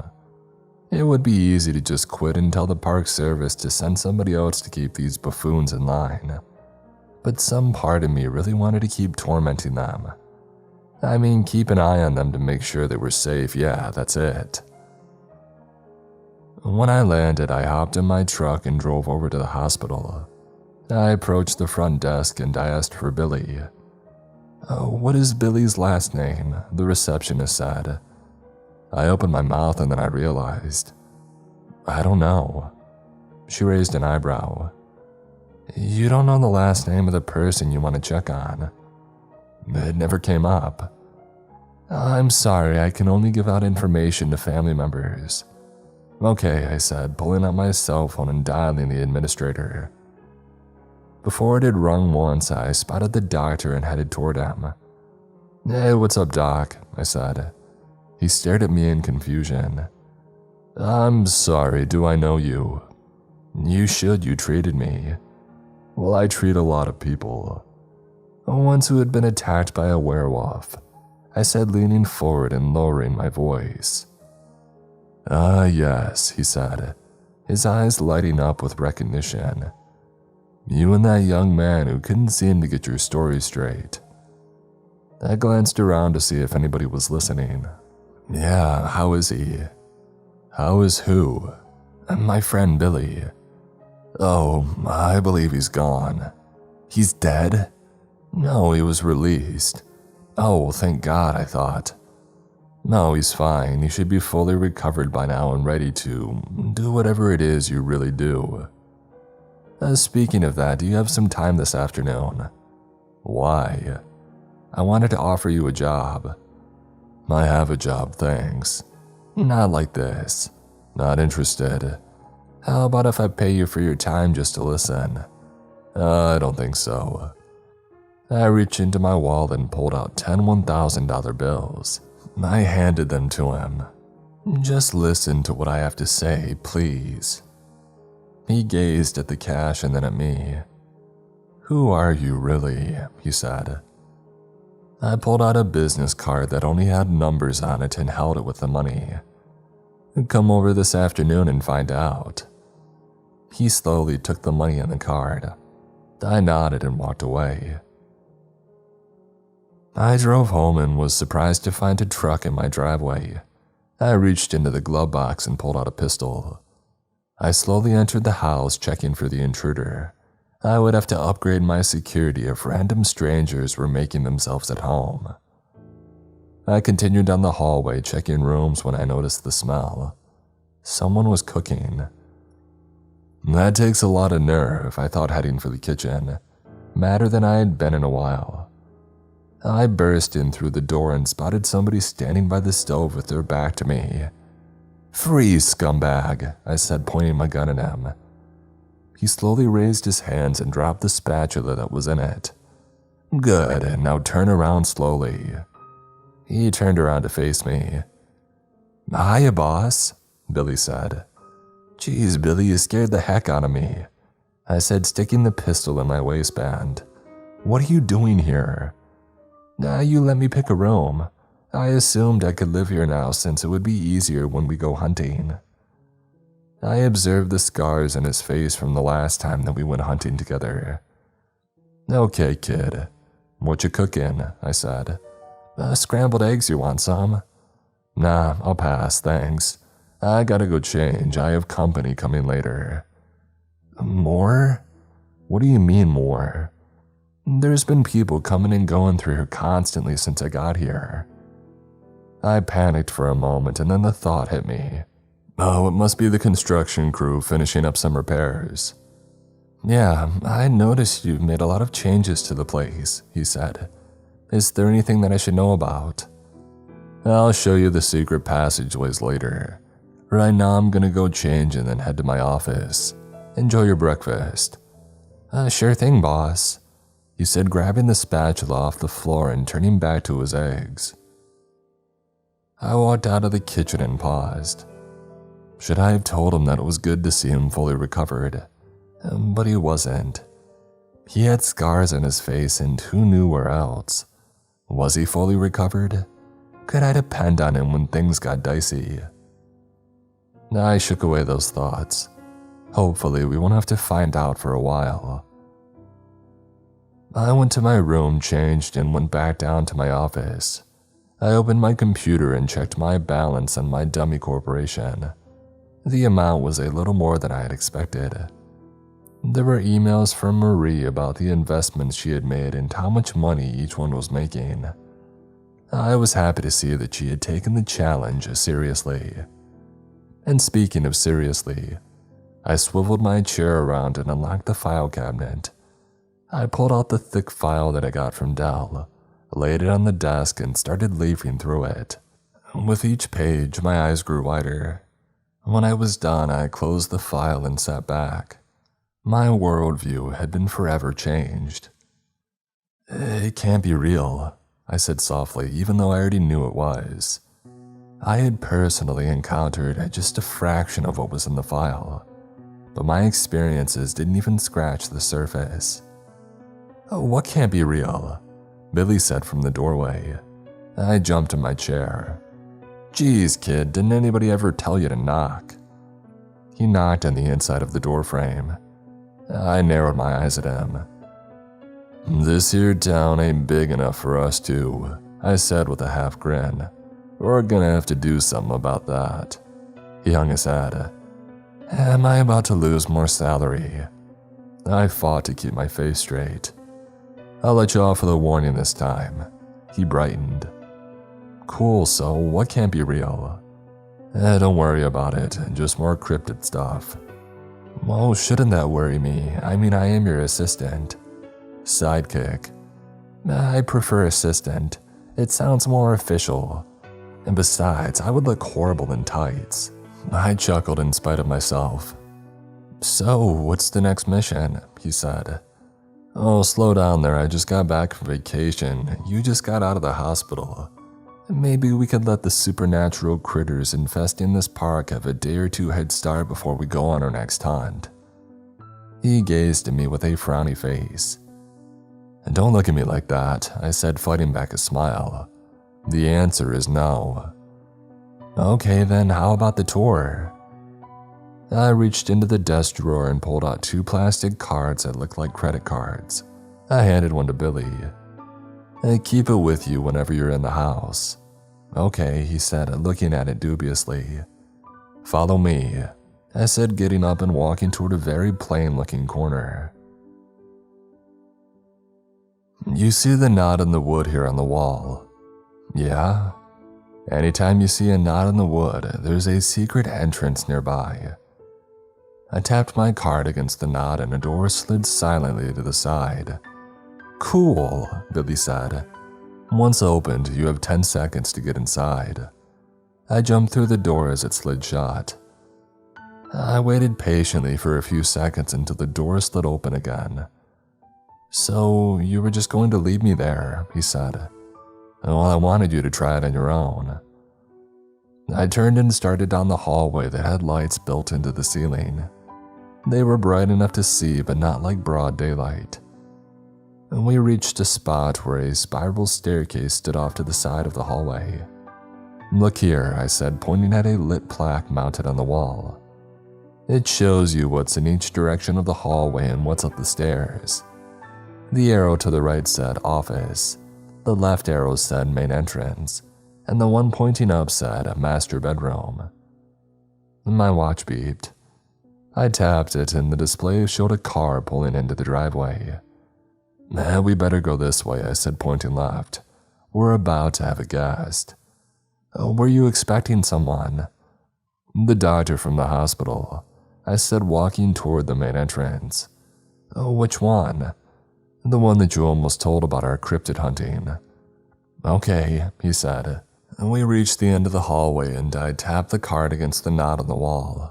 The door slid open and we stepped out next to the grandfather clock just a few feet away from the front door.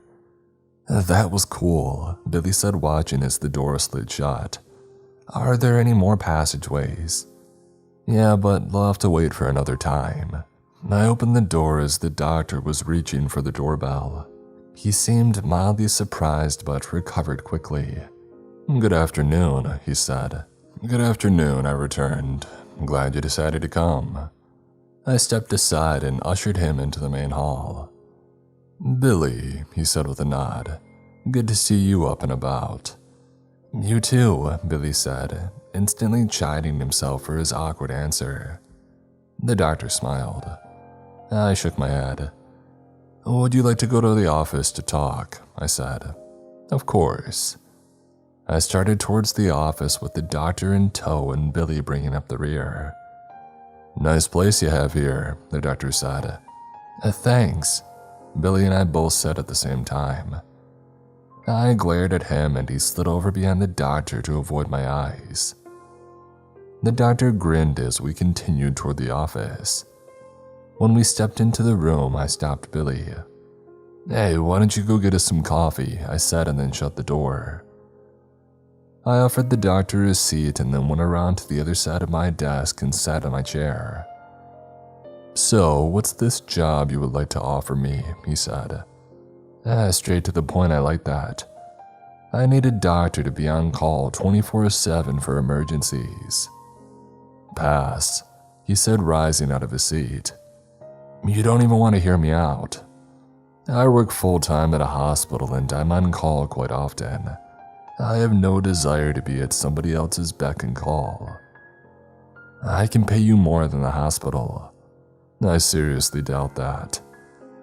I opened my checkbook and wrote a check for $1 million. I sat it on the desk in front of him. I would pay you this much a year just to be on call and be able to be here at a moment's notice. He gazed at the check. How can you afford to pay this just to have someone on call? And don't worry about that. No, if I were to work for you, I'd want to know exactly what I'm getting into. I leaned back in my seat and sighed. Just then, Billy came in with a coffee. No, thank you, Billy, the doctor said, sitting back down. Billy found a chair by the wall and sat down to listen. I sipped the coffee and then sat it down. What do you think we do? I said, gesturing to Billy while holding the doctor's eyes.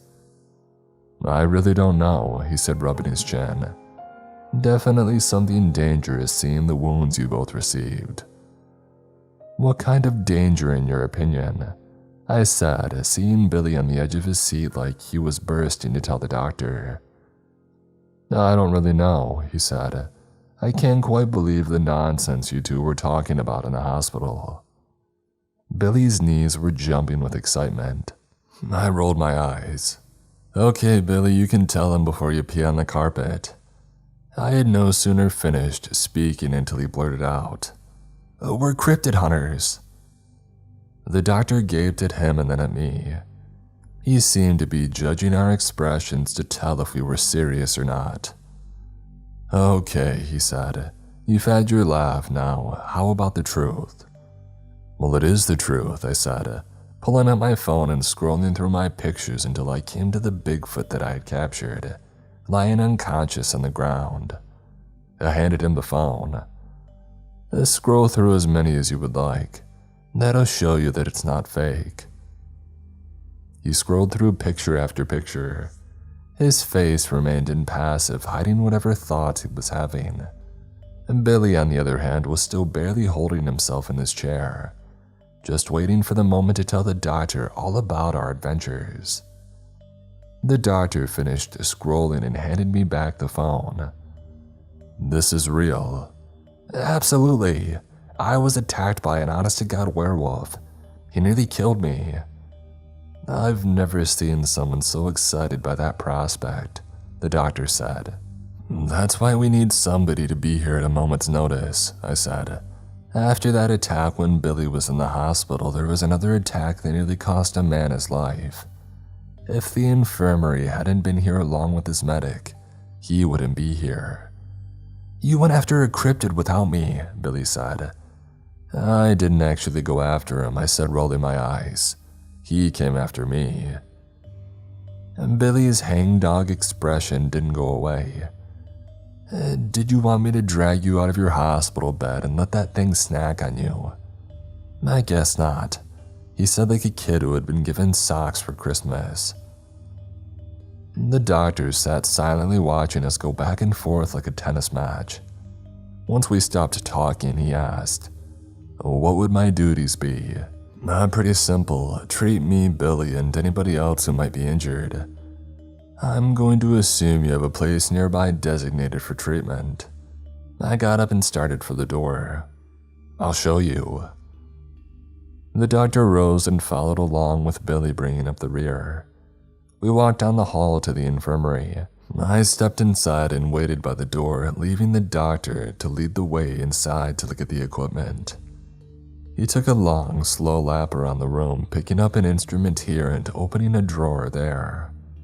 Finally, he stepped over to me. I'll need some more equipment, he said. Make me a list, I'll get it. I see you already have blood on hand. I assume that it's yours and his. Correct.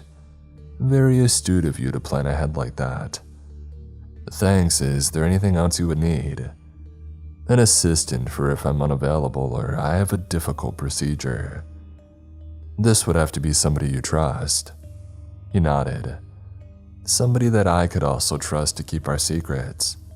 He nodded again. Would this assistant be on call as well? Of course. How much would they need to be paid? $250,000 a year. Done. I offered my hand and he shook it. Would you like to see the rest of the place? I think that would be wise, he said. I took him on a tour of the house with Billy following along beside us. At some point, Billy lost interest and disappeared. When I was done, I offered the doctor to stay for lunch, but he declined. We discussed details and he left. Billy reappeared soon after. Is he gone? Billy said. Yeah, he just left. Dang it, I wanted to see him off. Then why didn't you? Where did you go anyway? Oh, I just got sidetracked, he said, avoiding my eyes. Whatever, I've got to go order the doctor's list, I said, walking away, leaving him standing there staring at the wall. A short while later, there was a knock on my office door. I glanced up and there stood Dolores. Hey, stranger, I said. Long time no see, how you been? I motioned to the chair across the desk and she stepped in and sat. I'm good, how are you? I just got back from vacation, I said with a smile. Say no more, she said, returning the smile. How's your sidekick? He seems better. Does he? Yeah, why? Just then, Billy poked his head in the door. Hello, he said. Why, hello, young man, Dolores said with a smile. We haven't been properly introduced. I'm Dolores. Are you the one who saved our lives, Wendell? Billy said. Well, I stepped in and bought some time for others to save you, she said.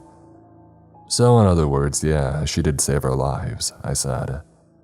Well, thanks very much, Billy said, stepping forward and offering his hand. Dolores shook it. It was my pleasure, young man, she said, smiling. I wonder if I could bother you for a cup of tea. Sure thing, Billy beamed. Anything for you. As Billy turned and headed for the kitchen, Dolores waved her hand and the door silently blew closed. I came to speak to you about something that's been bothering me, she said, suddenly turning serious. Okay. She sighed and hesitated for a long moment. I'm not sure how much you know about banshees. Very little, actually. We have a code. We're not supposed to inform anyone that we've had a vision about them until right before it happens. Well, that seems a little unhelpful. She shrugged. Oh, it is what it is, however, you've put me in a position where I feel like I have to break that rule. Why? She paused for a moment, staring at the floor. No one has ever treated me like you have. I didn't mean to. You don't understand. I have revealed my true identity to others and every one of them has turned their back on me except for you. I sat back in my chair, genuinely surprised. I don't know what to say. She wiped her suddenly moist eyes. You've accepted me as a friend regardless of knowing what I truly am, she said. Our friendship has been a gift. Has been. I came to tell you that you're in danger. It seems like I'm always in danger anymore, I said with a grin. This is different, she said without a trace of humor. Someone close to you will betray you. How close? I said, leaning further back in my chair. Not me, you idiot. She paused as Billy came in with a cup of tea. Here you go, he said.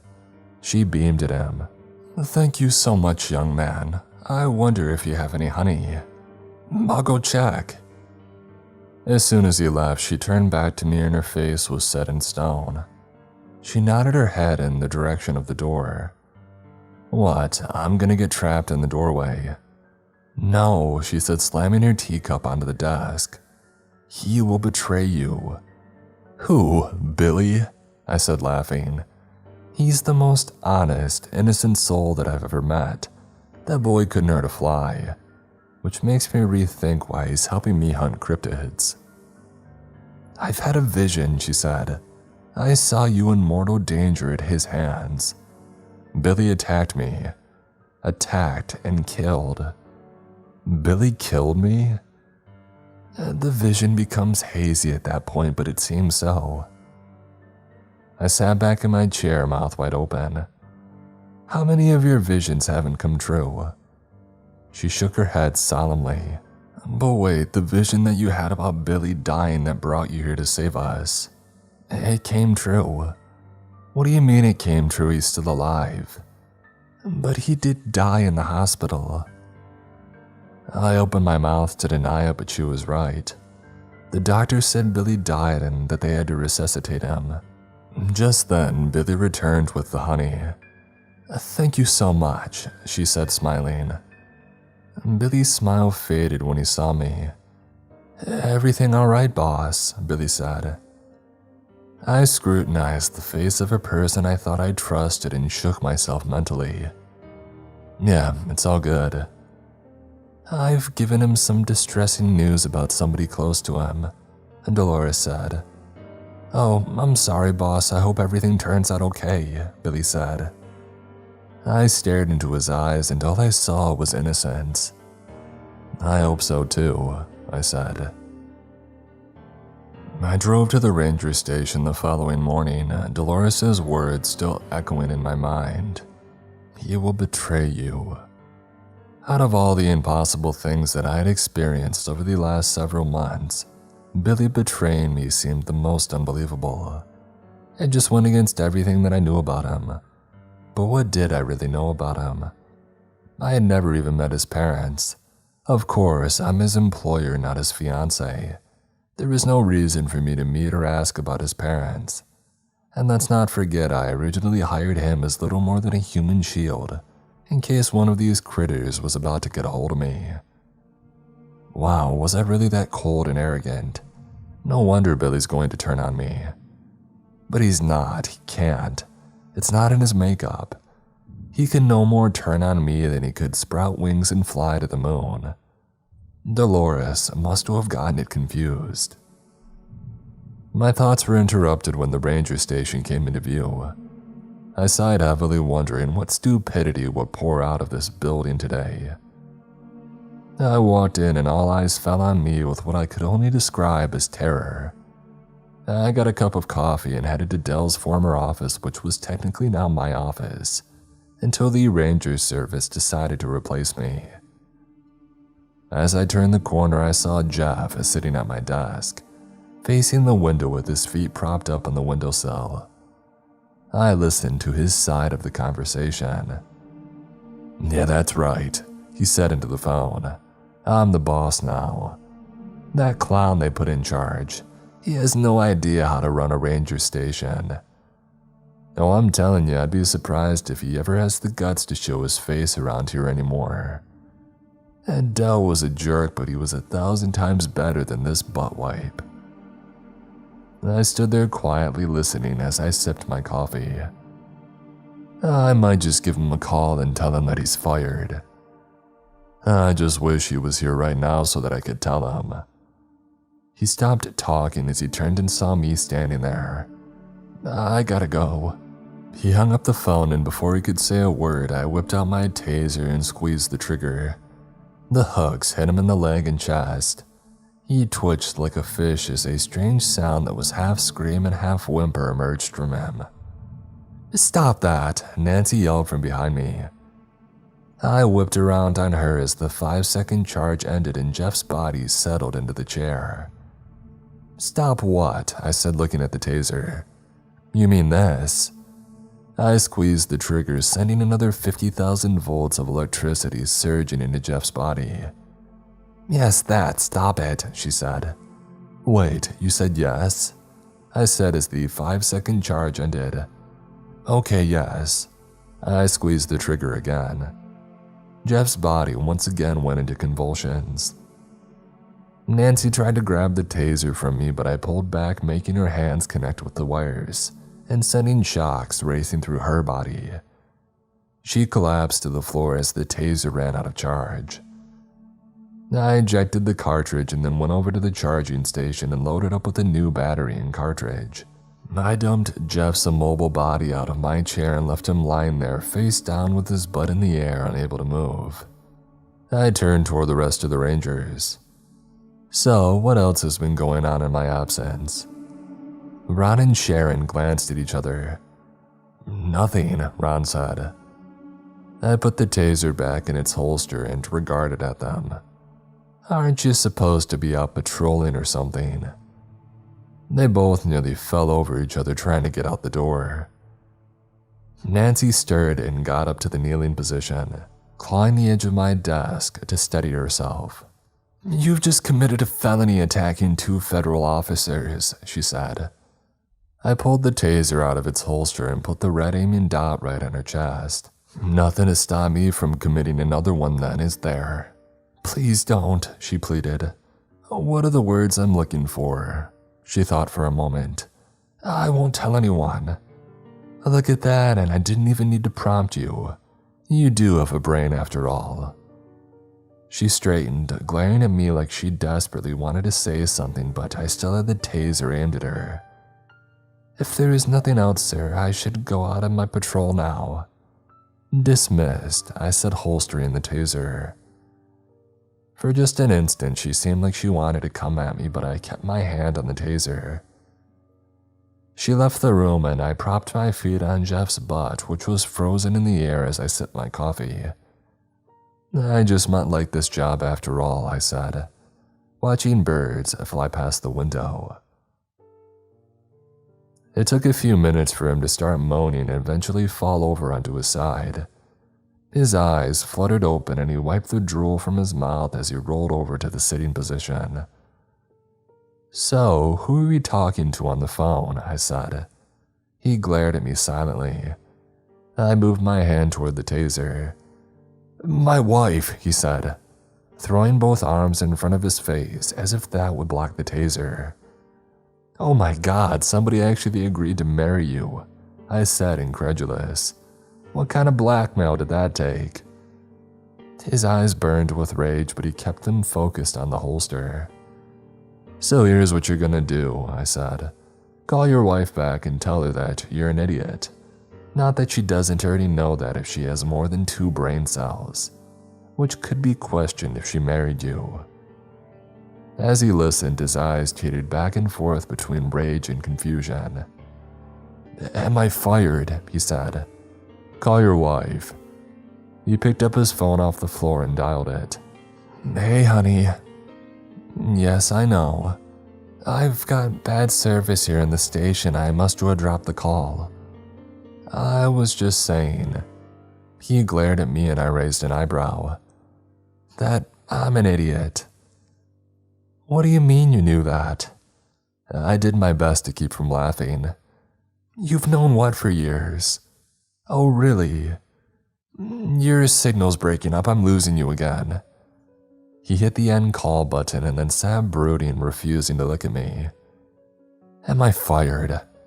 I stared at him for a long moment, long enough to make him squirm. Of course you're not fired. He breathed a sigh of relief. I'm looking forward to target practice every morning when I get my coffee. His eyes grew wide as he glanced from my eyes to the taser and back again. You wouldn't. My grin grew from ear to ear as I unholstered the taser. Okay, you would. He squealed, covering his eyes with one arm and holding his hand out, as if to block the electrical charge somehow. I holstered the weapon and sat back in my chair. I think you have a route to patrol, I said, turning to the computer. He peeked from under his arm and saw nothing pointed at him, and then he slowly rose and headed for the door. One more thing, I said just before he stepped through the doorway. He paused but didn't look back. Who's the greatest boss in the world? I said. He tensed up for a moment, his hands formed into fists, and then he relaxed and his shoulders slumped. You are, he said, and don't forget it. He trudged to the door and out of the station. I turned to the window and watched him go. I could already see him mumbling. Yep, I thought, sipping my coffee. I'm definitely going to enjoy this job. I turned on the computer and started searching through the federal database for Billy's name. A few minutes later, nothing came up. He wasn't hiding anything, at least nothing that he had gotten in trouble for. I called the local high school and talked to the principal, pretending to be an employer interested in hiring Billy. The principal had nothing but glowing remarks to say about him. He had been in the top half of his class, never got in trouble, but never really excelled at anything. Just one of those kids who flew under the radar and was a solid citizen. I thanked her and hung up the phone more confused than ever. If Billy had some dark past, I could see where there might be a chance of betrayal, but there was nothing. The kid was as clean as a baby's behind. I opened my phone and called Dolores. Hello? She said on the third ring. I'm just wondering how that kid could betray me. Not much for small talk today, are you? I'm serious, this is bothering me. I keep wanting to say that you're wrong. I want the same thing, believe me, but I saw it. Can you tell me the vision? She sighed heavily. I'm not supposed to. But you will, I said in a voice that wasn't threatening or pleading, just matter of fact. There was silence on the line for a long moment. It was dark and you were outside somewhere in the forest. Billy was beside you looking terrified, and it appeared as if you two were searching for someone or something. Like a cryptid. Possibly, but something was wrong. You seemed more worried than usual. You weren't talking or acting like your usual self. Charming? Incorrigible. Nice, I said sarcastically.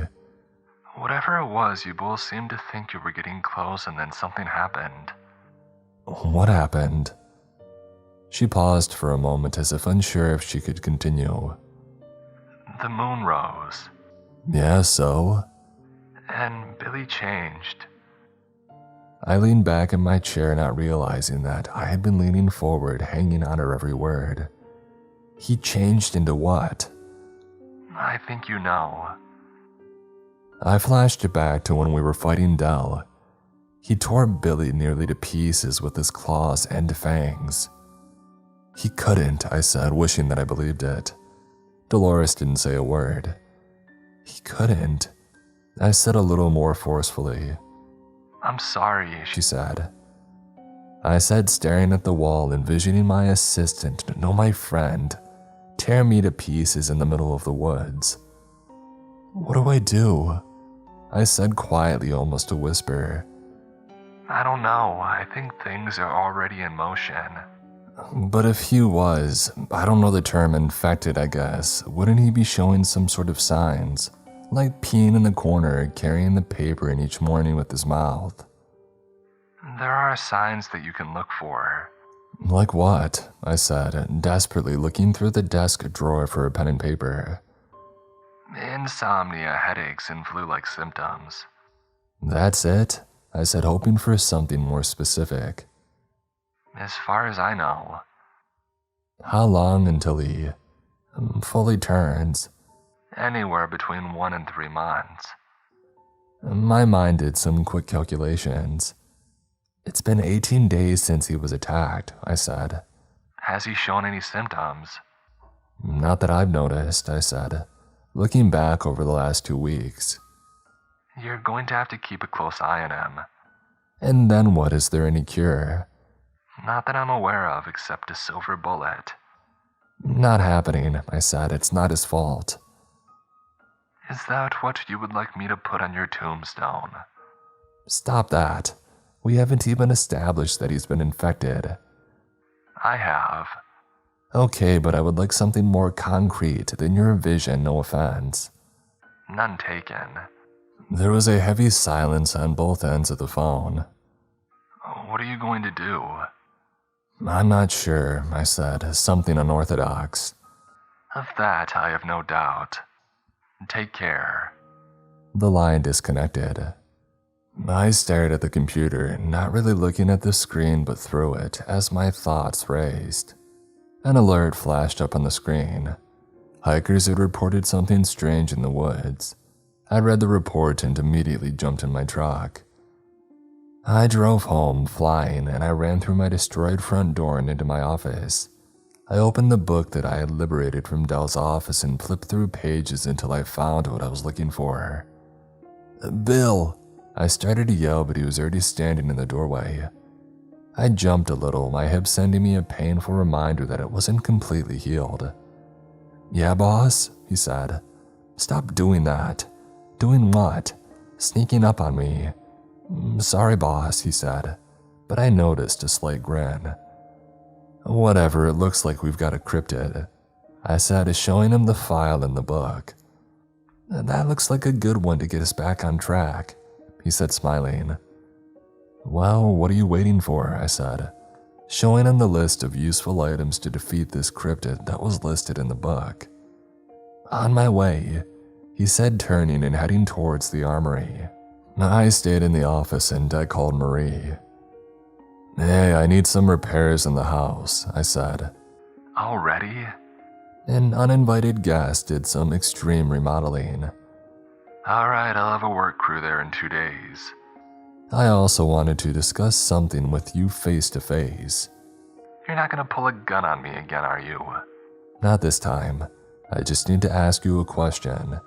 And you can't do that over the phone. I glanced up as Billy returned and gave me a thumbs up. "Most certainly not," I said, returning his gesture. Alright, I'll be there tomorrow, She said. We can discuss renovations and whatever your mystery topic is. "Thanks, I'll see you then." I hung up the phone and rose, heading for the door. Who was that? Marie, my assistant. "I thought that I was your assistant," he said as we headed for the front door. "She's my assistant who makes money. I thought that I helped you make money." "It's okay, son," I said sarcastically. "I love you just as much as your sister." "What?" he said, looking at me like I had sprouted a second head. It was a joke. He still looked like a dog who had heard a strange sound. Never mind," I said, starting the truck and heading down the driveway. We drove for about an hour well outside of our territory, but then I didn't really have a territory. I considered stopping in at the local sheriff's station and offering a bribe to save time, but this remote there was no telling if they would even respond to a cryptid sighting. The closer that we got to where the report said the creature was, the more I wished that I had stopped off at Dolores' house and convinced her to come along for the ride. If Billy really was a werewolf, it would be nice to have some backup. If Billy really was a werewolf, I couldn't believe I was really having that thought. If she hadn't been so deadly serious, I would have thought this was Dolores playing a prank on me. But I knew that look when she sat across from me in my office and first told me.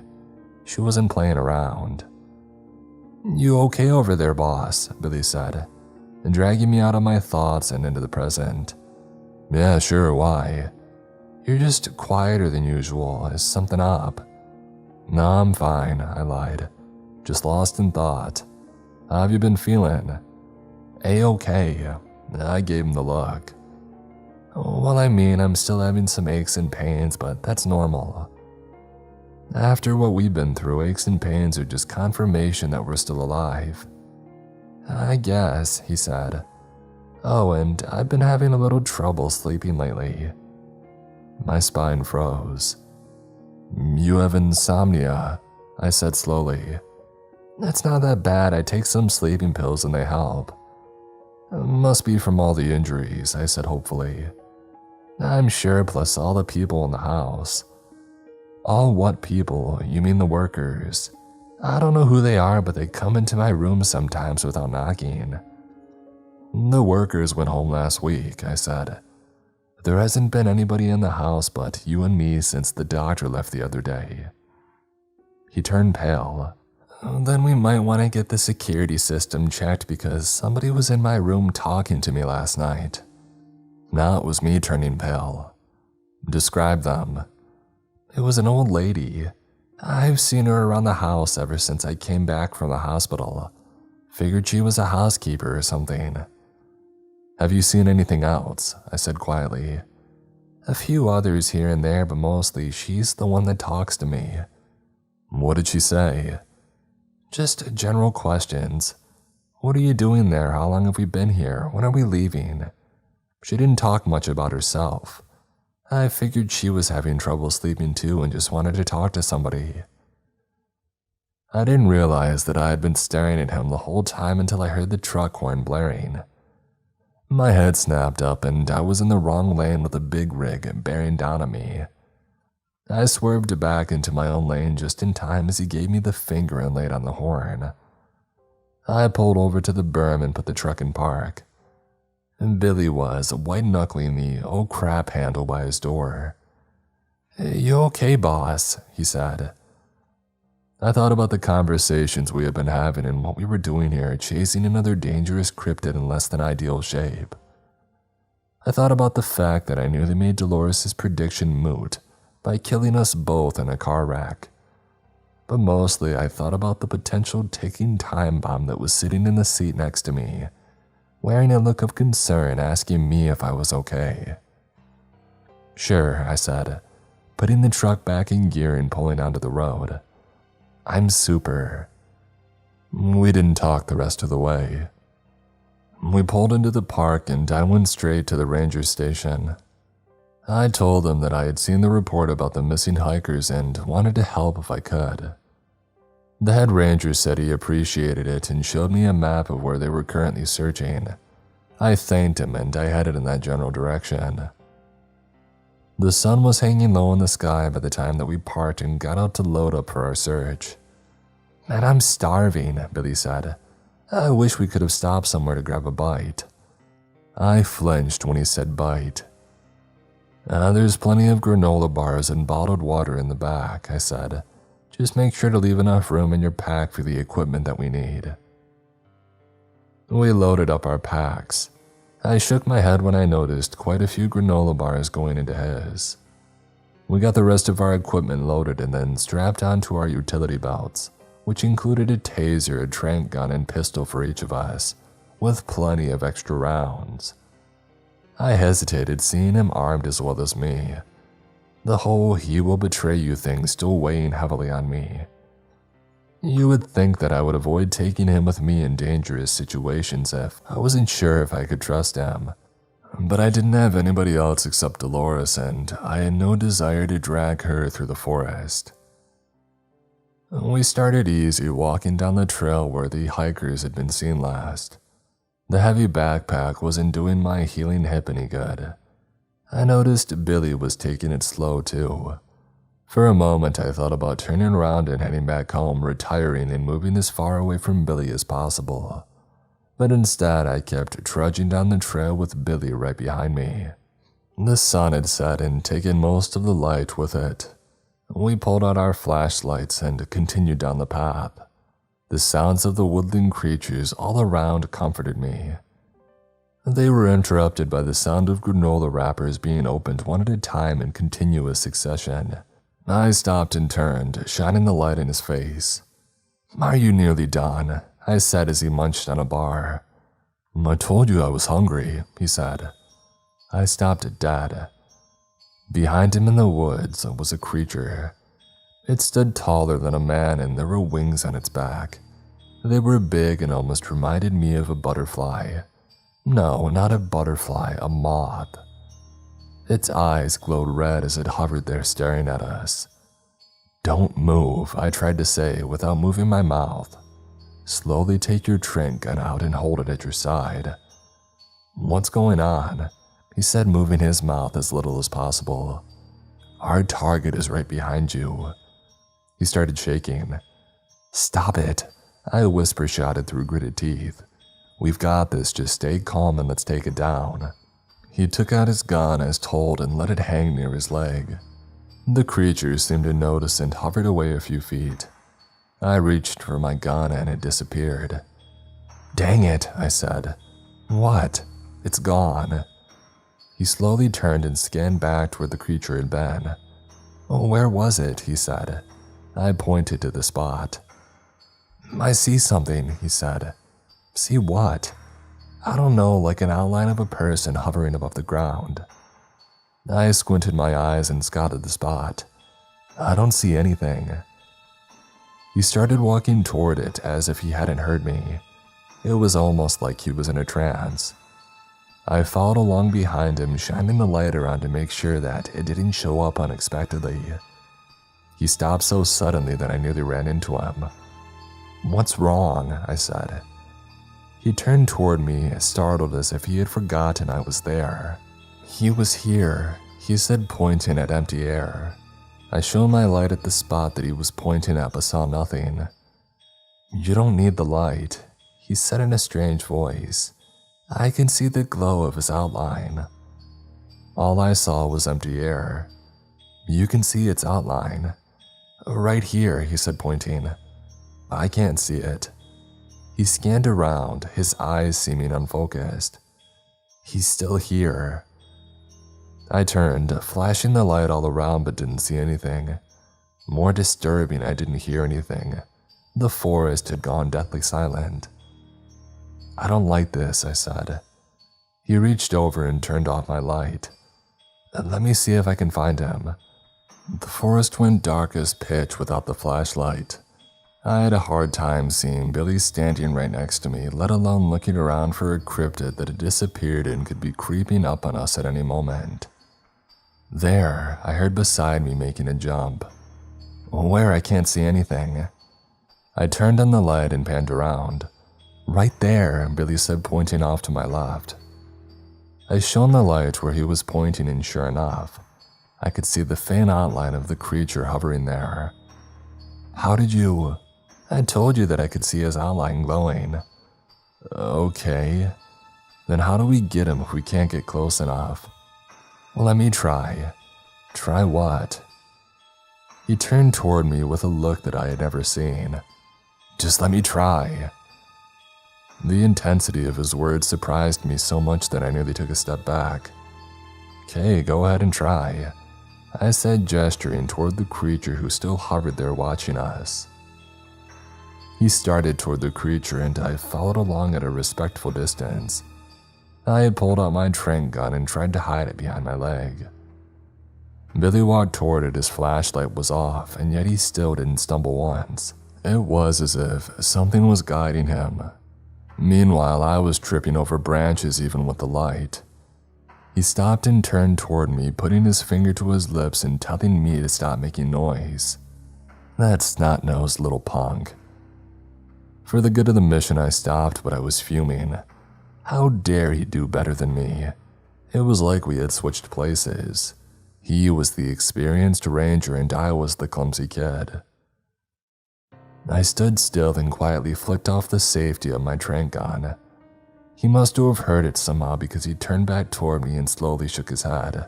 No, we were gonna have a serious conversation about this when we got back.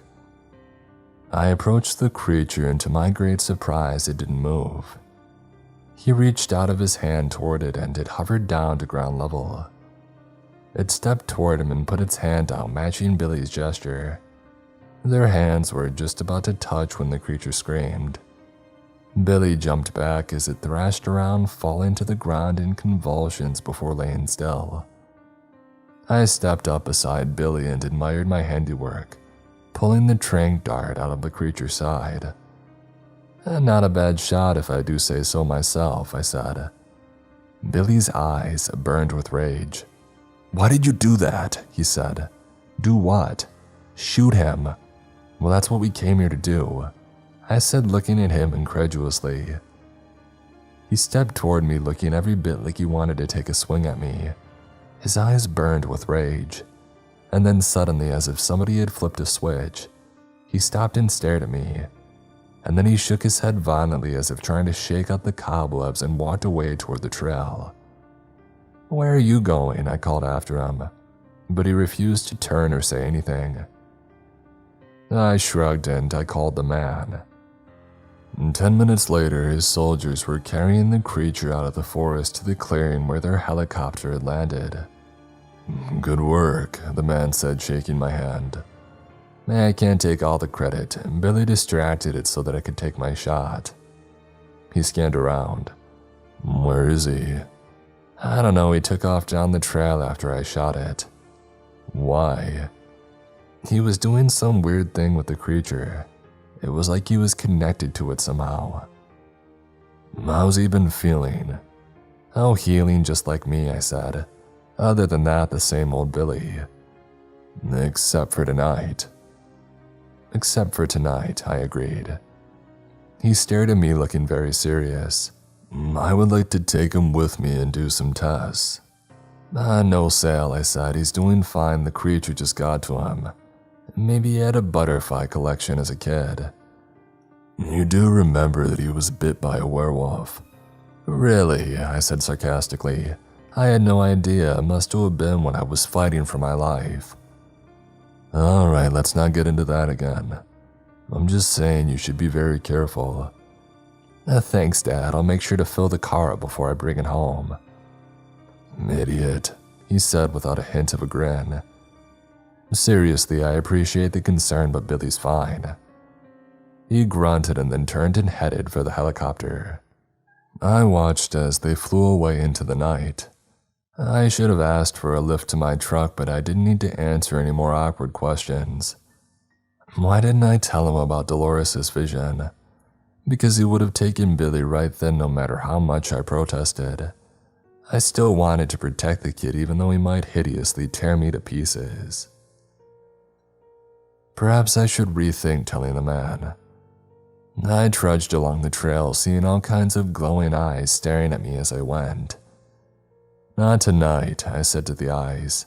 I'm tired and I already caught my quota. The eyes didn't go away but didn't get any closer either. When I got to my truck, Billy was leaning against it. I unlocked the doors and we both got in without a word.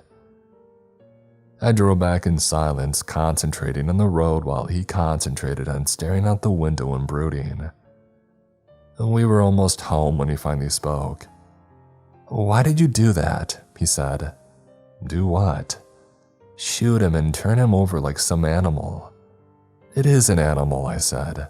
That's what we do. That's literally the entire reason we're there. What? He was a male of his species. How do you know that? Never mind. No, you started this, tell me. How did you know? He sighed. Oh, because he told me. What? I can't explain it, okay? It was just a feeling I got when I was looking for him. You got a feeling that this thing was talking to you. I knew you wouldn't understand, he said, turning back toward his window. I drove the last few miles in silence. When we got there, he got out of the truck and went inside. I sat there for a moment, feeling every bit like the father of a teenager who just made the "you don't understand me" speech. I never signed up for this. I just wanted to make some money and have somebody else around when things went bad. I dragged myself inside, feeling more tired than I had in a long time. I stepped through the opening that used to be a door only to find Billy standing near the grandfather clock facing the wall and talking. He doesn't understand like you do, he said to the air. I just can't talk to. He stopped and glared at me, then turned back to the empty wall and said, "Oh, we'll talk later." He walked away, heading up the steps. I thought you said you were hungry, I called after him. I lost my appetite. He disappeared down the hallway toward the bedrooms as I approached the empty spot where he had been standing. For some reason, I felt a chill but couldn't find anything that he could be talking to. It was literally an empty section of wall. I shook my head and went to the kitchen to grab a snack and then up to my room. When I passed Billy's doorway, I could hear him talking to someone. I didn't bother to ask any more questions. I was just too tired to deal with it. You've heard the expression, it was raining cats and dogs. Well, as soon as we got back, the sky opened up and dumped everything on us. It was raining lions and wolves. I seriously started to think about building an ark after day 2 when it hadn't let up. I called the ranger station and told Jeff that he could be in charge of rescuing anyone who was dumb enough to be out in this kind of weather, while I sat at home in front of a fire watching singing in the rain. For some reason, he sounded less than enthused about his assignment. I sat in front of a fire with my laptop. I had decided to do a case file on each of the cryptids that I had caught. I was looking up this last one by description. "He's a mothman," Billy said in my ear. I nearly jumped out of my skin, just barely keeping the laptop from crashing to the floor. "Why do you keep sneaking up on me like that?" I said, trying to get comfortable again. "Sorry," he said, not looking like he had meant it. "How do you know what that thing was anyway?" "I'll tell you, but you won't believe me." "After all the strange things that we've seen, I highly doubt that." "Okay, well, he told me his name and what people called him." I stared at him. "I don't believe it." "Told you." "How did it tell you? I didn't hear it say anything." "You won't believe me." "Are we doing this again? Just tell me." "I heard him inside my mind." My mouth dropped open, but I didn't make a sound. "Go ahead," Billy sighed. "You can say it." "I don't believe it." "You know, you seem to have a hard time believing things for someone who's seen so much unbelievable stuff." "Who are you, my therapist now?" He shrugged. "Do I get a pay raise?" "No." "Well, then I'm not your therapist." For a long moment, neither of us spoke. We just sat and listened to the rain pounding against the windows. I wondered if they would hold up against such a tempest. Movement caught my attention and brought me back to the moment as I saw Billy shake his head. It wasn't much of a movement, but it was enough. I watched him out of the corner of my eye, but he wasn't looking at me. He was looking beside me at the empty couch as if somebody was sitting there. For the longest time, I saw him having this strange, lip-moving, silent conversation with the air beside me on the couch. It would have been comical if it wasn't so weird. I was convinced he was playing a prank on me and wanted me to react so that he could say he got me. But some nagging feeling told me that it wasn't that. I decided to pull an end around and told him that I was going to bed. He said goodnight and I took my laptop up to my bedroom. As I walked up the steps, I saw a silent conversation with the empty couch become more animated. He never once glanced back to see if I was watching him. I closed the door to my bedroom and started for the desk, and then paused and locked the door. It seemed such an odd thing to do in the safety of my own home, but with Billy acting so weird, I figured better safe than sorry. I can't believe I just thought that. I must be getting old. I sat my laptop on the desk and started out on a new mission, closing my cryptid file after entering the name Mothman. Accessing the interior cameras, I began going back over footage, focusing on Billy's comings and goings. He walked backward at incredible speed as I rewound the footage. It was comical to watch, especially when he talked. I never realized how much of an animated talker he was. Suddenly, I slowed the recording and resumed it forward at normal speed. He had stopped by the grandfather clock and was standing there for a good 10 minutes and just staring at the wall.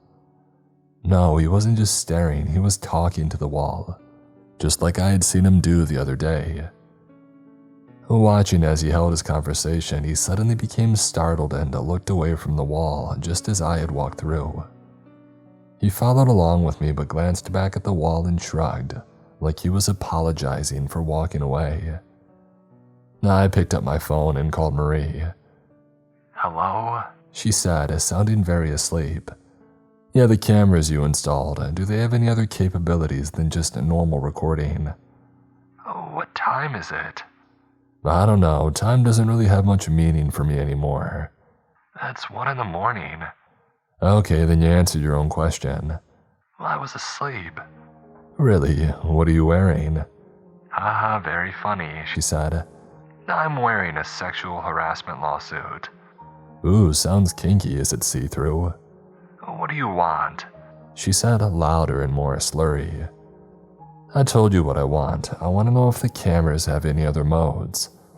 I think so. On the bottom right, there should be 3 dots. Click on them. Okay, it says options and then it says, oh, cool, other camera modes. Thanks. No problem. She slurred right before the line went dead. I rerun the video to where Billy was talking to the wall and I paused the video. I cycled through the camera options one at a time, not noticing much except the screen changing colors until suddenly I froze.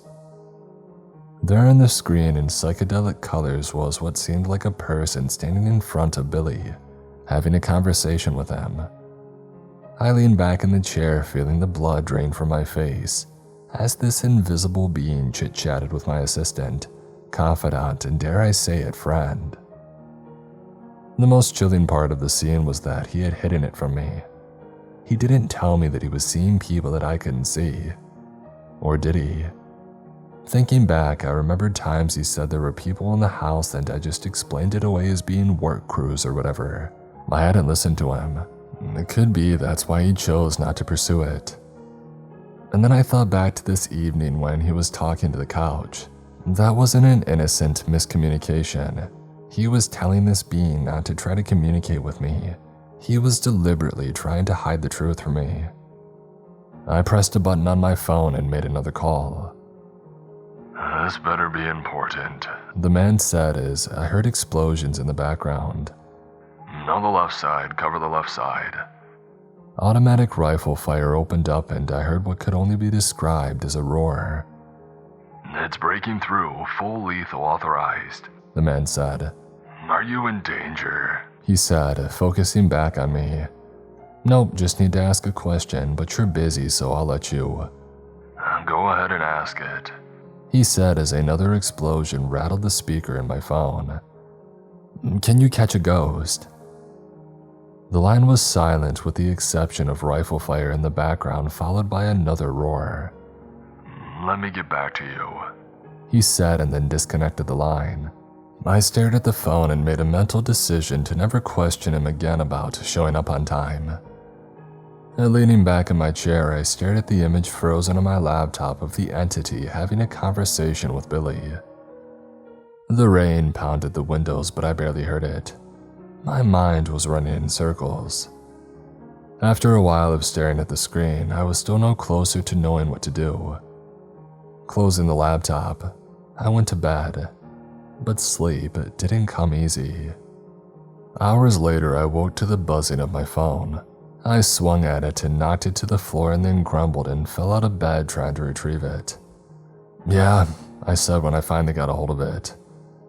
It sounds like I'm disturbing you now, the man said. Nope, just sleeping, I said. Nothing like what you were going through during the last call. Oh, that was a minor concern, nothing that we couldn't handle. Dang, I thought. That was minor? Anyways, to answer your question, yes and no. Well, that's as clear as mud. Yes, we can catch a ghost, but there have to be some specific circumstances. Okay, well, I have pictures on my laptop. If I send you those, will it help you decide? Go ahead and send them, he said. We'll analyze the situation and see what can be done. Understood, Chief. In the meantime, go back to bed. Yes, sir, I said with a mock salute even though I knew he couldn't see it. The line disconnected. The sleep wasn't happening, the excitement was too much. I went through more video isolating and sending a copy of every instance of the ghost that I saw. Most of them seemed to center around Billy. There were very few occurrences of the ghost appearing alone. I couldn't believe that I was gathering physical evidence of not only a ghost's existence but of its habits and movements. Yet another thing I never thought I'd be doing just a few months ago. Finishing up the package, I sent it off to the man, and then finally crawled back into bed and closed my eyes. Hey baby, do you want to go again? Came a lovely, feminine voice in my ear. Sure, I said, rolling over and looking up at a fully dressed and smiling Marie. If we're gonna go again, you'll need to remove those clothes. I think you know I was joking. Not cool, I said, yawning and stretching. So, to what do I owe the honor of this breaking and entering? I only entered, she said, holding up a keycard. Did I give you that? I may or may not have made my own copy in case I needed access to any room in the house, including my bedroom, I said, making my eyebrows go up and down. Oh, don't flatter yourself. I was just getting you back. You woke me up and now it's your turn. You didn't read that little clause in your contract that says anybody entering my bedroom is subject to extreme loving. What contract? The one that I just wrote in my head. Yeah, I don't think so. Whenever you're ready to talk to me about your super secret subject, come down to the office. I reached out and grabbed her hand. You have 3 seconds to let me go, she said. Okay, sorry, I said, releasing her. I just can't be sure about the office anymore. Her serious expression turned curious. What's wrong with the office? It's not what, it's who. She shook her head. It's too early in the morning for this. Please start making sense. I need you to restrict Billy's access to one room. The kid? Why? I shook my head. It's a long story. I just need you to do it. Okay, she said, slowly backing toward the door. She turned to leave and then stopped. You mean you want him to only have access to one room? What? No. Well, think about what you said. I need you to restrict Billy's access to one room. My mouth fell open as I realized she was right. Okay, I need to have one room that I can access and Billy can't. Is that better? It's clearer, even if I have no idea why. It needs to be somewhere out of the way, some room that he barely ever uses. I'll go over some video and see which room is the best. She turned and laughed. I pulled the blanket over my head when I heard a knock at the door. Hey, didn't I make it clear? I said, not wanting to get up. Billy opened the door and stepped in. Make what clear? Sorry, I was talking to Marie. He glanced around. Do you see her in the room? She went down to the office, idiot. Okay, I'll go talk to her. You do that, I said, rolling over and burying my head in the pillow. A few hours later, I woke up refreshed but annoyed. I went downstairs to see what kind of damage had been done in my absence.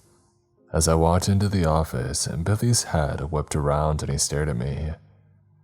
I guess I'll get going, he said to Marie, who was sitting at my computer looking busy.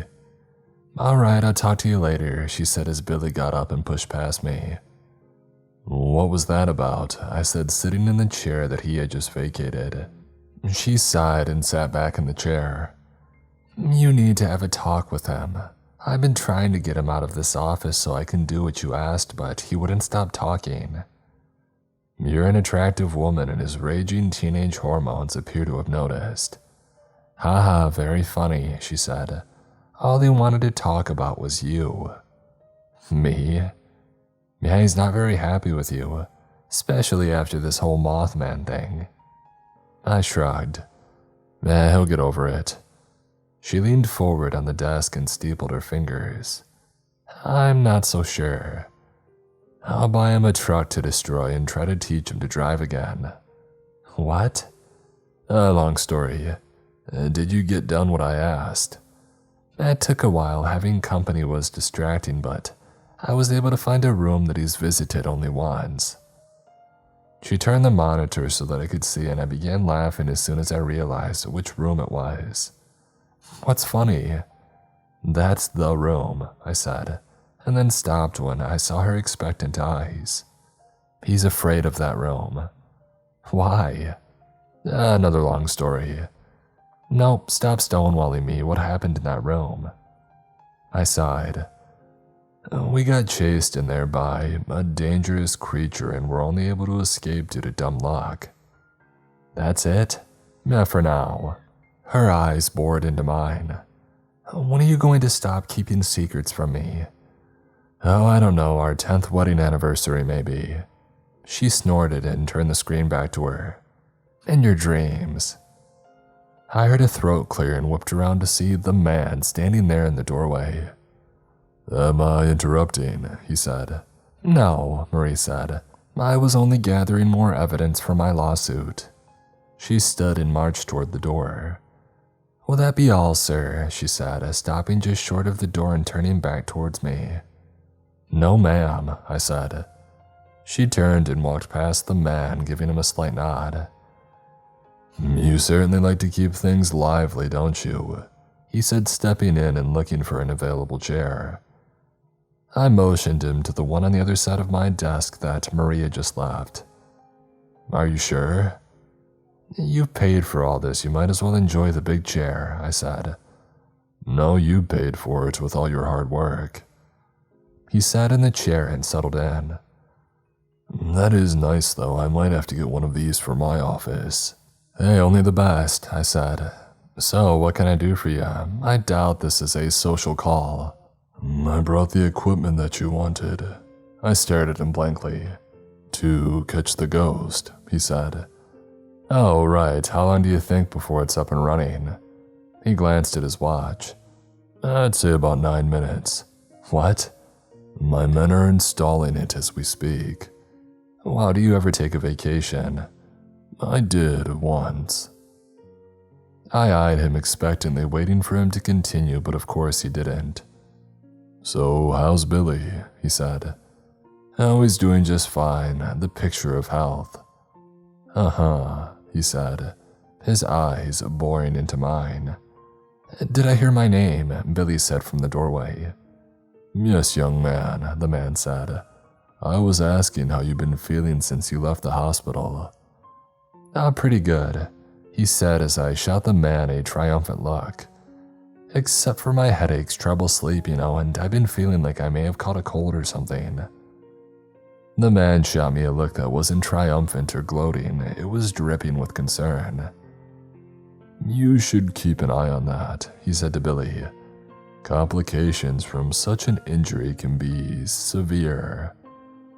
"You think I should go back to the doctor?" Billy said. "Oh, I'm sure you'll be fine," I said. "He's just being overly cautious." "Oh, okay. Why are you here anyway? Usually you grab whatever creature we have and fly away," Billy said. "I brought some special equipment for you two to capture." "Our next cryptid," I said, cutting him off. "You think it'll get inside?" Billy said. "It's a difficult creature. Just want to be prepared in case something happens." The man sat watching us silently. "Okay, I guess better safe than sorry," Billy said. "Well, if you'll excuse me, I think I'm gonna go take some cold medicine and lay down." He nodded to us and then turned and left. The man watched him go and then turned his gaze to me. "No," I said, "you're not taking him." He silently stared at me. I said no. His eyes bored into mine. "I know what you're thinking, that I might regret that decision." His watch dinged. "Looks like we're finished installing your traps," he said, getting up. "Would you like to see how they work?" I followed him out into the main hallway and we stopped beside the grandfather clock. I scanned around, but I didn't see anything out of the ordinary. "Where's all the equipment?" "It's hidden so the prey doesn't know it's there."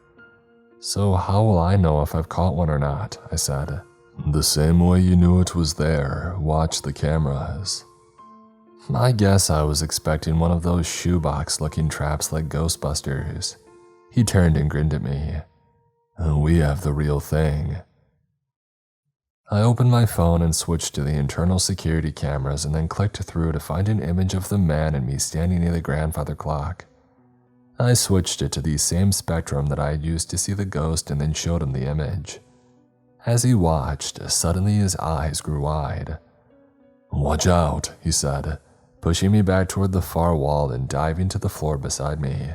I was just about to ask him what his deal was when lights began to flash up and down the hall. There was a tremendous crashing sound as the grandfather clock fell to the floor. Streams of light flashed all around the spot where the clock had stood. I was confused at first, but then I saw an image appear. It was an old woman in an old-style dress, but she appeared to be in pain. Something held her immobile like she was being electrocuted. She shook as the electricity poured through her, and then suddenly she screamed. It was unlike anything that I had ever heard before. It sounded like a chorus of screams in every octave and some that weren't humanly possible. In the middle of this, Billy came rushing down the stairs. He saw what was happening and he dove toward the woman. "No!" he screamed as I tackled him before he could reach her. "Let me go!" he screamed as he thrashed in my grip. "You're killing her!" I didn't bother with the obvious argument that she was already dead. I just held on to keep him out of the explosion of light. His strength was surprising. It was all that I could do to keep a hold of him as he clawed at the floor trying to reach her.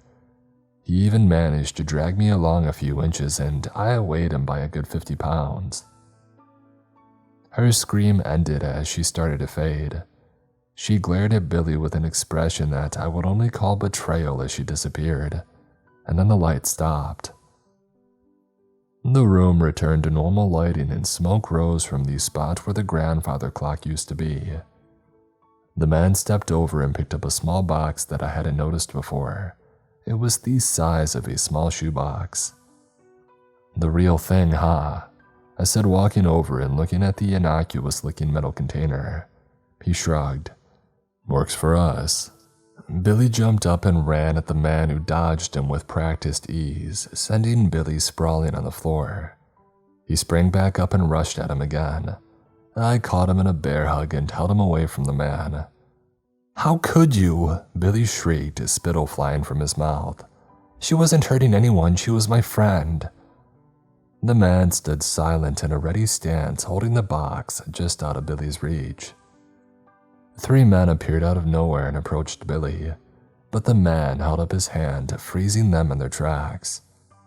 He managed to squirm his way out of my grasp and stood there breathing hard. "Why can't you ever let things be?" he said, glaring daggers at me.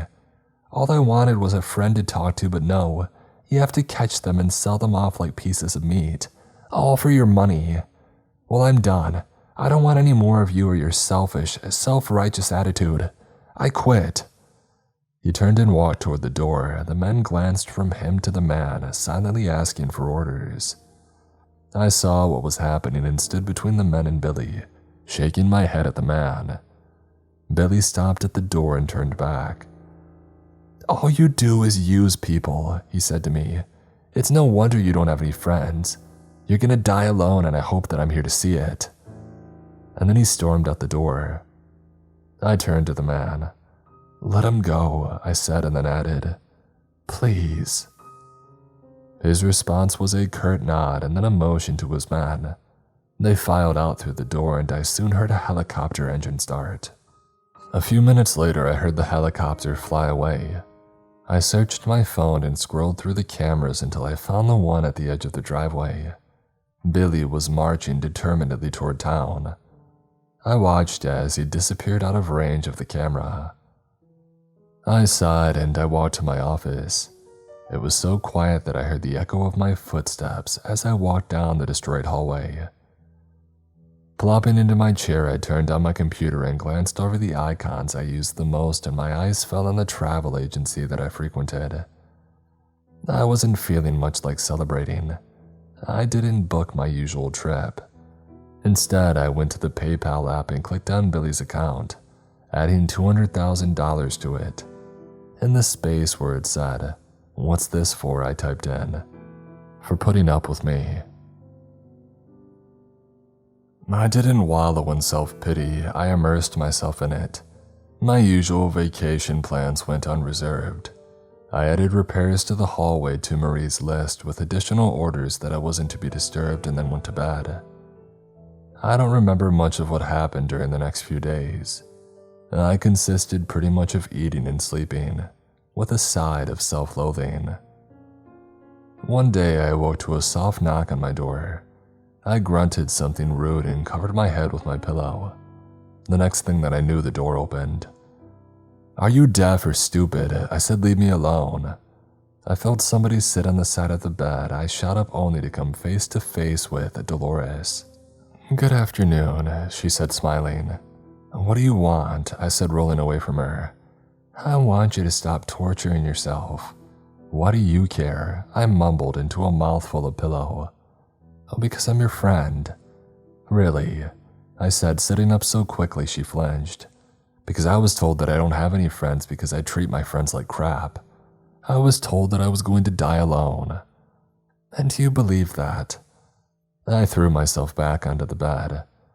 It's true, isn't it? I treat everyone like crap. Of course it is. I mean, that's who you are. I stopped and stared at her. Not everybody's meant to be a saint, she said. In fact, if everyone were saints, there would be no need for them. But I treat everybody close to me like garbage. You say you do, but I don't agree. But Billy was upset, she said. He wanted to hurt you the way that he was hurting. Wait, how do you know what happened? Oh, Marie and I had a nice little talk. But she wasn't there either. Dolores lowered her eyes. I may have also called Thomas. Really, wow. I didn't think you two were on speaking terms. Oh, he told me what happened and he felt you might need somebody to talk to. Surprising. Is it really? She said.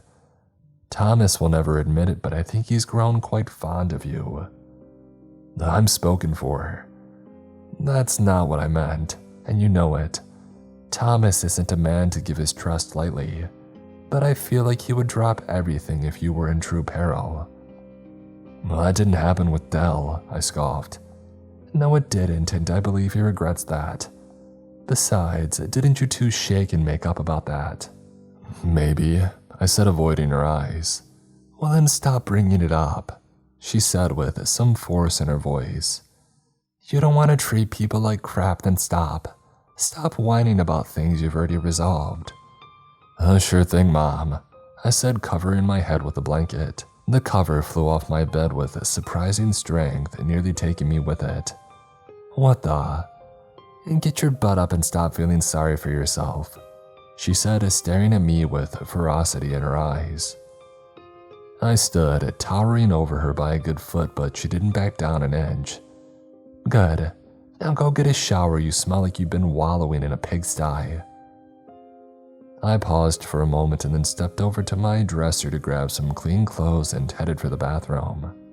When I was done showering, shaving, and brushing my teeth, I felt much better.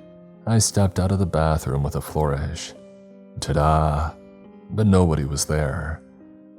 I wondered for a moment if I had dreamed the whole thing or if she had some sort of power to invade people's thoughts. I shrugged it off and headed downstairs to my office. Upon arriving, I found Marie hard at work on my computer. Ah, there he is, she said. It appears you've dragged yourself out of your pit of despair. Well, Dolores tossed me a ladder, I said. I like her. We had a little chit-chat. About me? No, well, yes, but it wasn't. Did you tell her how much you want me? I said, edging closer to my side of the desk. She rolled her eyes. You're so juvenile. You didn't answer my question. No, I didn't tell her that I had any feelings for you because I don't, aside from wanting to kick your butt sometimes. Ooh, sounds kinky. Okay, can you stop? All right, I said, throwing up my hands in surrender. Thank you, she said, continuing to work on the computer. Why must you continually throw these flirtations at me? You need to look at yourself in the mirror more often. Why, is something wrong? She said, feeling her hair to see if it was out of place. Nothing's wrong at all, I said, leering at her. Stop it, she said, her cheeks turning red. Yes, ma'am. So down to business. Yeah, it's about time you stopped fooling around, I said. She fastened me with the, really, stare. I reconfigured the cameras to show whenever there is any activity in the spectrum that you saw Billy talking to his friend. I flinched when she mentioned Billy's name. She seemed to notice but didn't say anything about it. So if a ghost floats in front of the camera, it'll switch to that spectrum and send an alert. Well, I appreciate that, but I shouldn't be needing that anymore, I said. Actually, I'd been. Wait, I said, holding my hand up to silence her. Do you smell that? She sniffed the air. Yes, what is that? It smells like, I said, jumping up and dashing toward the kitchen. When I threw open the kitchen door, I found Dolores standing in front of the stove. The smell of the delicious food overwhelmed me and I immediately started salivating. Marie almost smacked me with the door as she came through, staring as well. "Well, hello, you two," Dolores said, stirring something in a large pan. "I figured you hadn't had a good home-cooked meal in a while, so I took the liberty." "Is that," I said, "beef stroganoff with mashed potatoes and asparagus?" It was all that I could do to not start panting like a dog. "Have I told you lately that I love you?" I said. Dolores smiled. "Flattery, Sarah, will get you fed," she said. "Oh, why don't you set the table?" In a flash, I had plates, glasses, and silverware out, and then dove into a chair as she carried over the courses one by one. It was tough, but I managed to wait for both ladies to serve themselves before heaping piles of deliciousness onto my plate. The amazing aromas didn't do the flavors justice. It was hands down the most delicious meal that I had ever eaten, and I've had gourmet meals during my vacations cooked by world-renowned chefs. For a solid 10 minutes, the only sounds around the table were silverware along with mild slurping sounds and the occasional belch. I'll let you figure out who that was. The ladies both leaned back before I finished my last bite. "Ah," I said. "Feel like my stomach and mouth had a mutual orgasm." Marie rolled her eyes. "You just had to make it weird," Dolores said. "Don't I always?" "Usually," Marie added. "It at least sounds like you're getting back to your normal self," Dolores said. "What, the one who treats my friends like crap?" I said. "Enough," Dolores said loudly, causing the word to echo around the room in a way that I had never heard before. "You can be a jerk when you want to, but you also care about those close to you," Marie said. I raised my eyebrows up and down at her. "Not that way," she said, exasperated. "The point is, you need to let Billy go. Right now he's upset, but in time he might return." "Is that a good thing or a bad thing?" I said. "What do you mean?" Marie said. "I'm guessing you haven't told her about your vision," I said to Dolores.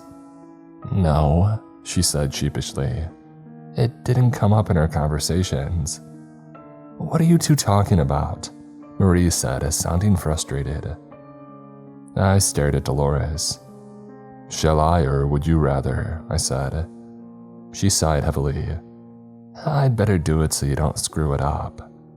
I held my chest as if wounded by her comment. "I had a vision of Billy killing our esteemed benefactor here," she said, indicating toward me. "A vision?" Marie said. "Dolores is," I said, struggling to find the right words while looking Dolores in the eye. "Special, she has certain abilities, one of which is being able to predict the death of people around her." Marie sat silent, staring at me as if digesting what she was hearing. "And you had one of these visions," she said to Dolores. "About Billy killing him?" She pointed at me. Dolores nodded. "So if we believe this to be true," Marie said, "shouldn't we be worried that he might come back here with a gun?" "That's not how it happens," I said. "Happens?" Marie said, looking annoyed. "As in you've already accepted this and you're okay with it." "I never said that I was okay with it, but I know it won't happen that way," I said. "Well, then how will it happen?" Marie said. Dolores and I locked eyes. "I think that's a detail we're not sure you're ready for," I said. Marie sat back in her chair and folded her arms across her chest. "Exactly who is responsible for setting up all these security systems in and around this house?" she said. "You don't think I'm ready to handle whatever threats that might come your way?" "What if I said it doesn't happen at the house?" I said. Marie hesitated. "Well, then I would say you're grounded. If it doesn't happen at the house, then keeping you here keeps you safe." I hadn't really thought about it that way. She had a point, but I couldn't stay hiding in my house for the rest of my life, like some eccentric billionaire. I wasn't that rich. Eventually, I would go stir crazy anyway. Dolores watched me as if reading my thoughts. I wondered if she was able to do that. "Mind your own business, old woman," I thought. Her effect didn't change. Either she was good at hiding her emotions or she really couldn't read my mind. The latter, Dolores said, winking at me. Okay, that's terrifying, I said. She shrugged. You'll get used to it. Marie cleared her throat.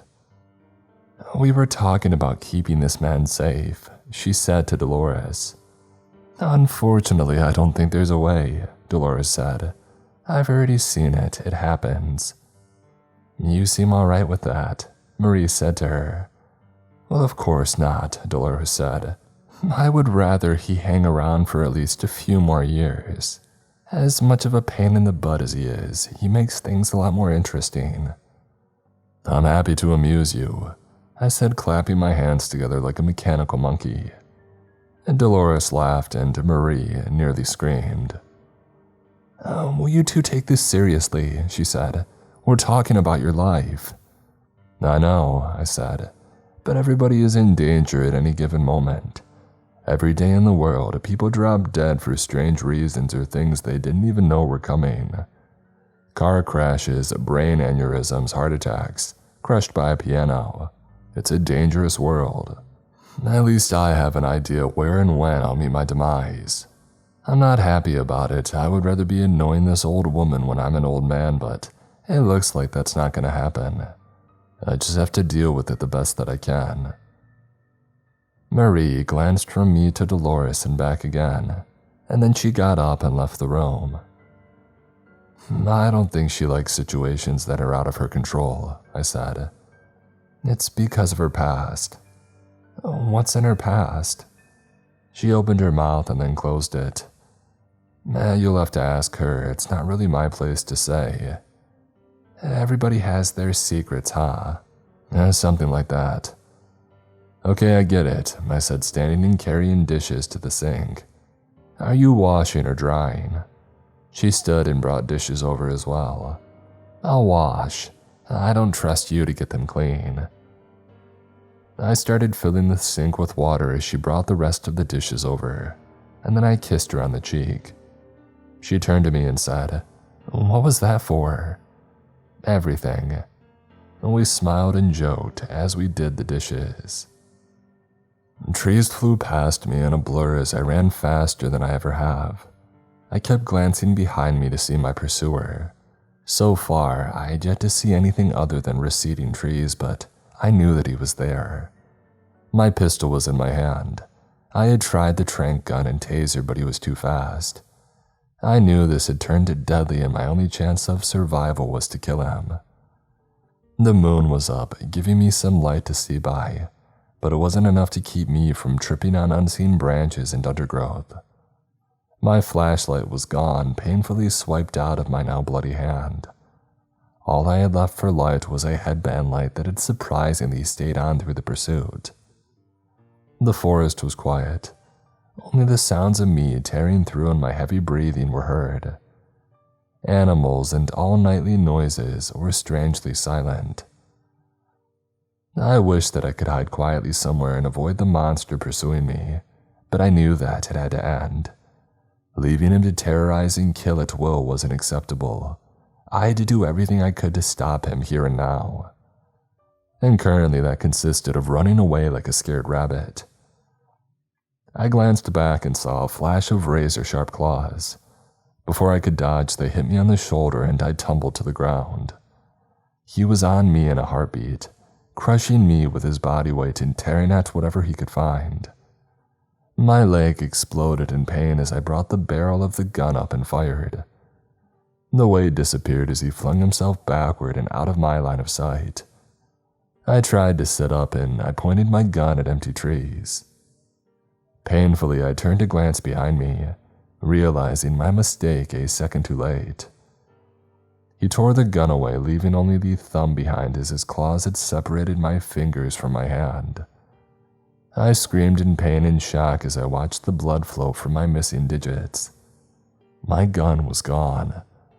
The only weapons that I had left were my tranq gun and taser, but he had already proven too fast for them. Having no other option, I fumbled for the taser with my left hand, but just as I got it out, the claws swiped once again, and this time he took my entire hand. Blood sprayed from my arm that now ended at the wrist. He held my hand with the taser still in it and dropped it to the ground while standing over me and staring with a triumphant glare. I tried to think of something defiant and witty to say, but all my traumatized mind could come up with was, "Billy." He lunged at me with impossible speed, his claws aimed at my head. I awoke with a start and sat bolt upright in bed. I was soaked in what I hoped was sweat. These nightmares had gotten more and more intense with each occurrence. Fortunately, they didn't happen every night or I would be a basket case. It was bad enough that I had to agree with Marie on a self-imposed grounding, but after a month I was starting to go stir-crazy. Yes, she and Dolores would frequently visit me, though seldom at the same time. I think they made a deal to take turns babysitting me so I wouldn't be alone long enough to decide that I needed fresh air or companionship. You gotta love them for their dedication, but I was feeling cooped up and quite honestly tempted to take one of my vacations, if for no other reason than to have some quality time with my two lovely ladies overseas. Try as I might to entertain myself by spending money, it didn't quite satisfy the way that cryptid hunting did. Oh, and I built another dummy corporation and threw a bunch of money at various charities that seemed like they cared about their cause. But that wasn't really keeping my interest either. I got so bored that I started taking an active interest in the idiots at the ranger station. Buying them new trucks seemed to make them happy, and it wasn't like I was really losing anything. Marie had a knack for making money, and the more that she had to play with, the more that she could make. She had hustled and worked and dealt so much and so well that my net worth was approaching 10 figures. But it didn't really mean that much when I was under self-imposed house arrest and couldn't get out to enjoy the toys and other things that came with incredible wealth. Marie must have sensed my restlessness and came to me one day with a surprise. "Here," she said, handing me a bracelet. "Does this mean we're going steady?" She rolled her eyes. "No, it's an alert bracelet." "Oh, like if I've fallen and can't get up?" "Yes, something like that," she said. "It monitors your vital signs. If they get below a certain threshold or if you press the button, it sends a location signal to the man and your personal doctor." Why would I need this in my personal dungeon? I think we both know that eventually you're going to venture outside. This is just in case something happens. "Nah, keep it," I said, handing it back to her. She covered my hands with her own and pushed it back toward me. "Oh, just wear it," she said, her eyes glistening. "Please." She turned and walked away, wiping her eyes. I took the bracelet and set it on my bedstand. It was almost 3 months to the day when I finally decided that I'd had enough. Marie had been sick and didn't come to visit me, so I took my chance. Driving to the station and walking in was like a breath of fresh air. As soon as I walked in, Jeff shot out of the chair like a spring launched him. How's it going, boss?" he said. "Relax, I'm not here to run the show, just wondering what's been happening." "Oh, what do you mean? We've all been doing our jobs like we're supposed to." "I'm sure you have," I said in what was trying to be a soothing tone before Jeff had a heart attack right in front of me. I guess being tased will make you a little jumpy. "I'm just curious if anything's been going on in the park. Any strange reports?" "Nothing that we can't handle," Jeff said with a mixture of pride and defiance showing through his fear. "There's been a few hikers injured by an unidentified creature," Nancy said from behind me. "Has it been identified?" I said, turning toward her. Nothing conclusive. Vague accounts from victims say that it's large, bipedal, and covered in hair. One called it like a weird Bigfoot. What have their injuries been?" "Claw marks mostly. One of them was bitten and was examined for rabies." "Any specific place where these attacks have taken place?" Nancy led me over to the map table. There were 2 distinct marks in red on the map that weren't very far apart. "Here's where the attacks have taken place," she said, indicating the red spots. I pulled out my phone and took pictures of the map. "Anything else that I should know about them?" I said. Nancy pondered that for a moment. Oh, they took place around a month apart. Was there a full moon when they happened? She stepped over to a calendar hanging on the wall, flipped up the page, and then let it fall. My God, I never thought to check. Yeah, they both happened on a full moon. I bolted for the door before she was done talking. My truck sprayed gravel as I floored it, heading toward the areas where the attacks had happened. They weren't very far from each other, so I had a reasonably small area to search. Parking my truck at a trailhead that was in between the two sites, I loaded up with my equipment. My backpack had been reloaded with a new parachute, and my belt held 3 standard weapons: a taser, a tranq gun, and a .45 automatic, with plenty of extra rounds for each. I ejected the clip and reached into a cabinet in the back of the truck to pull out a clip loaded with special silver-tipped rounds. I stared at them for a long moment inside before loading them into a .45, and then grabbed 2 more clips of silver-tipped rounds and put them in the clip holders of my belt. My nightmare flooded back into my mind and mixed with Dolores' vision. I tried to swallow the fear. This was the life that I had chosen. This was what I was good at. And if I didn't deal with this threat, somebody else would have to. I mean, there was no one else. It was my responsibility. I should have let the man take Billy months ago, but I was in denial and didn't want to see what was right in front of me. All of my bullheaded, self-reliant, arrogant nonsense was coming back to bite me. If only I had reached out to those who were right there and willing to help me. Maybe it wouldn't have come to this. Perhaps if I had hired a dozen men to go take care of this problem for me, it would have turned out differently. But in the end, I knew that's not who I am. I love handling these problems by myself. It's a thrill like no other, and as many times as I've cheated death, eventually I would have to face it. I was about to die. That thought made me hesitate as I took a step toward the trail and began my hunt. The only way to save my life was to kill my friend.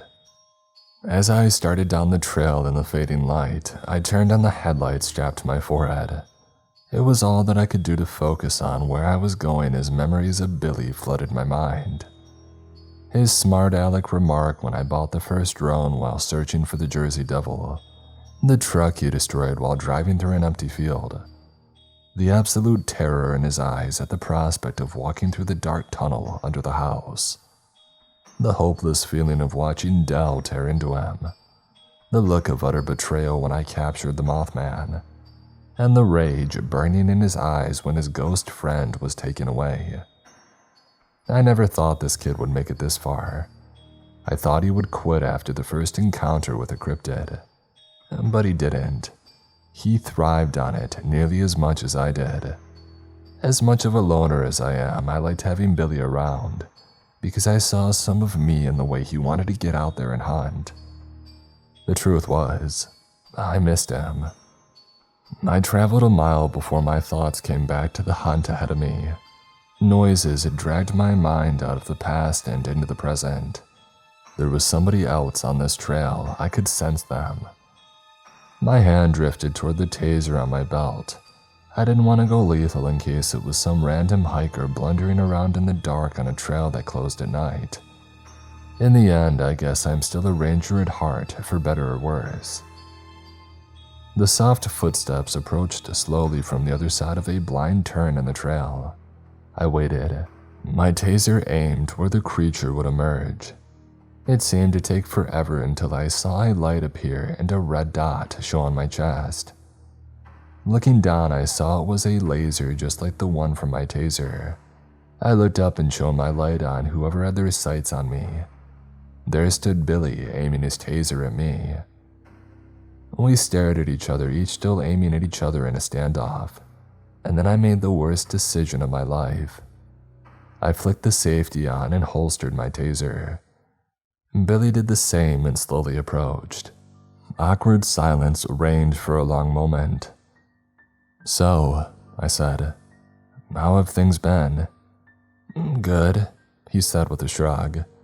"I see you put the money to good use. I said, eyeing his rig that seemed suspiciously like mine, right down to the trank gun in 45. Well, I learned from the best, he said. What are you doing out here? I'm sleepwalking. I smiled in spite of myself. I see your rig isn't the only thing you copied from me.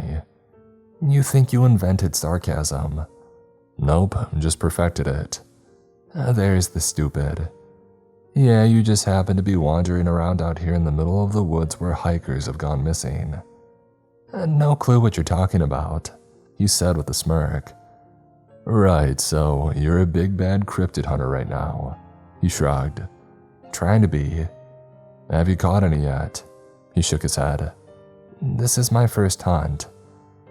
I hate to tell you, but you won't be catching one this time. Oh, why? Because God's gift to cryptid hunting is on the case, he said with a sneer. Well, let me tell you something, I'm as capable as you are. I spent the last couple of months working out and training. I can outrun, outshoot, and outhunt you. Oh, really? That's impressive. Good for you for taking the time to learn your craft before using your skills. He stared at me with a side eye. What are you up to? He said. Why are you complimenting me? Because I'm proud of you. Now he was staring me down with a full glare. Not buying it. What's the catch? No catch, I'm proud of you, but you're still not getting this cryptid. Okay, for the sake of argument, why am I not getting this cryptid? Well, because it's you. His face turned from disbelief to confusion. What do you mean? Remember when Dell killed you? I died in the hospital, but yeah. Well, he infected you with werewolf venom. Billy's eyes went blank. What kind of game are you playing? No game, I'm dead serious. I'm not a werewolf. I'll tell you what, pull out your phone and search for the symptoms and how long it takes to fully turn into a werewolf. He kept his glare on me for a moment and then pulled out his phone. This is where I made the second biggest mistake of my life, not tranking him while he was distracted. I watched as he read from his phone and his face turned increasingly paler the longer that he read. Why didn't I know? He said in a haunted tone. Maybe because you didn't want to. Not many people go around trying to prove they're a homicidal, supernatural creature of legend. How do you know it was me? I wasn't 100% sure until you showed up on the trail tonight. Both attacks happened a month apart on the night of a full moon. When you left, you were just beginning to show signs of changing. Why didn't you tell me then? Because I wasn't sure and you weren't exactly in a listening mood. Oh, whose fault is that? He said through clenched teeth. I trusted you and all you did was use me. I'm sorry. I never meant to hurt you. He paused and looked at me with confusion in his eyes and then began screaming the most inhuman sound that I've ever heard. He threw his head back and began convulsing. I took a step toward him thinking that I could help, and then I saw the most horrible thing. The full moon rising. I turned and bolted down the trail, hoping by some miracle that I could make it to my truck while he was still distracted. That hope died as he landed on the trail in front of me, fully turned, towering over me and glaring down. See, I said. I told you were a werewolf. Rage bled from his eyes as he stared me down, taking one slow step at a time toward me, flexing his razor-sharp claws as he did. Look over there, I shouted and pointed to my left while reaching for my gun. It had cleared the holster and was almost up to where I could shoot when he dove to the side and disappeared into the trees. I did a slow pan around looking for any sign of him, but the only thing that stared back at me were trees. I hoped that he had run off, not wanting a chance that the bullets in my gun were silver, but I knew that hope was foolish. There was no way that he would just give up. My fears were confirmed when I heard a soft footstep. I knew that he was trying to sneak up on me, and instinctively, I threw myself to the ground an instant before claws slashed through the air where my head had just been. I rolled and came up shooting. Aiming was something for people who had the luxury of time. That wasn't me. Bullets ricocheted off the trees beside me as he disappeared into the woods again. My senses went on high alert as silence once again reigned. Not even the sound of receding footsteps could be heard. It amazed me that something that big could move so quietly. My heart was pounding in my chest. Adrenaline pumped as my mind told me to get out of there. Another footstep. I threw myself down again, but this time he anticipated my move. Instead of slashing at my head, he dragged his claws on the ground, tearing into my side and making blood fly as it rolled away, firing where he should have been. But he wasn't there. I thought about digging into my pack and patching my side up, but quickly realized the futility of it when the monster was still actively hunting me, lying in wait to do even more damage. Painfully, I stood and started running toward the trail. If he was trying to kill me, I would at least make an attempt to survive. Sitting in one place, waiting for the next attack, was a sure path to an early grave. My leg collapsed from under me as claws tore through my tendons. I hadn't even heard him approach that time. Still, I fired where I thought that he was out of reflex. The slide of my gun locked back. I was out of ammo. I ejected the magazine and struggled to load a fresh one in, releasing the slide just in time to pull the trigger as he charged me again. The gun went off as he was almost to me, claws outstretched, going for the kill. Instead, the bullet slammed into him and he yelped, spinning away at the last moment as I continued to fire round after round. He disappeared again. I watched over the smoking barrel of my gun, waiting for another attack. My side screamed in agony when I tried to sit upright and glanced around for where he might have gone, or more importantly, where he would come from next. I knew that he was hit, I just didn't know where. Could this nightmare be over? There was a long pause where I didn't hear anything, and no further attacks occurred. This should have comforted me, knowing that he had paused. The thought that the bullet might have killed him made my hopes soar, but also made me sad. I wondered if I had let the man take him right away when Dell had infected him, if something could have been done. If nothing else, the hikers that he attacked wouldn't be missing and surely dead. Then there was the little fact that I wouldn't be fighting for my life right now. The silence was terrible. Every moment was like bamboo shoved under my fingernails. I took the moment to eject the magazine and load my last fresh one. If another attack came, I wanted to be ready to throw as much silver at him as possible. No footsteps, no attacks. It had been a few minutes of me laying there bleeding with no sign of movement. The forest remained silent as if it was also holding its breath, waiting to see if the monster was dead or just lying in wait. Finally, I had had enough. I had to know either way. Despite the agonizing protests of my leg and side, I rose to my feet and immediately fell again. Looking around on the ground, I found a broken tree branch that seemed sturdy enough to use as a crutch. Leaving my pack behind, this time I stayed vertical with the help of my improvised crutch. Using my headlamp that by some miracle was still strapped to my head, I scanned around for a blood trail to follow. It didn't take long to find it. Wherever I shot him, it must have hit something vital. There were large drops of blood leading off into the woods. My mind was divided as I stared at the bloody trail. One side said, "Get back to your truck and leave," and the other side said, "You need to find out for sure if he's dead." As usual, I didn't listen to the common sense side of my brain. I wondered why it continued to send me messages that I routinely ignored. So of course, I set off following the blood trail. Every step was a new adventure and misery. It didn't take long to realize that I should have at least gotten the first aid kit out of my pack and bandaged up my wounds. Looking down at my bloody side and leg confirmed my mistake. But now I was on a mission to find out if this monster that used to be my helper and friend was still alive. The trail continued, taking me further away with every painful step, from my pack and the hiking trail that led to my truck. But I knew that I couldn't stop now if I wanted to. It was more than a mission. It was an obsession. not only to find out if this monstrous threat to all living things was still in operation, but to prove Dolores wrong. Maybe it was pride, thinking that somehow I could cheat death once again. Maybe it was hubris, thinking that somehow the rules that applied to everybody else didn't apply to me.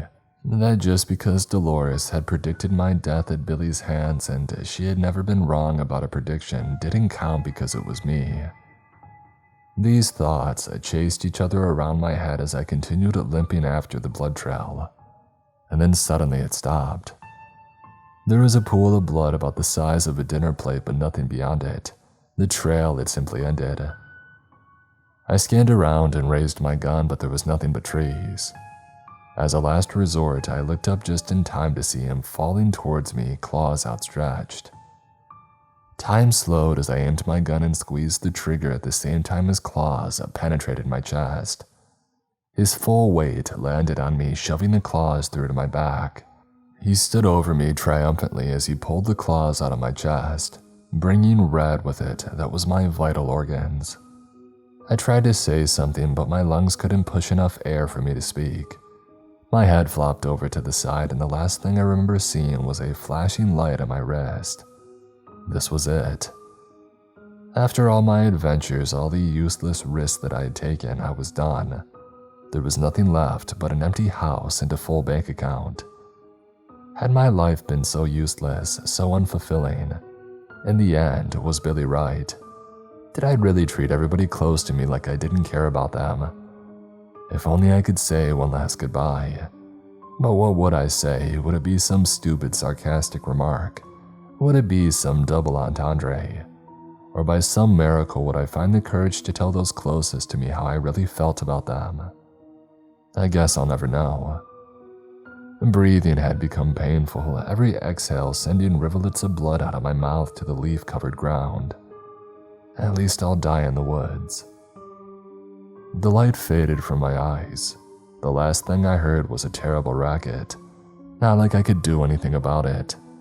I don't know if it was real or my imagination, but I could have sworn through it all that I heard somebody singing. I felt my heart beating slower.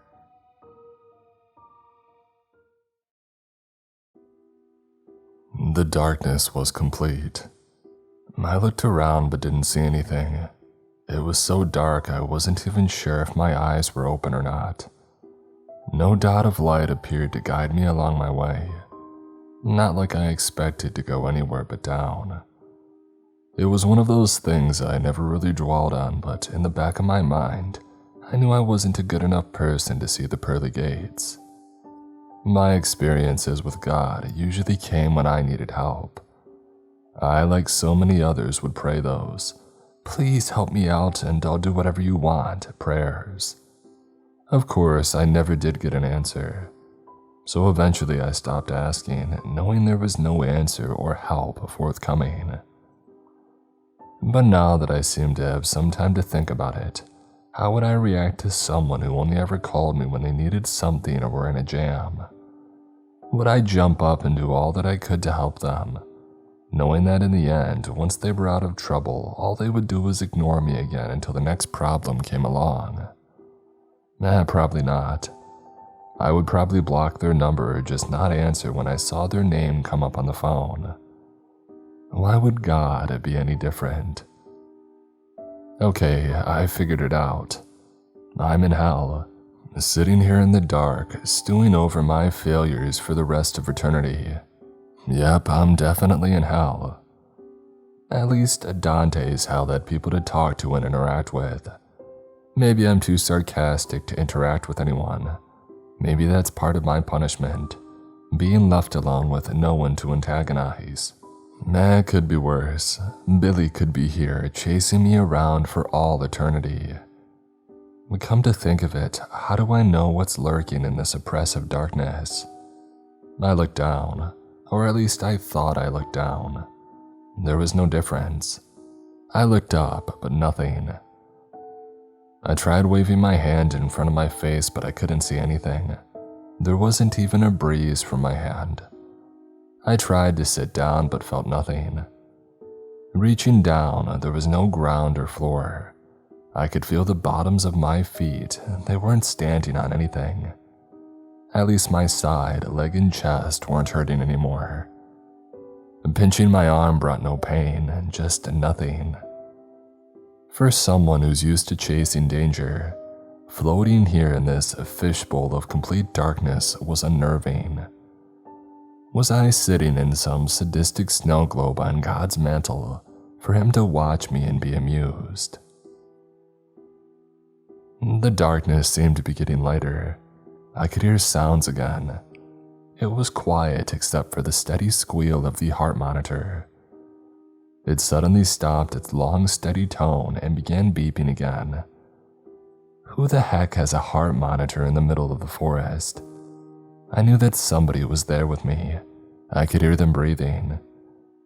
I heard a door open and somebody stepped into the room and then gasped.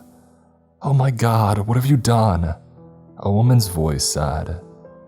From somewhere very close to my ear, I heard a heavy sigh. "I brought him back," said a voice that I recognized but couldn't quite identify. Being dead can mess with your memory. You know how lots of people talk about what they were in a former life?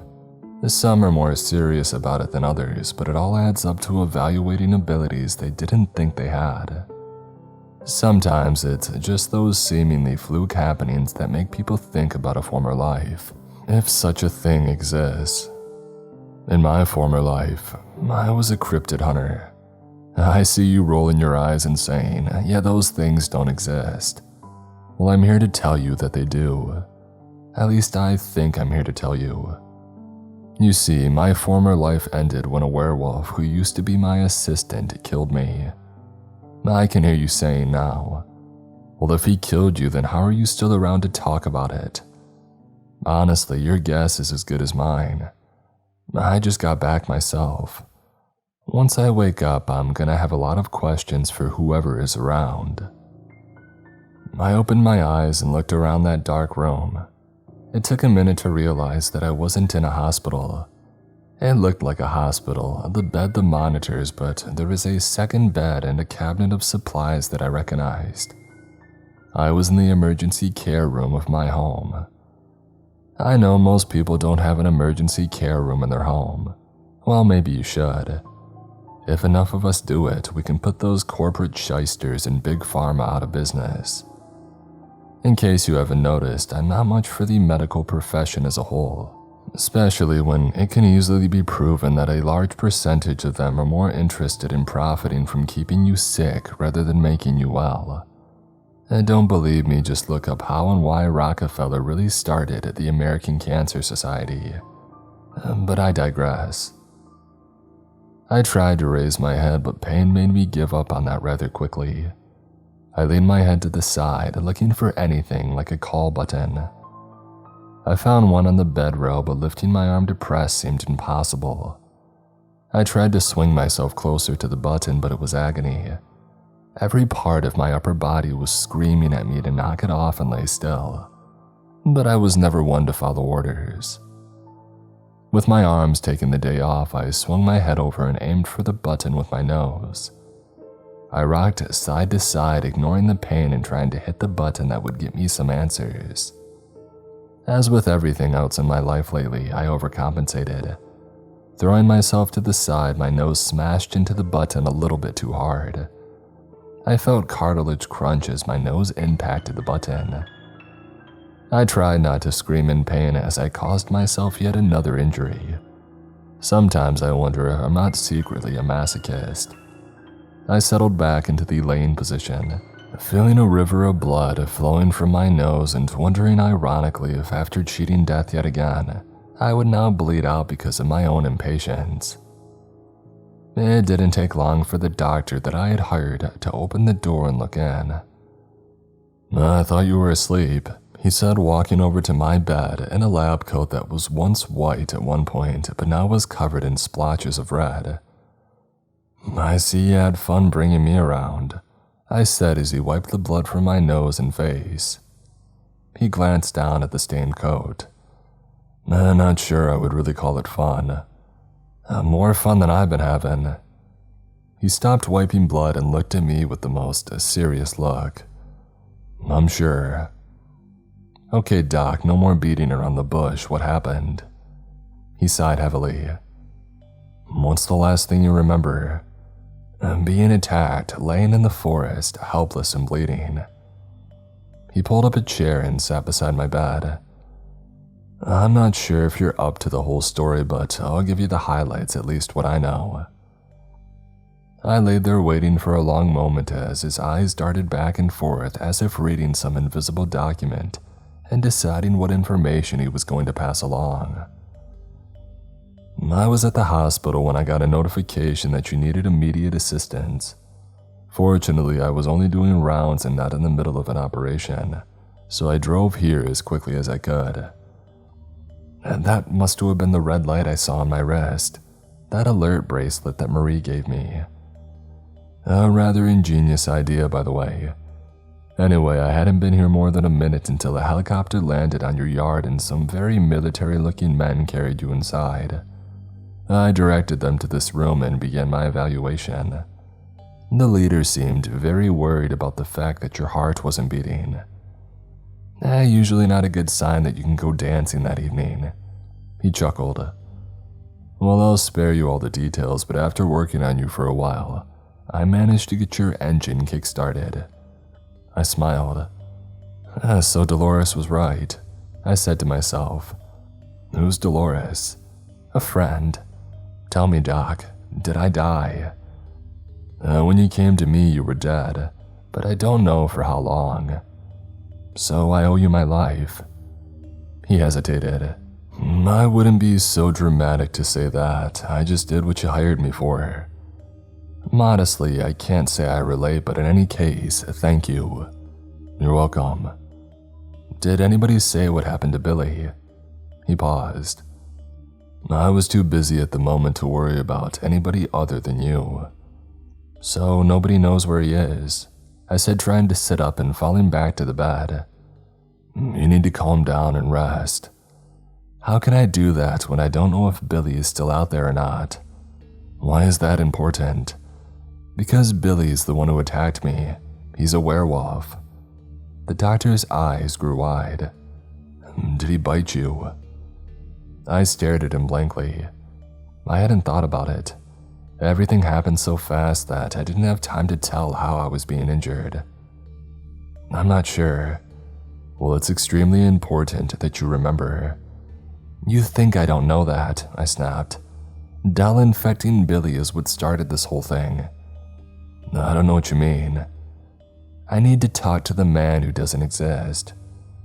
You want to talk to somebody who doesn't exist? That doesn't make any sense. Do you know where my phone is? He looked at me with a blank expression. I think it may be in the closet with your clothes. Would you get it for me, please? We still have to figure out if you were bitten, and I will by making a call. He rubbed his face with his hands to clear away the exhaustion. I don't know how this makes any sense, but then again, we are talking about being bit by a werewolf. None of it makes any sense. He went over to the closet and dug through my clothes, eventually coming back holding my phone. It's a little worse for wear. You should have seen it after the first werewolf attack, I said, turning it on and dialing a number. He shook his head. Is this the way the job's going to be all the time? I certainly hope not. With extreme effort, I was able to move my fingers enough to dial the number and put the phone on speaker before laying it on the bed. The doctor left the room, rubbing his neck as the line rang for the third time. Who is this? The man answered more aggressively than I thought necessary. It's your favorite cryptid hunter. Who do you think it was? There was a long silence on the other end. That's not possible. I don't know how you got this phone, but I'll be tracking you down and taking it from you. No, wait, it's me. Who else would have my phone? It can't be. Why not? It's not like I haven't dodged to death before. Again, the phone was silent. Tell me something only you and I would know. I thought for a long moment. You were right about Billy. I should have let you take him when Dell first bit him instead of standing in your way. Oh My God. What's wrong with you? This was just another close call. No, it wasn't. When your alert went off, we came right away. As soon as it saw us coming, the creature ran away before we could catch him. You were dead before we got to the helicopter. My medic tried resuscitating you, but you never came around. We handed you off to the doctor, but I knew that you were gone. Well, I guess the doc did an awesome job patching me up then. It wasn't possible. From the time we got you until you were in the urgent care room was over 10 minutes. You were dead the entire time. My thoughts chased each other around in my brain. It was a long time before the man said, Are you still there? I have no idea what to say. It sounds like it may have been one of those M-word things. Miracles? Yeah, that. Maybe I'll come by tomorrow and see how you're doing. Yeah, that'd be great. Oh, and by the way, the creature that attacked him, well, that was Billy. He's fully turned a werewolf. There was silence for a long moment. I fully expected to hear some version of, I told you so, but to his credit, all that he said was, We'll talk tomorrow.